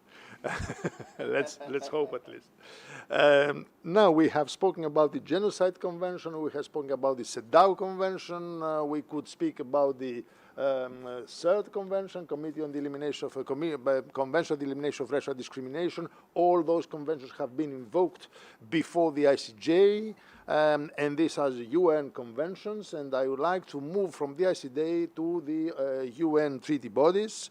You are the Vice President of the Human Rights Committee, dealing with the implementation of the Covenant on Civil and Political Rights, and I would like to recall that this year is the 60th anniversary of the Covenant. And we all know that in parallel there is another convention which has been discussed and negotiated concerning the rights of older persons. And my question is, how would you assess current state commitment to the universality of human rights? Is there human rights fatigue? And if so, what are its causes and manifestations? Thank you. Thank you very much. And first of all, thank you for this amazing invitation. And I think someone mentioned it's really a timely event, and it's really important also to keep talking about human rights and to try to solve, and my friends also propose some solution. With your indulgence, I would like to start with 3 preliminary remarks that make the connection between our panel and the previous panel. The first remark is about the discussion we had about whether or not we should have or the European Court of Human Rights should adopt a sort of specific interpretation of Article 3 of the Convention when, for instance, a case dealing with migration is brought to the court.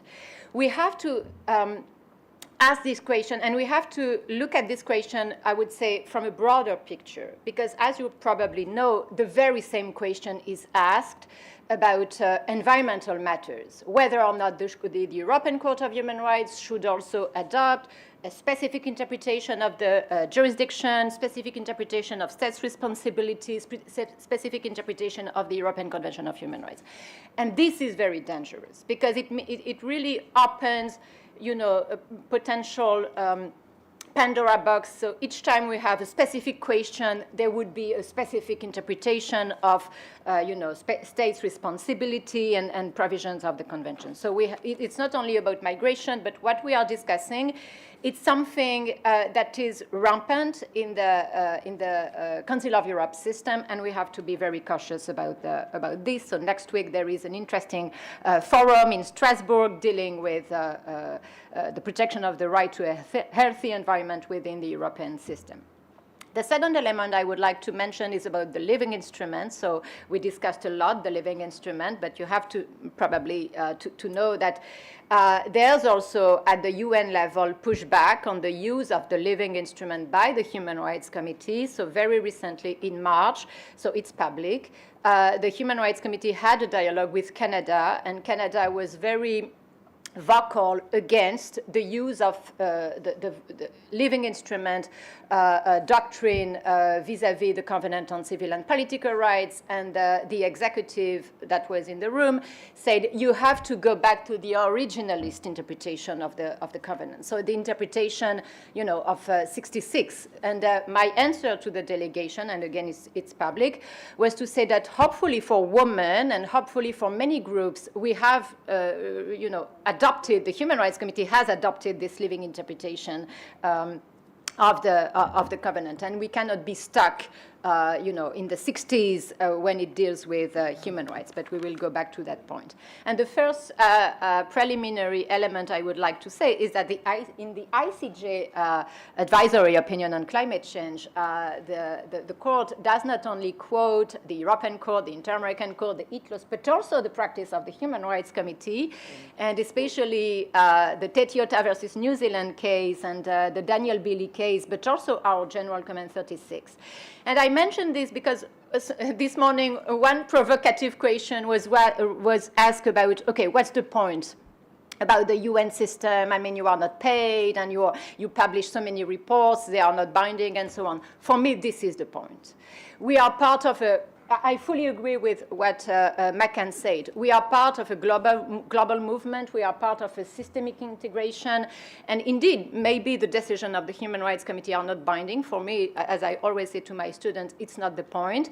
But when they are used by, the International Court of Justice, the European Court of Human Rights, or other regional bodies, I say, okay, I have done my job. I mean, maybe, again, it's not binding and so on, but it's part of the interest of the mandate. Now I go back to this question about the human rights fatigue, because indeed, what strikes me with this conversation we have in Europe about migration and so on and so forth is that it's not only a European problem, it's not only a European situation, but actually what we also call in Geneva the human rights fatigue is very visible. I'm not going back to some of the manifestation we already mentioned, the previous speakers already mentioned about withdrawal, reservation, and so on and so forth, but I would like to maybe come back to three manifestations of what we call in Geneva the human rights fatigue.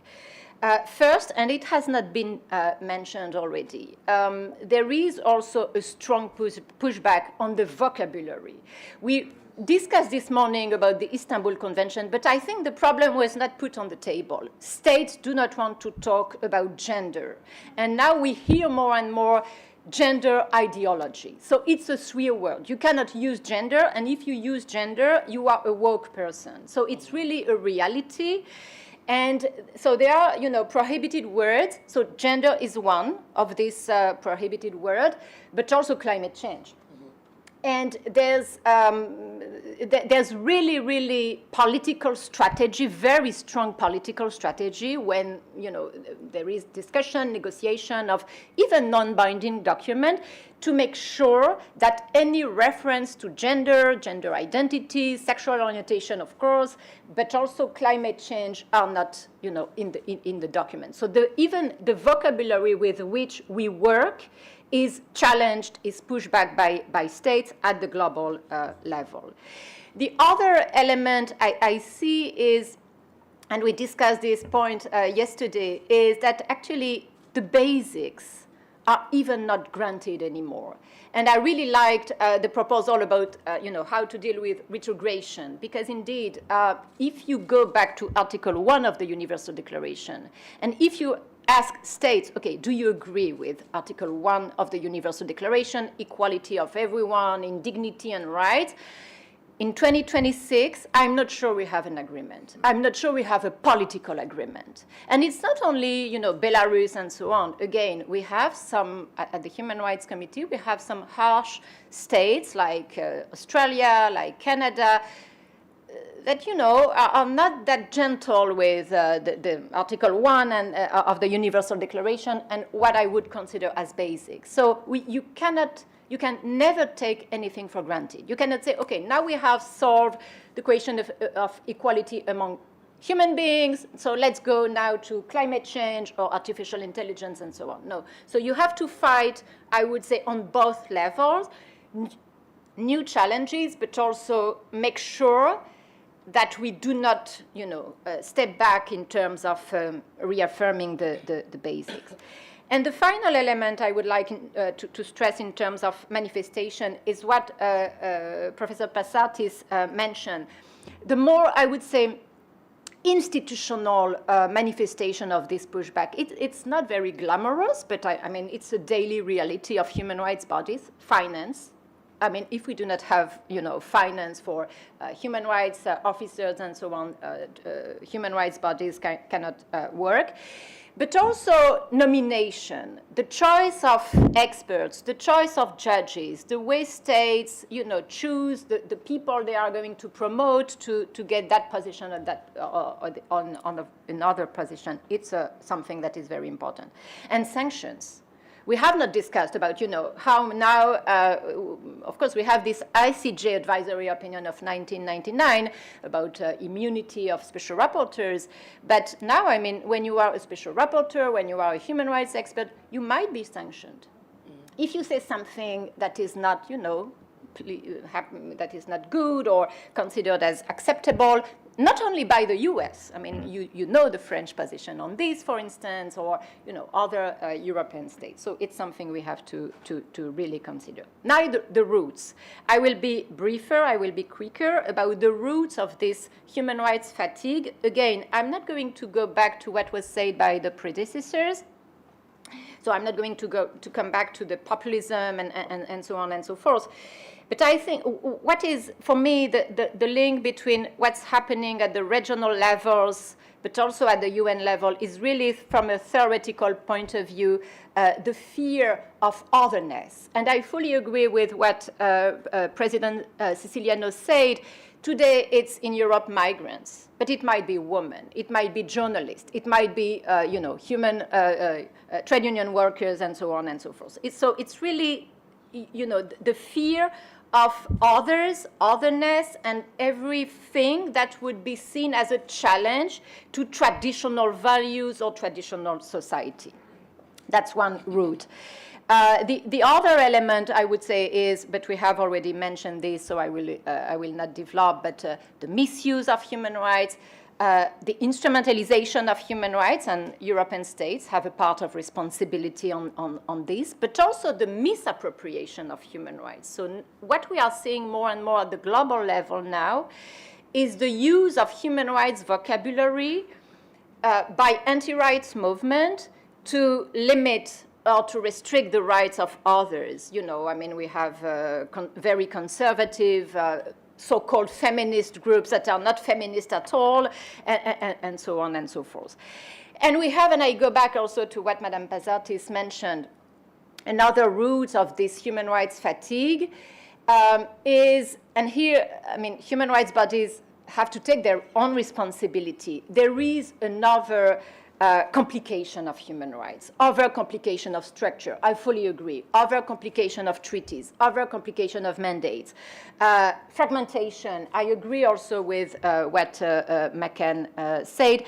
And for me, the most important challenge, the bureaucratization of human rights. I mean, for those of us who work with the UN, I mean, you cannot overestimate the burden of the bureaucratization of human rights, totally disconnected from the original purpose.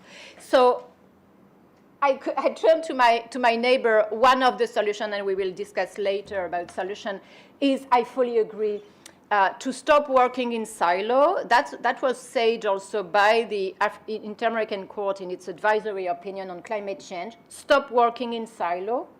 And I also strongly believe that this systemic integration might be a potential avenue to overcome this human rights fatigue.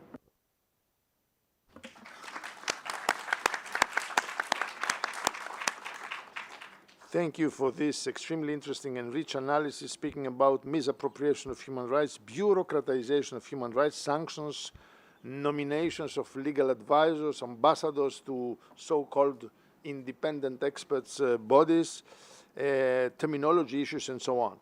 And now I turn again to Professor Darjean and the Gambia versus Myanmar case, which for me and for many of us is a seminal case. And I would like to ask you, Pierre, how would you situate this case within the broader development of public interest litigation before the ICJ, to which others have been referred to? Thank you, Alexandre. Yes, as I said previously, this is the first case where, let's keep fingers crossed, it is likely that the court will find the state responsible for genocide. But of course, this case is significant, not only because it is the Genocide Convention, but because it has, I think, in fact, opened the doors for this type of litigation, public interest litigation. And on two aspects, I think, and I will come back on those two aspects, jurisdictional and provisional measures. But let me react briefly to what Jean-Marc Touvenin said about the issue of illegitimate government in that case. And before I do so, he has difficult questions. I have easy jokes.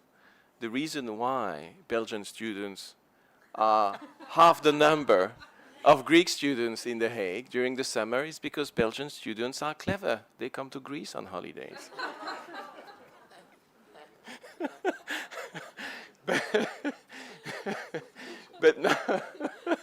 But now, turning to the legitimate government, just in addition to what Jean-Marc said, the Gambia has been consulted, of course, by the court. As always, the registrar is the postman, and there was a letter sent to the Gambia to know what was the position of the Gambia concerning the NUG's request that the preliminary objections be withdrawn and that the case proceeds on the merits directly. Gambia said, we have no opinion. This is not for us to decide. And indeed, the court, in part, I think, because of the ambassador in The Hague, decided what it decided. There is one sentence by President Donoghue. I went back to the compte rendu of the opening statement of the president in the preliminary objections stage in 2022. She said the following: before I summarize the principal procedural steps in this case, I note that the parties to a contentious case before the court are states, not particular governments, full stop.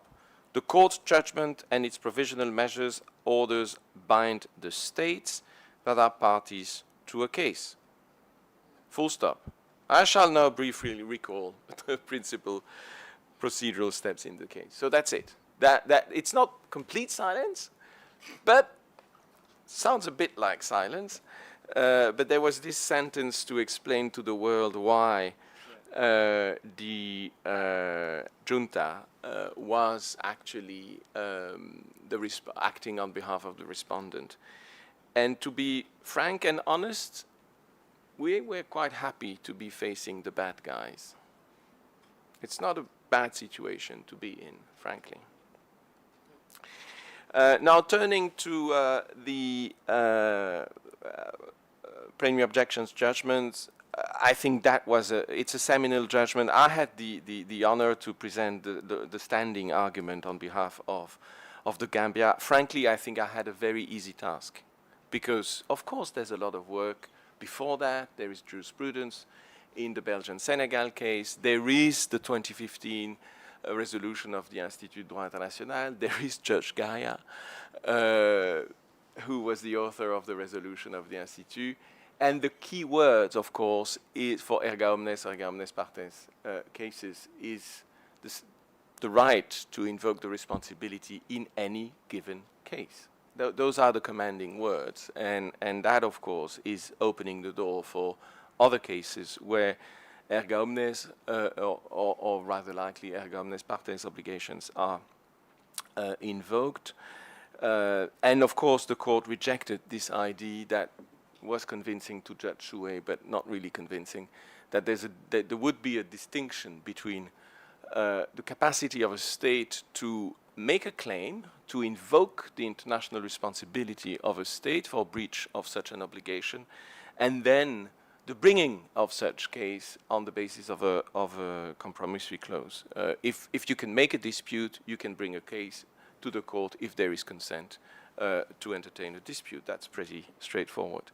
And this explains, of course, the next cases against Syria and the next genocide case of which we've talked already about. So I think this is, of course, significant, and it's the opening door in that regard. I think it is also a significant case concerning provisional measures. And we came to the court. The entire case in 2019 on the provisional measures states rested entirely on the basis of the fact-finding mission report. And as you know, securing provisional measures was of paramount importance. We wanted to save the Rohingya who were still alive and living in Myanmar. The case on the merits is about the dead, not the living. The case for provisional, the living are protected by the provisional measures. And as we know, securing provisional measures in that case, I think, has somehow made a little bit of a difference. In particular, because the court was courageous to order interim reports, first after 4 months and then after twice yearly, every 6 months, Myanmar had to write a report. We responded, and the court took notice of those, exchanges between the parties. The court also changed included in its resolution on internal judicial practice an amendment to its Article 11 by which an ad hoc committee of 3 judges would follow up and supervise it. The court has the proprio motu power to revise its own provisional measures if needed.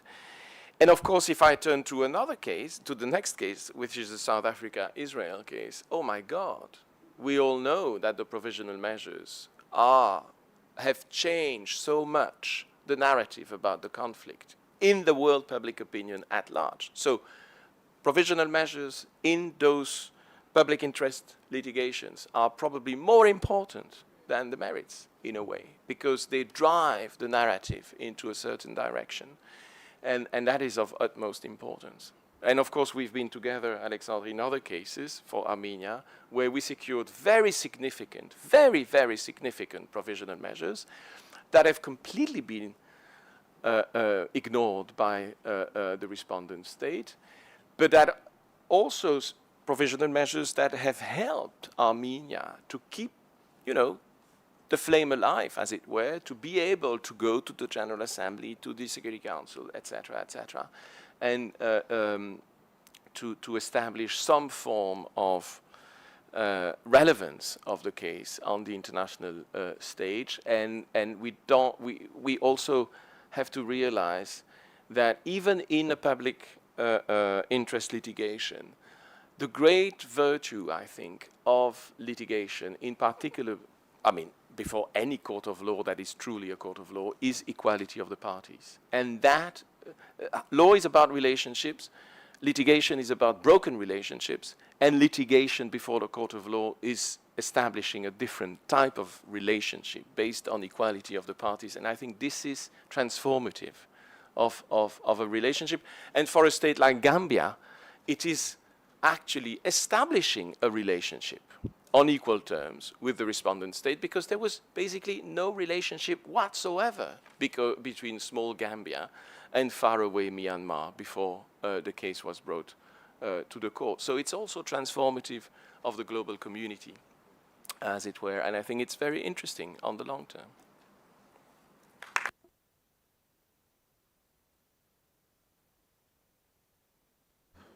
Thank you very much for reminding us the notion of erga omnes partes obligations, of putting the accent, the emphasis on provisional measures and on equality of the parties. And I would like to draw your attention to the notion of universality. We have been speaking about universal treaties, about the Genocide Convention, ICCPR, and so on. And my next question to Professor Makan Bengay is how to shape universality. And should we introduce diversity into universality? What do you think about the very notion of universality? Yeah.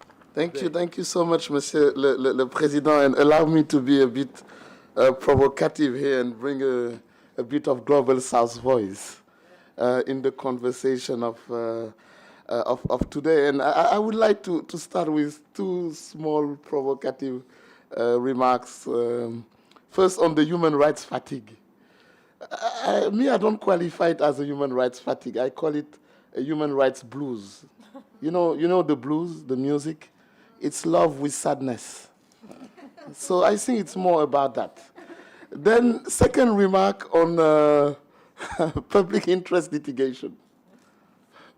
Whose public interest? Which public interest? What public interest are we talking about? I think we should not see the public interest litigation as a one-stop shop phenomenon. My dear friend, Professor Dargent, didn't give you also the whole context of the Gambia-Myanmar case. This is a OIC case, the Organization of Islamic Cooperation. It is the organization that pushed Gambia to bring that case. It's not that Gambia, a small country in West Africa, woke up and say, let me be the guardian of the system. And I know that you are not hiding that, of course, my dear friend, but I think it's important to see what do we call public interest litigation. And the reason why I'm saying that is because it's very important when it comes to human rights.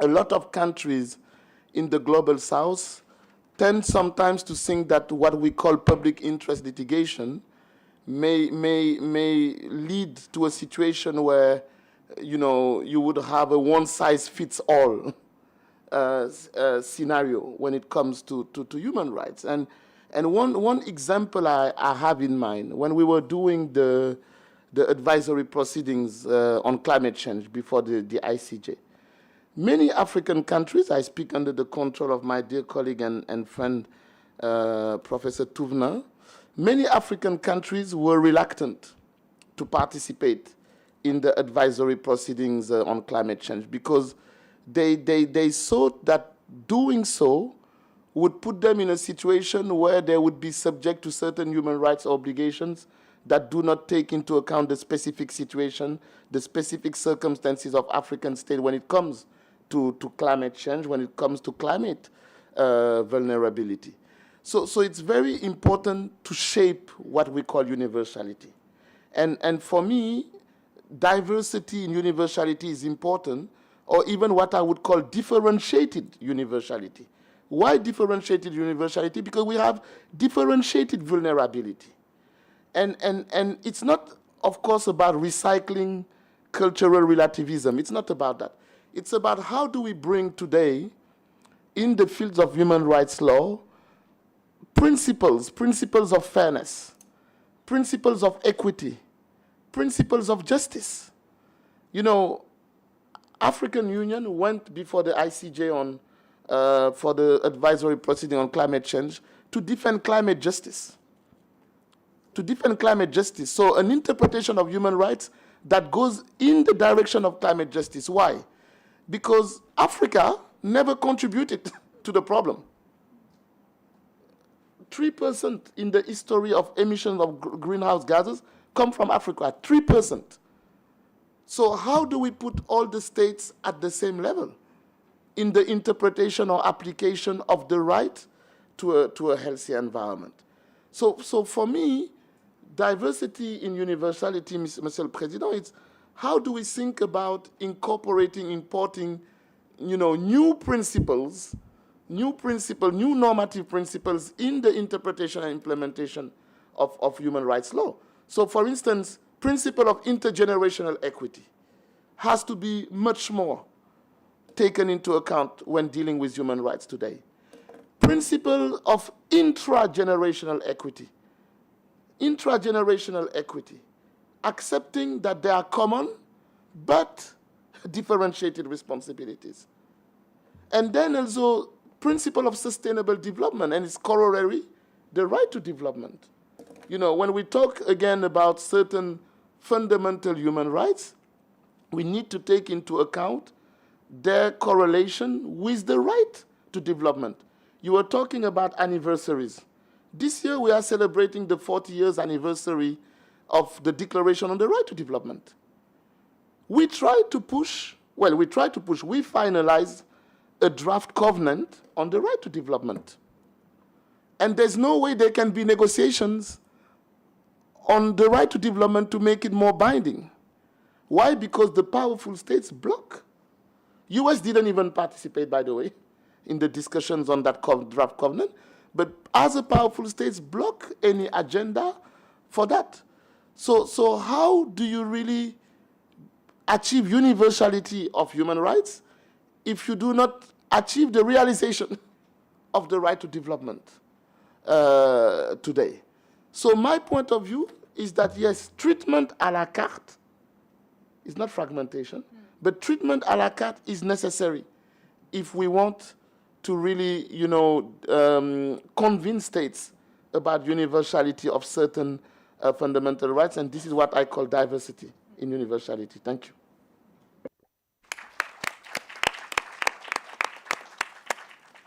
Thank you very much for bringing this global south perspective. It is true that in the climate change advisory opinion, for instance, the principle of common but differentiated responsibilities has not been very much stressed, and judges Bandari and Xue have, let us say, supported this in their respective declarations, and also other points going to the direction you just suggested.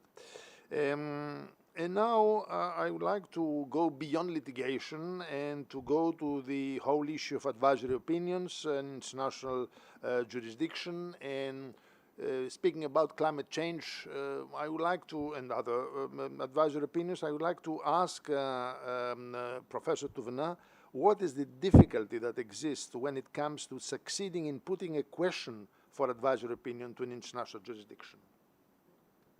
Thank you very much, Mr. President. So, of course, there are many political obstacles when it comes to the ICJ, as we know. But if we look at the numbers, we can have some indication of whether or not it's complicated, if it's easy to succeed or not. And if you look at the past, between 1945 to 1955, so the 10 first years, numerous requests for advisory opinion were submitted. And maybe it's because it was the beginning of the UN, so we needed more clarification what to do.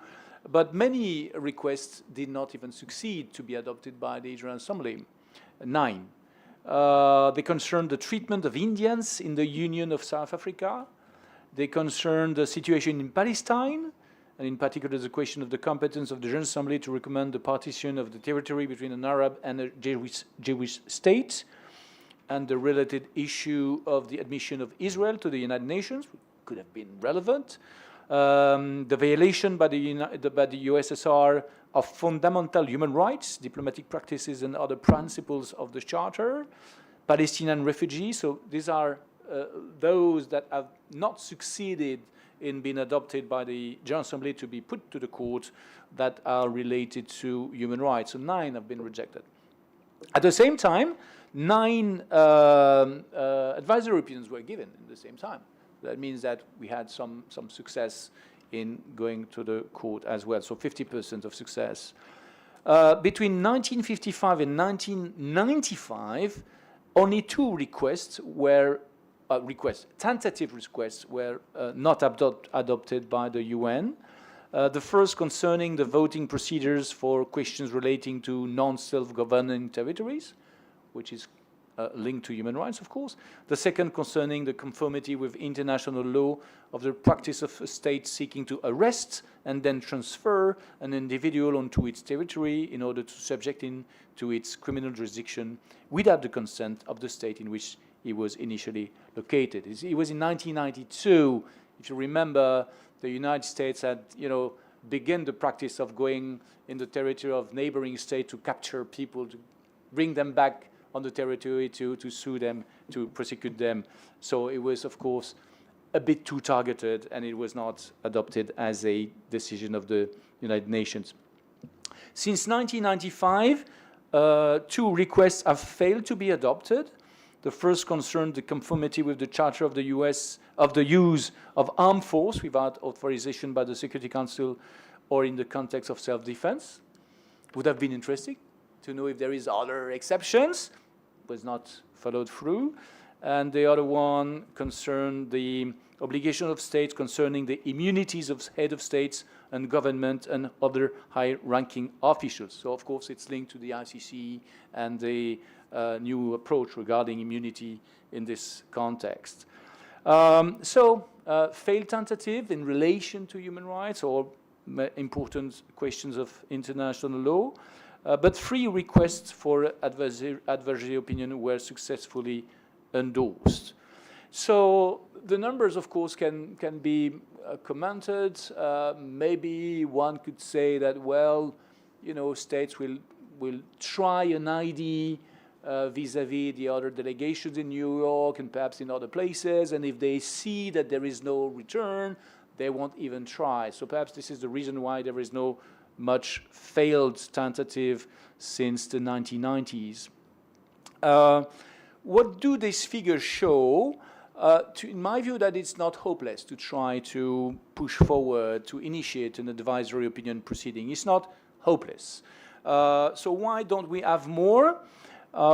So, for example, why don't we have advisory opinions on whether or not it is compatible with, it is a breach of international to sanction a judge of the ICC. It would be interesting to know what the international says about that, isn't it? And you could perhaps put the question in a more general manner.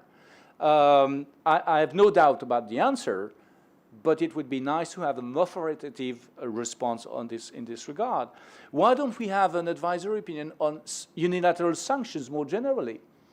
You know that the world is divided in this regard. You have more than half of the countries which say that all unilateral sanctions, economic sanctions, are contrary to international law. Others say the contrary, and perhaps there is a middle ground with people saying some sanctions are lawful and others are not, which is my position. But it would be interesting to have a clarification in this regard. So why don't we have more questions? And my answer is probably because of many reasons, ranging from lack of awareness of what the ICJ can bring with an advisory opinion. And you'll be surprised. In The Hague, I meet a lot of ambassadors, and they are not all international lawyers. Sometimes they don't even really know what is the ICJ doing. The ICJ in The Hague is not in New York, you know, it's far away. So it's more and more known because of the recent high-stake cases on the climate change and the Chagos case, and also the South Africa versus Israel. So progressively, you know, the diplomatic world becomes more aware of what is going on in The Hague, in the Peace Palace. But for a long time, it was not the case, I can assure you. And they don't even know how it works. So this is one explanation. Another, of course, explanation is the political difficulty, the pressure. So if you read the reports on how the last resolution of the United Nations General Assembly on climate change, after the advisory opinion of the UN, you see people involved in this process saying, well, Vanuatu was submit to pressure from the United States. And, you know, sometimes it can be, you know, a chilling effect to have pressures from big states. And the last reason I would see, and there is a round of reason, is perhaps the uncertainty of the answer. So, well, is it better to have a clarification, which could be perhaps disappointing? Let's imagine that the court had been conservative when it comes to the climate change questions. It could have been possible, right? I mean, 10 years before, you don't know what the court would have said. So finally, the unanimity of the court was very, very audacious with this advisory opinion. But, you know, you always have some doubt. So uncertainty can also sometimes prompt the diplomatic world to consider that it's better to leave these questions to the politicians rather than to the politics and the diplomacy rather than to give it to a legal, to the ICJ. So I'm not sure I'm answering your question, but perhaps I can say also a word on the Inter-American Court of Human Rights, if I have time. So I'm conflicted a bit because I was very much involved in the process leading to the advisory opinion of the Inter-American Court on environment and human rights. It's OC, the advisory opinion OC 2317. So if you read this advisory opinion, which is groundbreaking, this is not my commentary, but it's groundbreaking, I'm very proud of that. But if you read my work on this... If I may intervene, not the most recent on climate change. No. The older on environment and human rights of 2017. Yes, sorry. Yeah. 2017, which somehow paved the way for the following one, but I was not associated with this other one. So this one, if you read the advisory opinion, so the reasoning of the court is very interesting, very, very audacious, go very far. By the way, the European Court does not go as far, when it comes to transboundary pollution and human rights, which is, in my view, quite a missed opportunity. But if you read the question of Colombia, because a question has been put to the Inter-American Court, you read it, please, and you will see these guys are nuts. You will think that it's very weirdly requested, the question. It's not simple. A lot of, hypotheses, blah, blah, blah. And you can understand that behind that, there is the position of the state who wants to bring a question to the court. And the state has some kind of, position to maintain in other cases, some position it took in other situations, and you have to navigate to try to be, nice with the state that wants to bring the case and try to have a question which makes a little sense. So you will read, for example, that in the question, and the court has answered to that there is a notion which is completely weird that we invented for the case, which is the functional jurisdiction. So this idea of functional jurisdiction. It was fun to work on that, but it was a bit, unrealistic. So the court did not understand where we were coming from, but it was for the case to be able to be brought to the court, because the client would not have taken it if it had been bluntly put. Finally, the court answered very correctly. Very proud of that. So you have difficulties. Sometimes it's related to the politics, the general politics. Sometimes it's related to the politics of one state. Perhaps I can finish with the ITLOS. So since 2015, the ITLOS, the International Tribunal for the Law of the Sea, has kind of opened the door to requests for advisory opinions. It was not granted. It was, you could have debated that. Many states were opposing the jurisdiction of the ITLOS, the Grand Chamber, to deal with questions related to interpretation of the UNCLOS. But in 2015, the ITLOS gave an advisory opinion very clear, saying that, well, the door is open. You just need to have an agreement, even between two states only, that will give competence to anyone designed by this treaty to bring an advisory opinion to the ITLOS. So this is what happened with the advisory opinion on climate change and international by the ITLOS, and I was also involved into that, yes.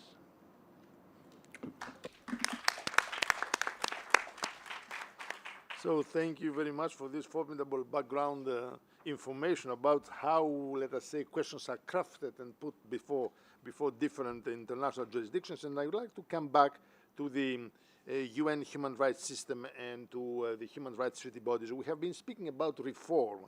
I remember in 2003 already I was representing my committee to the Melbourne Conference for the Reform of the UN human rights system, and since then my feeling is that progress remains limited and often driven by cost saving rather than substantive reflection on the scope and values of human rights. And for that matter, about the transformation of international society since the drafting of the Universal Declaration of Human Rights. And I would like to ask you, Hélène, what is your view and what substantive challenges are needed to reflect these changes? Thank you. I will be brief because I'm really mindful of the time, but first, Macan, human rights blues. You are too romantic because love with sadness, no. I would love to have, this romantic approach, but unfortunately, but we can discuss. Very briefly, 2 weeks ago with the vice chair, the vice president Jelic, we were in Berlin precisely to talk about the boundaries of all these human rights, machinery, instruments, and so on, facing very specific challenge for which the European Court of Human Rights, UN treaty bodies, and even African organs, inter-American organs are not equipped for.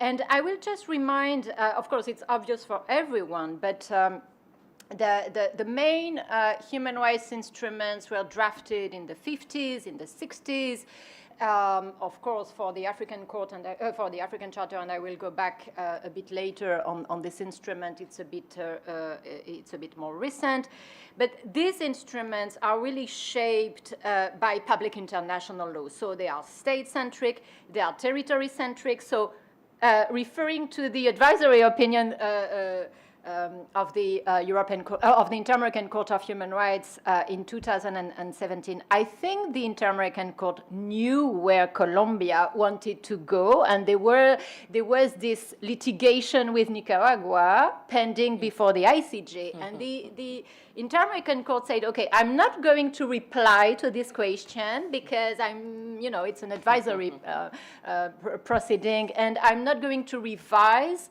the concept of jurisdiction precisely because in international human rights law, the concept of jurisdiction is mainly based on the territory. But we have also traditionally a very civil and political rights centric international human rights law. So I fully agree with what you said. I mean, we need maybe to bring into the conversation the economic dimension, because we cannot only rely on civil and political rights and continue working with these generations of rights, considering that when it's about economic rights or development and so on, international human rights law have nothing to say about this.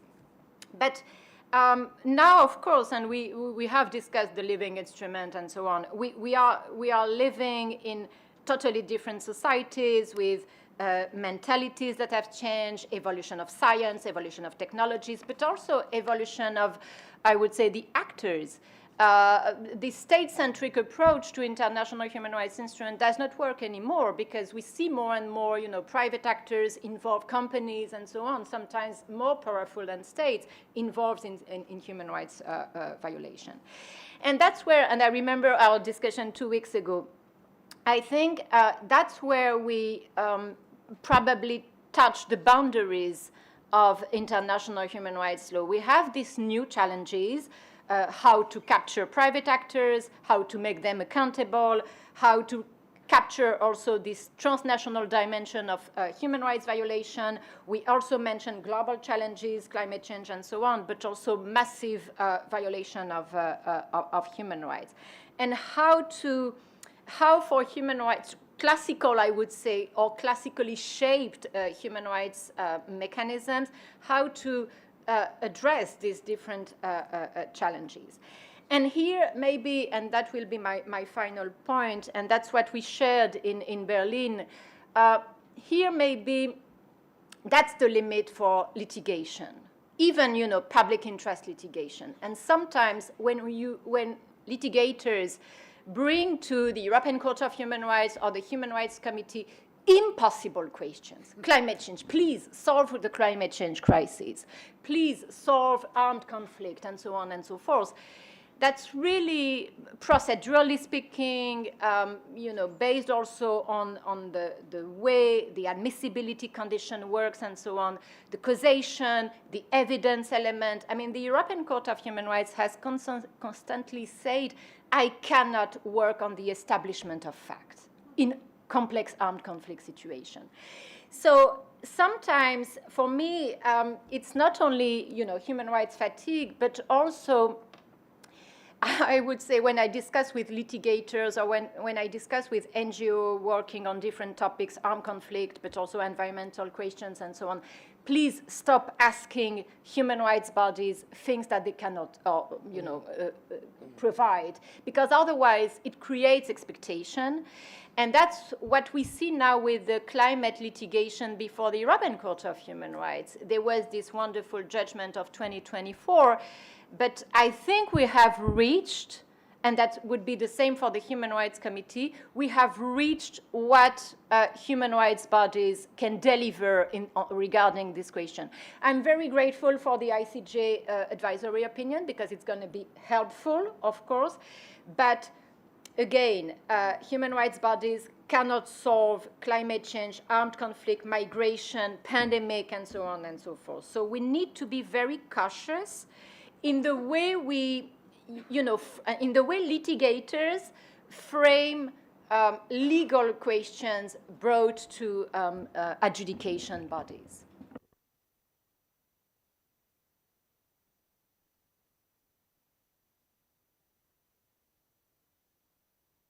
Stop. Please. Many years ago, I remember I was at The Hague, and there was a presentation by the then president of the International Court of Justice, Mohammed Bejawi, and it was the next day after the delivery of the advisory opinion on nuclear weapons.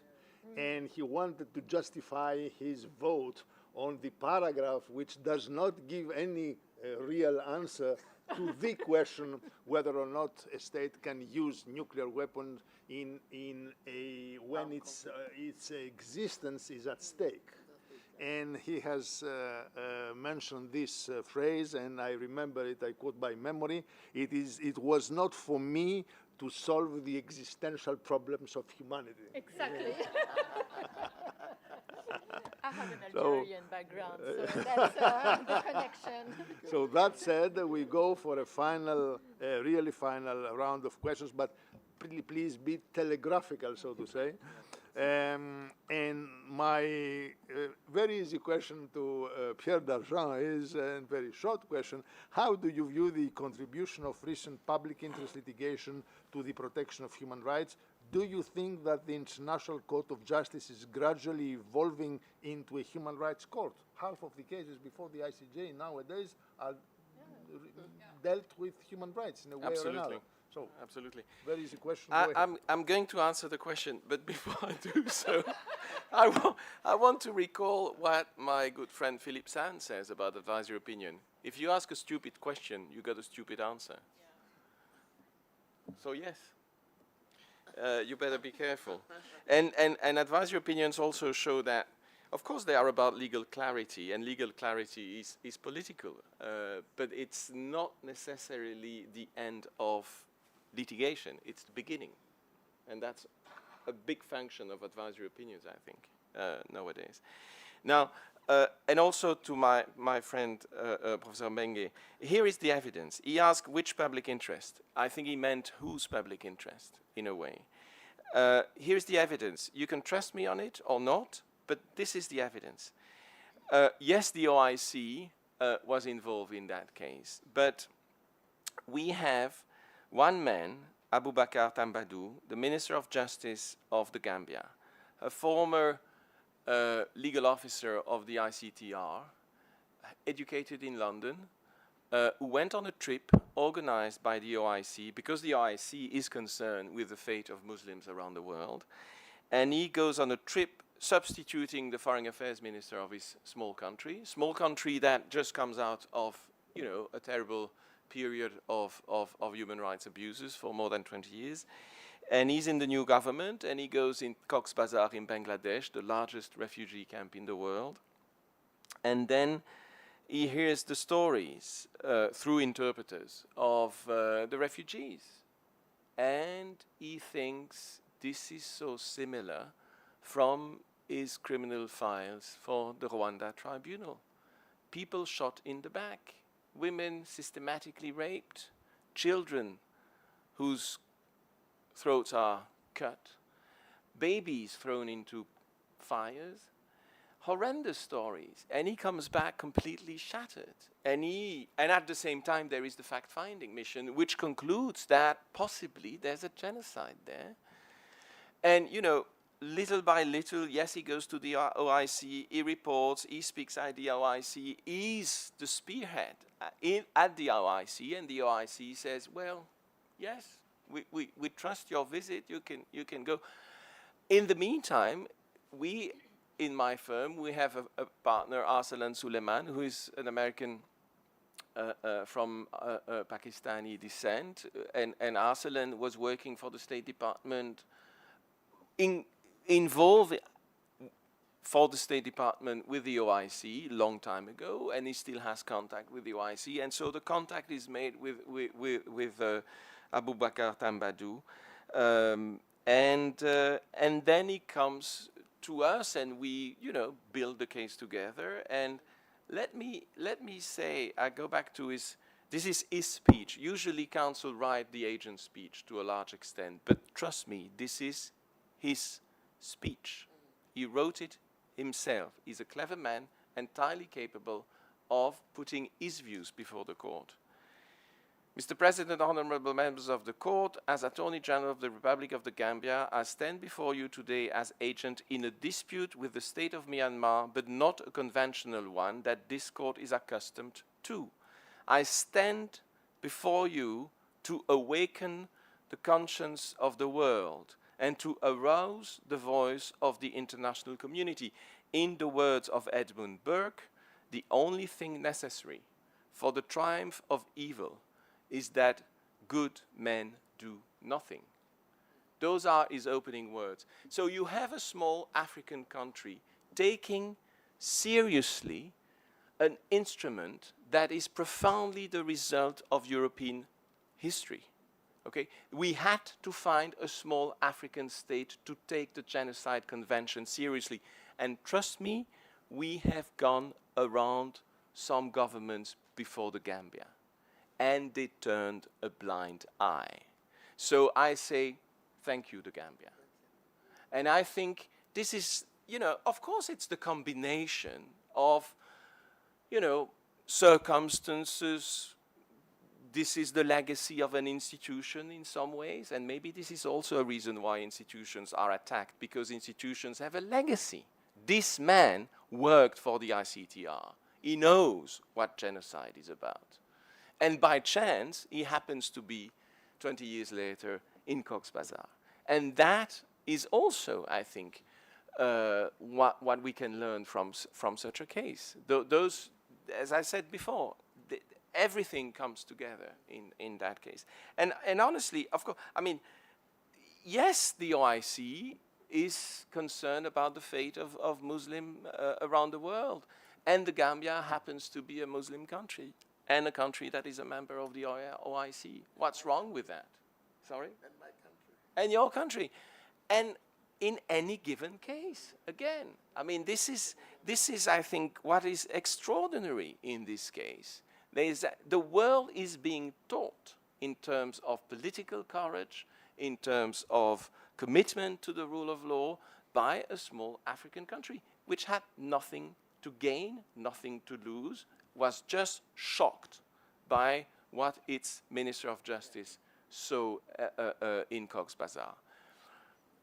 And that the court welcomes and is able to entertain such a case, I think is a great thing. So that's the evidence before you, and you can assess and judge for yourself what to think about it. Now, human rights cases.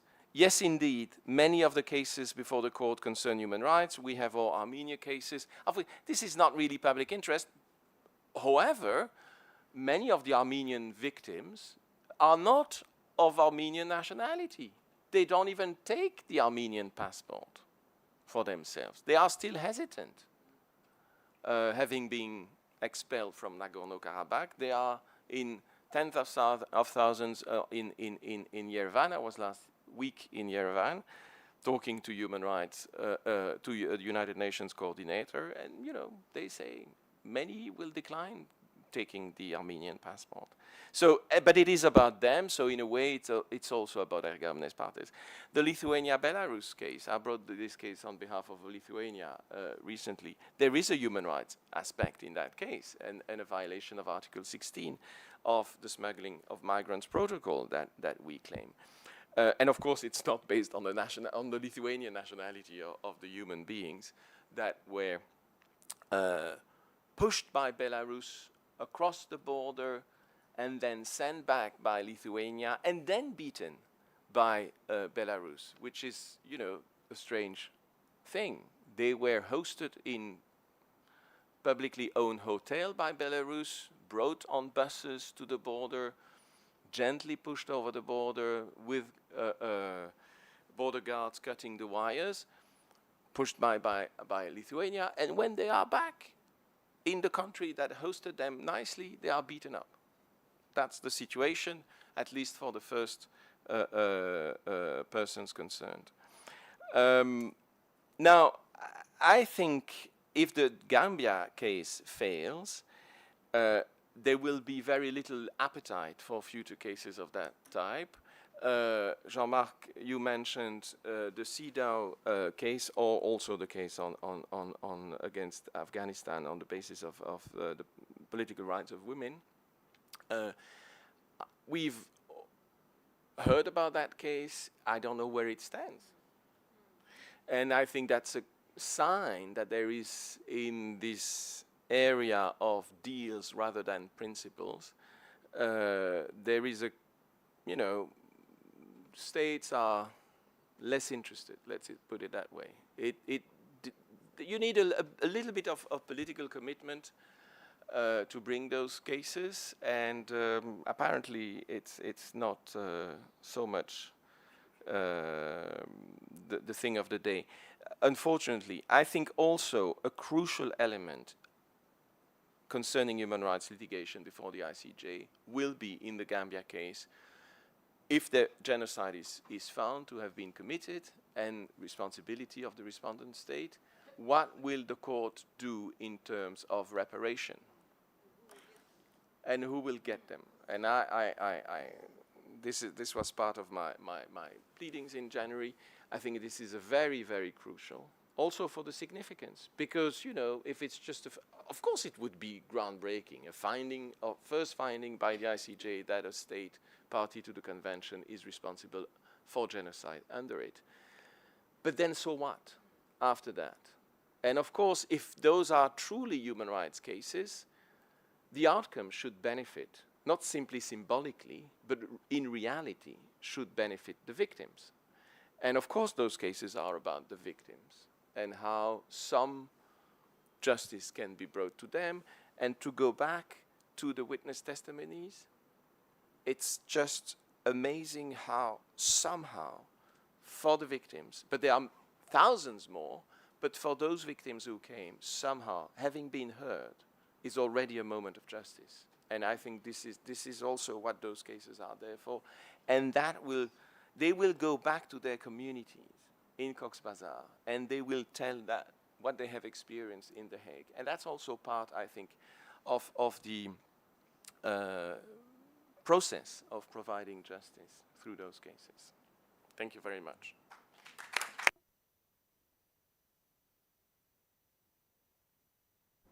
Thank you very much, dear Pierre, for this great reply. I would like to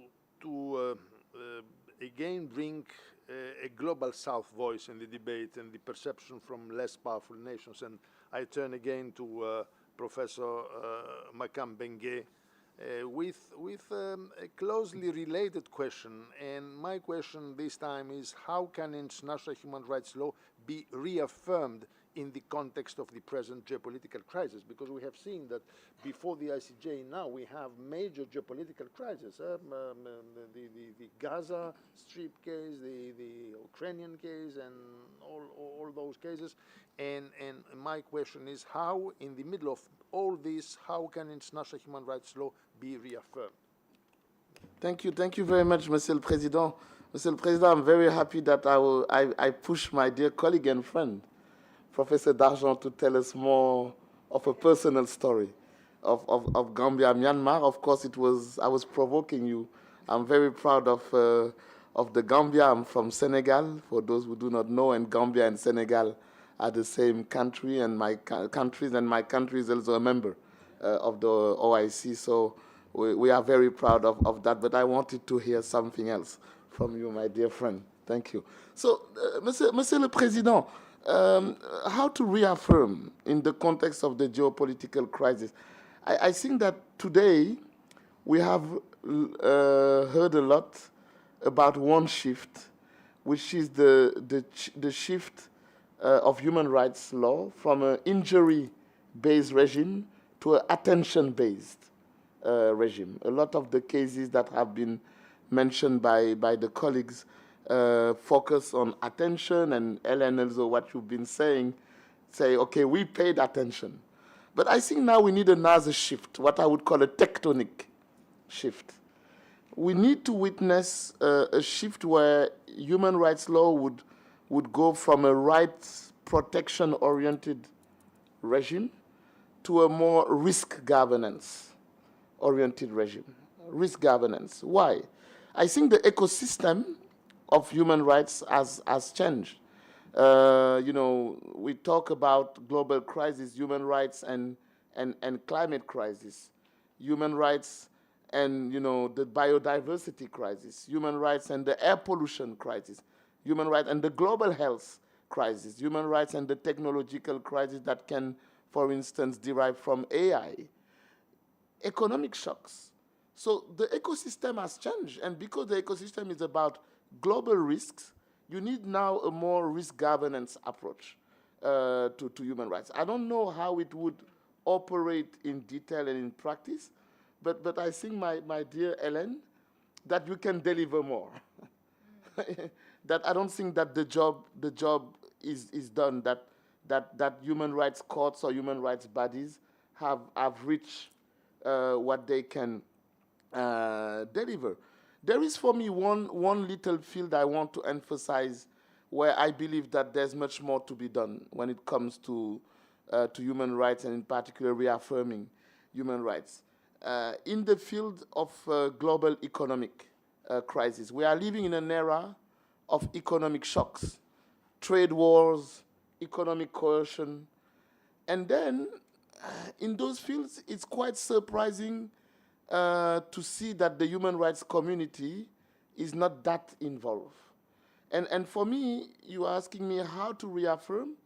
I think that first, there's a need to maybe rethink the sociology, what I would call the sociology of human rights law. The profile of human rights lawyers.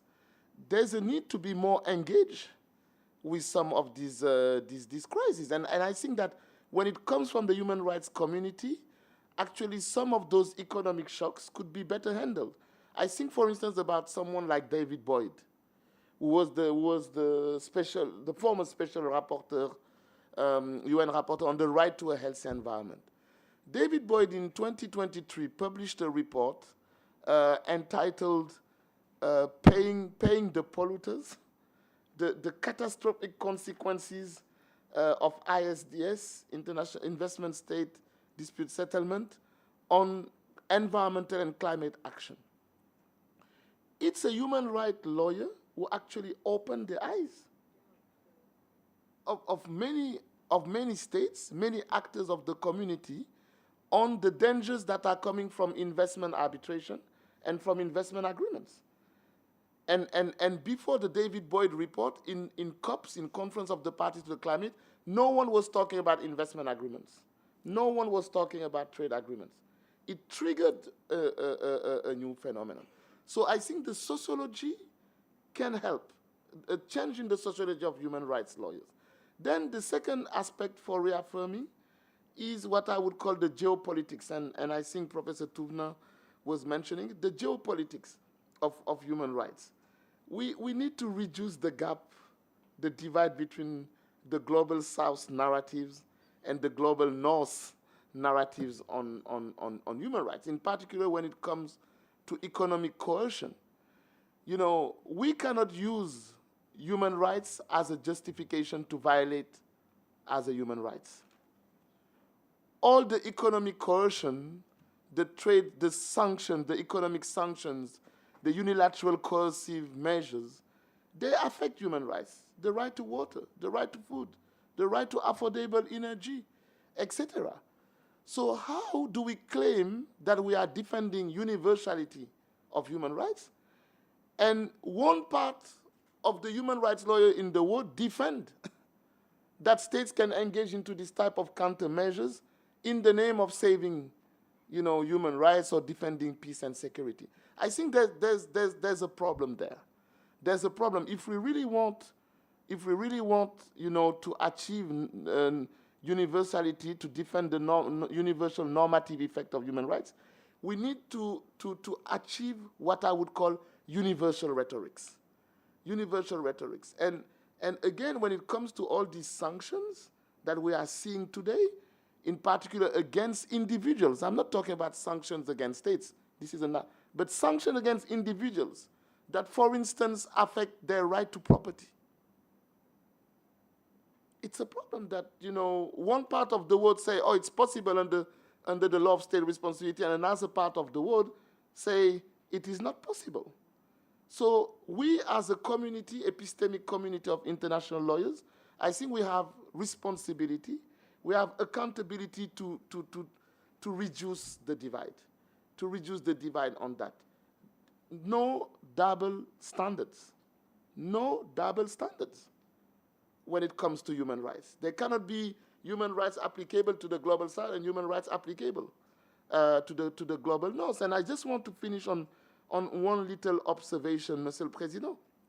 Last week, the UN General Assembly adopted a resolution for the operationalization of the ICJ, Advisory Opinion on Climate Change, which is to be uploaded. 8 states voted against, the usual suspects. I'm not going to name them, but one of them is the US. So when you read the statement of the US explaining why they voted against that resolution, there's a lot of arguments, but one of them is that resolution refers to the human rights of the peoples. The human rights of the peoples. And that statement from the US permanent representatives in the UN say that this is contrary to international law, that human rights were never meant to be for groups or for peoples, but only for individuals. Really? Really? I'll stop there. Thank you.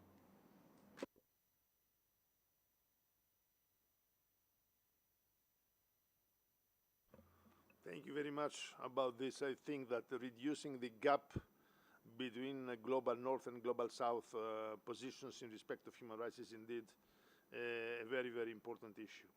And I turn now to Professor Jean-Marc Touvenin by asking again about advisory opinions and whether advisory opinions at the end of the day have a positive effect in improving respect of human rights. It's a bit of provocative again question. Thank you very much. So you ask telegraphic answers. So I take the example of my neighbors to understand what it means. It's a question of interpretation. But shortly, just to say to Hélène that, in fact, the Inter-American Court was wrong when it comes to understanding where Colombia was going. But I will explain to you privately what was the concern. And it was not at all the case before the ICJ. The ICJ, yes. When it comes to the argument of functional jurisdiction, it was not that. But it's another thing.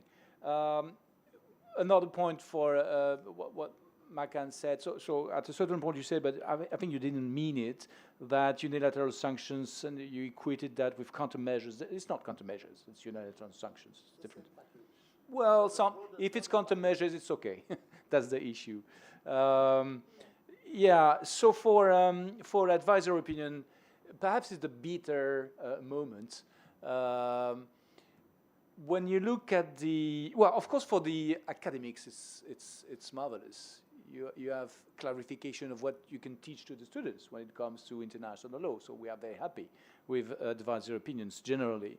But when you look at what happened after they were delivered, so take the advisory opinion on Western Sahara. Very good advisory opinion when it comes to self-determination of people, of course.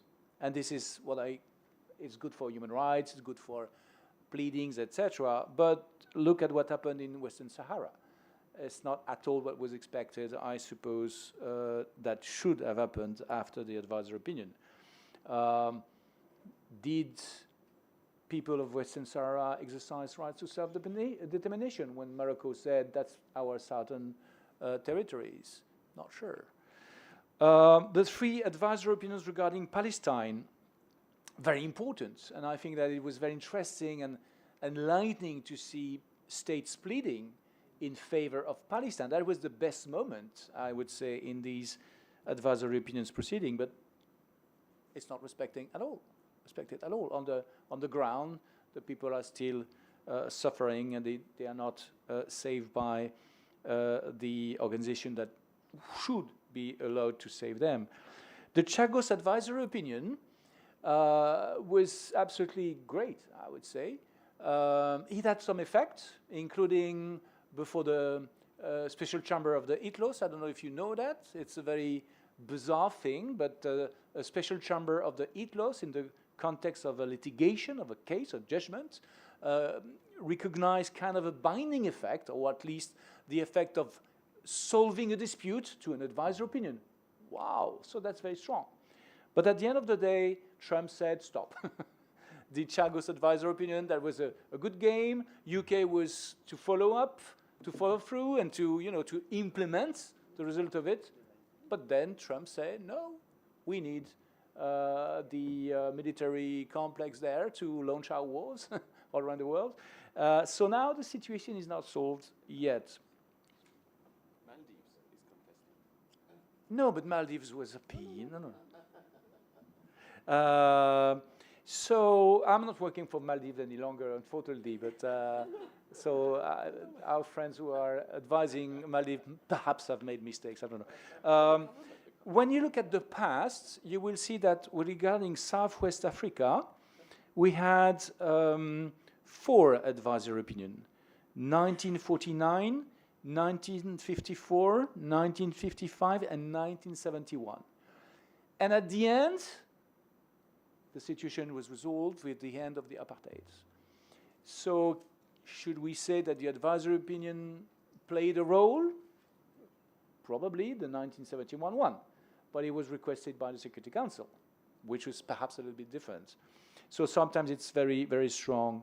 When it comes to the advisory opinion on climate change, well, many states like the United States and others try to sit on it. But the relay, and this is something Hélène said as well earlier in an intervention, the advisory opinion will be very helpful for domestic judges. And this was made for that. So I think that the court has understood that if it wants international to be implemented, it must rely not only on the politics who are not aware of a lot of things, but on the judges in the domestic context. And I hope that it will help to face the challenge of the climate crisis, which is very, very, very grave.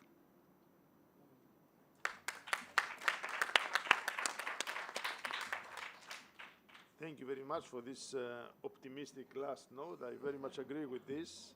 And I turn for the very last question related to the general topic of our event, which concerns reinforcing universality. And my question to you, Hélène, is whether, based on your experience at the UN and your knowledge of the main regional human rights systems, do you think that such reinforcement of universality is indeed possible, and under which conditions? Thank you.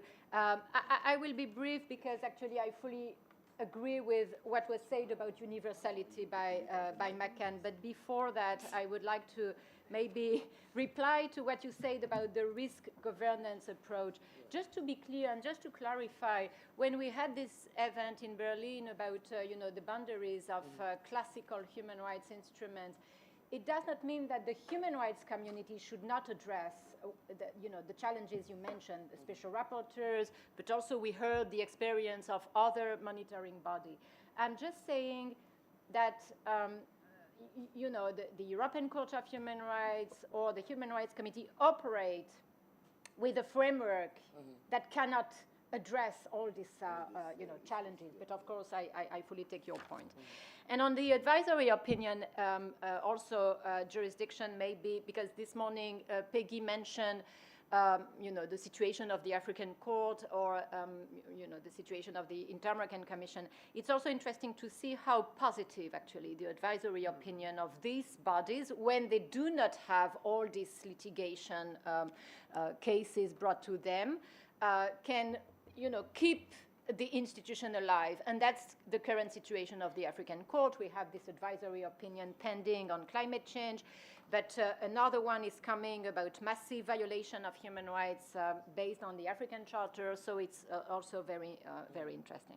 So now going back to the universality, I fully agree with what was said by McCann. I think there's a lot, especially in Europe, there's a lot of misunderstanding about universality of human rights, and we have the impression that universality means that we need to all share the same definition of human rights, of family, of dignity, and so on and so forth.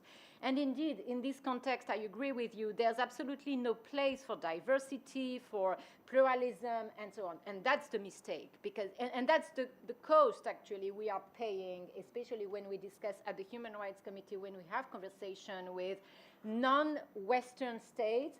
Most of the time they said, okay, but it's a Western approach to human rights. So I fully agree that universality is not something that is given. It's something that has to be built on this dynamic approach you mentioned.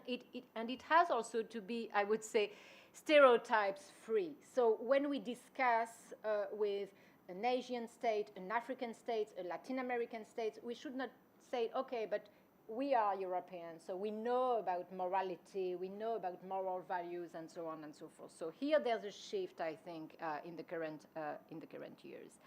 But I will finish with a very positive example of what you said about systematic integration and an example of horizontal influence of African voice or African perspective on human rights. And you probably remember I mentioned this example in Mozambique when we had this African society meeting. I think it's the only example at the human rights level, but in an advisory opinion, another one, of the Inter-American Court delivered more or less at the same time of the climate change advisory opinion, so it was totally overlooked. Advisory opinion 31 about the right to care.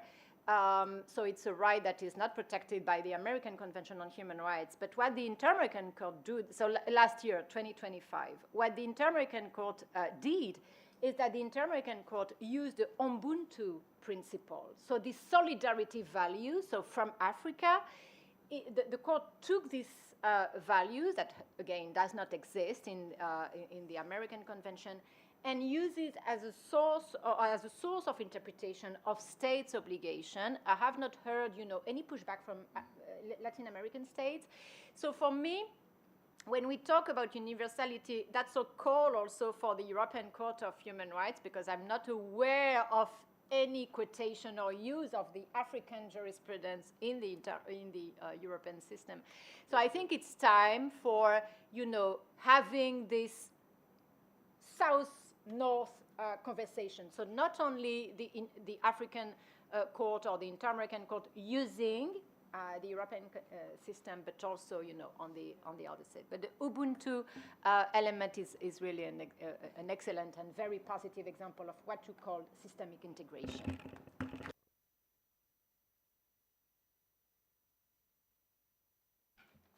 Well, thank you very, very much also for this optimistic final note. I know that we are a bit tired, but I would like to ask whether there is a short question. Yes, please, Daniela.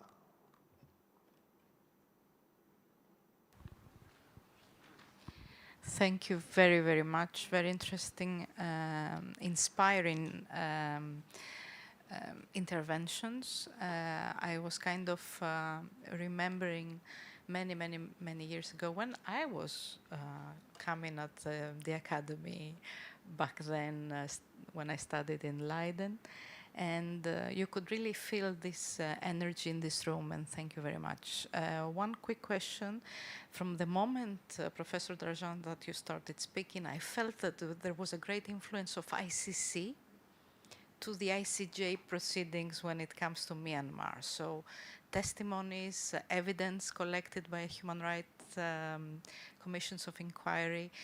What you mentioned even about the beginning, the actual inspiration of the application from Gambia that came from ICTR. Because this is really interesting in a way, but also the position, the presence of victims, of the witnesses, of the reason why we have this case, and we have seen this also in other cases. So my question is, after arrest warrant case, when there was this, annoying relationship between criminal justice, international criminal justice, and ICJ. Is there a change? On Professor Touverin, when you mention this idea of how do we deal with the Taliban being a de facto government in reality and controlling most of the more than 80% of the territory in this case, and for many, many years. Functional statehood being used again by the ICC. Could this be a way out? So Palestine, functional statehood was used within the ICC. Could we see something like this? Because it's so important to have this Afghani question. On climate justice, the problem is decolonization being behind, and the theory of decolonization is important to discuss, but it's quite divisive. So instead of uniting the global south and the north part, it will be rather difficult to proceed. And dear Helen, human rights mechanisms will become obsolete if human rights bodies say no to the most important crisis of this age, climate and wars that are 130 as we speak. Thank you. 4 questions in one. Very last question by Dr. Voulgaris. Yeah.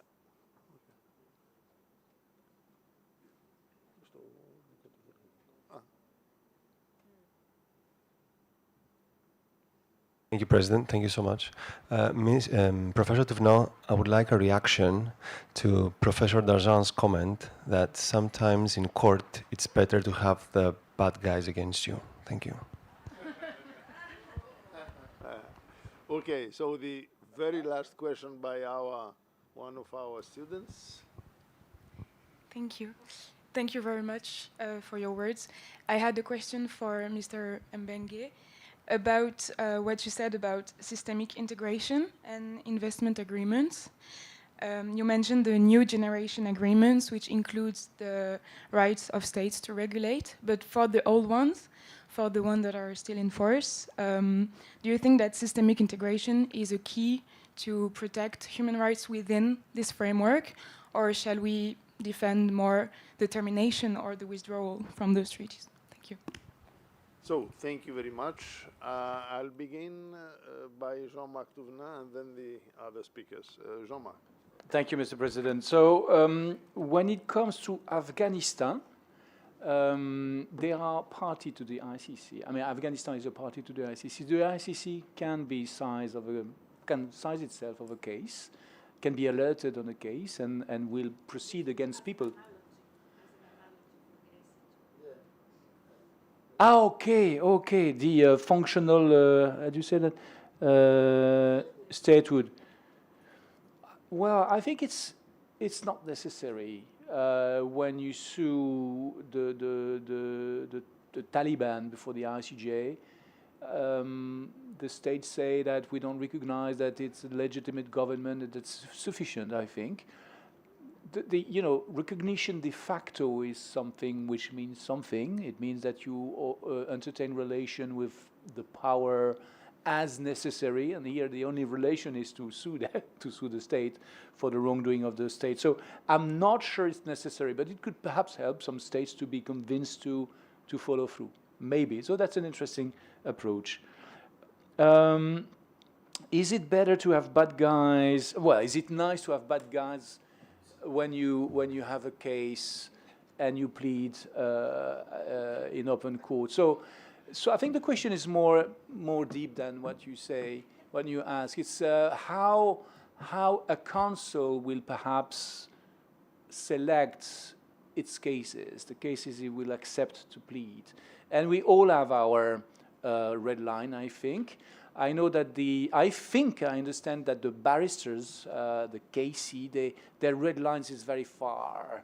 But that's okay. I mean, this is also their ethics. I think it's part of their ethic. So this is nothing wrong.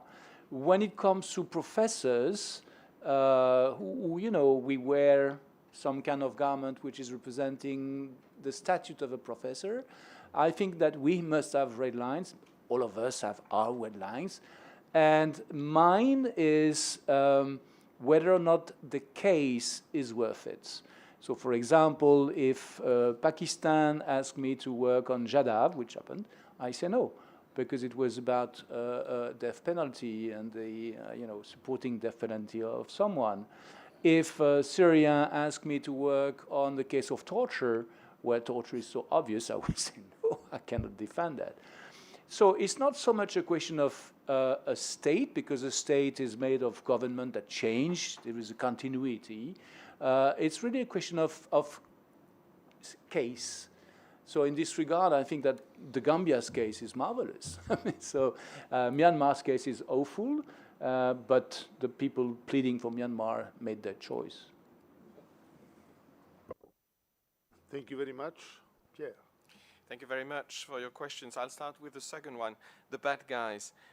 And I agree entirely with you, Jean-Marc. We make our choices. I think for professors, the choice should also be made in light of the fact that we have a salary and we bring bread on the table irrespective of whether we have cases or not. So we have the luxury of being able to say no more often than professional lawyers who are feeding their families with their work. So I think we should exercise our judgment because we are not economically dependent in that sense. The bad guys, specifically in this case, remember that it was the army of Myanmar, the Tatmadaw, who conducted what they themselves call the clearance operations. And remember that the head of the state is the chief of staff of the army. And it is, of course, much more, you're in a better position to argue against a state represented by the very authorities that carried out the impugned clearance operations, rather than this state being represented by a government that is fundamentally opposed to those who carried out the operations. And of course, if the NUG were to represent Myanmar before the ICJ, probably the court would, or judges would think, oh, are they saying that in order... I don't see how the NUG could defend the very army against which it is fighting internally. So in terms of, it made our life much easier in all respects to have to face the junta rather than the NUG. On the legacy of criminal tribunals, I mean, concerning the ICTR, it really is simply the legacy of an institution. It's a man that by chance is there, that has the knowledge of what a criminal case on genocide is about, that knows about, the modus operandi. If you systematically shoot, and we have medical evidence for that, if you systematically shoot fleeing people, fleeing refugees in the back, it means something else than simply ethnic cleansing. It's not simply you want them go, you want them dead, okay? Otherwise you let them go. And if you bombard, if you shell ships off the coast, they've been doing that. So refugees boarding ships, and the ships are sunk with artillery. Why? Why? So, of course, this resonates in a criminal lawyer's mind, and rightly so. And, of course, the facts are the facts. I'm not going to talk about the arrest warrant. I was responsible for the DRC. There I was with the bad guys, if you want. But off, yes, as you say. I think the ICJ has paid, if you take the Bosnia case, for instance, there is the court fully accepts the finding of the ICTY concerning Srebrenica. Yes, genocide has been committed. The big difference, however, and the great thing at the ICJ is that proof is very free. okay? Anything, you know. The criminal, and this was discussed in January, Myanmar claiming that the court must find the only reasonable inference on the basis of beyond reasonable doubt. And and this is the criminal standard, and we said, no, the court has explained in Croatia, it's fully convincing evidence. President Higgins, when she went to the UN General Assembly explaining the Bosnia case, she said it's the same thing. Thank you very much. But those are, we'll see what the court says about that. I think it's a question of legal culture, and I think the beyond reasonable doubt standard speaks a lot to the mind of common law lawyers, while continental lawyers are more, you know, fully convincing evidence. It's true that it's about the same. It's nearly the same thing, or it is.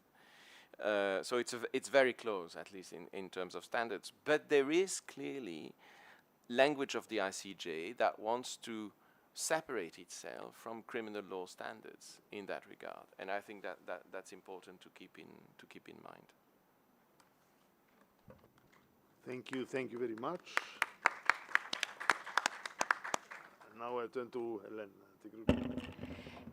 Very briefly on the question, just to clarify on the question of you know, whether human rights instruments would be obsolete. Of course they would be, but again, we have to be realistic. And we heard this from this morning that human rights bodies work in a very constrained environment. So my point is to say, and Faye can testimony, I'm not conservative. When I'm in the committee, I'm always, you know, for the maximalist interpretation of the covenant. And Faye had a, you know, hard time with me, controlling me, and so on and so forth. But it's just, again, that when it's about these very massive and global challenges, I think we really touch the limits of what an adjudication body can say. And maybe it's time then to go to other bodies.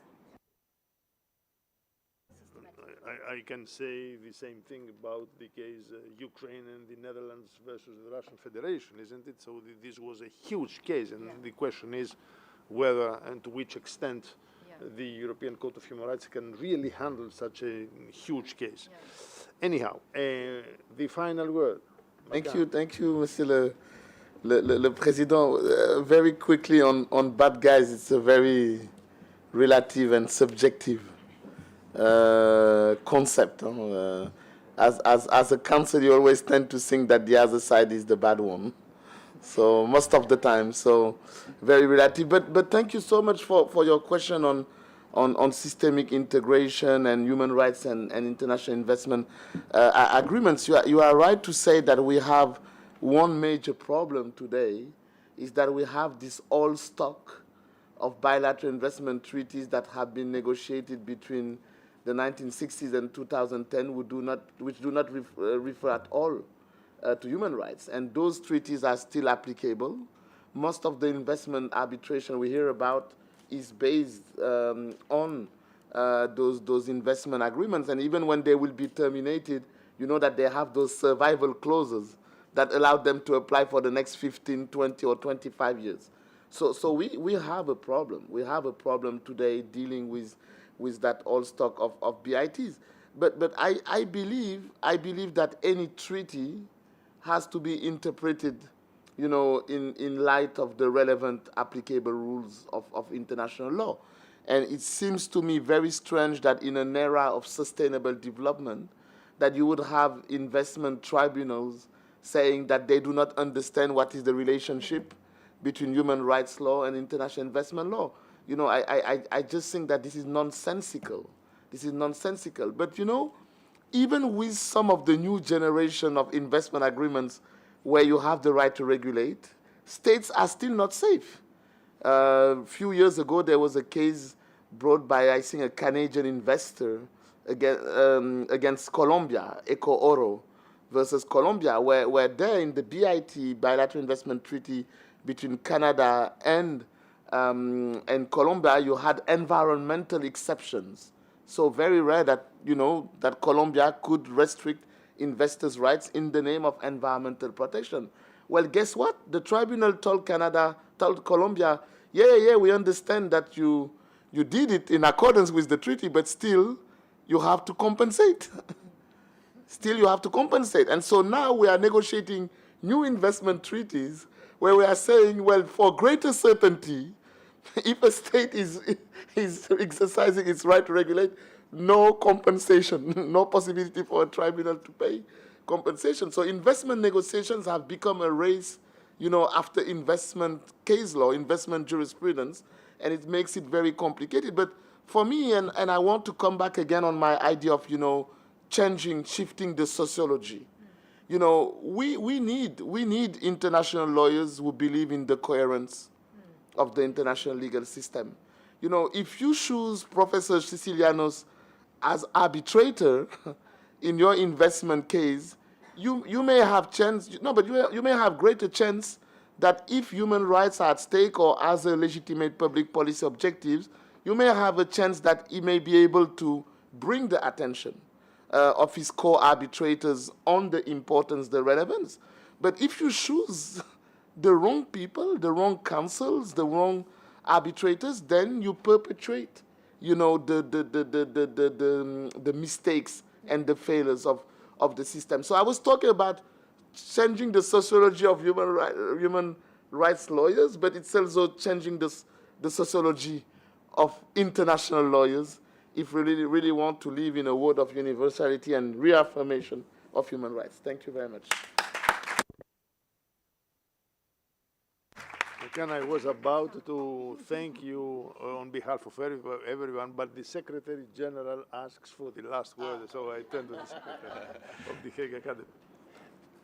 I just wanted to say how Professor Mbengue has been instrumental in making this progress when it comes to investment treaties since you began to work on the matter. So he's really the one who makes things change so that people count. Now, the next step will be to change the sociology, because after the treaties, there are the contracts. And the contracts, the investment contracts, it's another problem. But it's a Sisyphus, thing. So the sociology is fundamental, and people people here are very important to make things change. So we can have hope. So thank you all for this fantastic discussion, and thanks to the audience and all of you for being with us after 8 hours, more than 8 hours of debates and extensive debates. Yeah, 100%. Yeah. So thanks a lot, and on behalf of the foundation, I would like to thank you all for your presence and your active participation and your questions and your exchanges, and also the panel for putting questions to one another and make it very lively. And of course, previous panels and the Vice President for your keynote speech, and all panelists for I believe, a very interesting day. Thank you all. Thank you very much.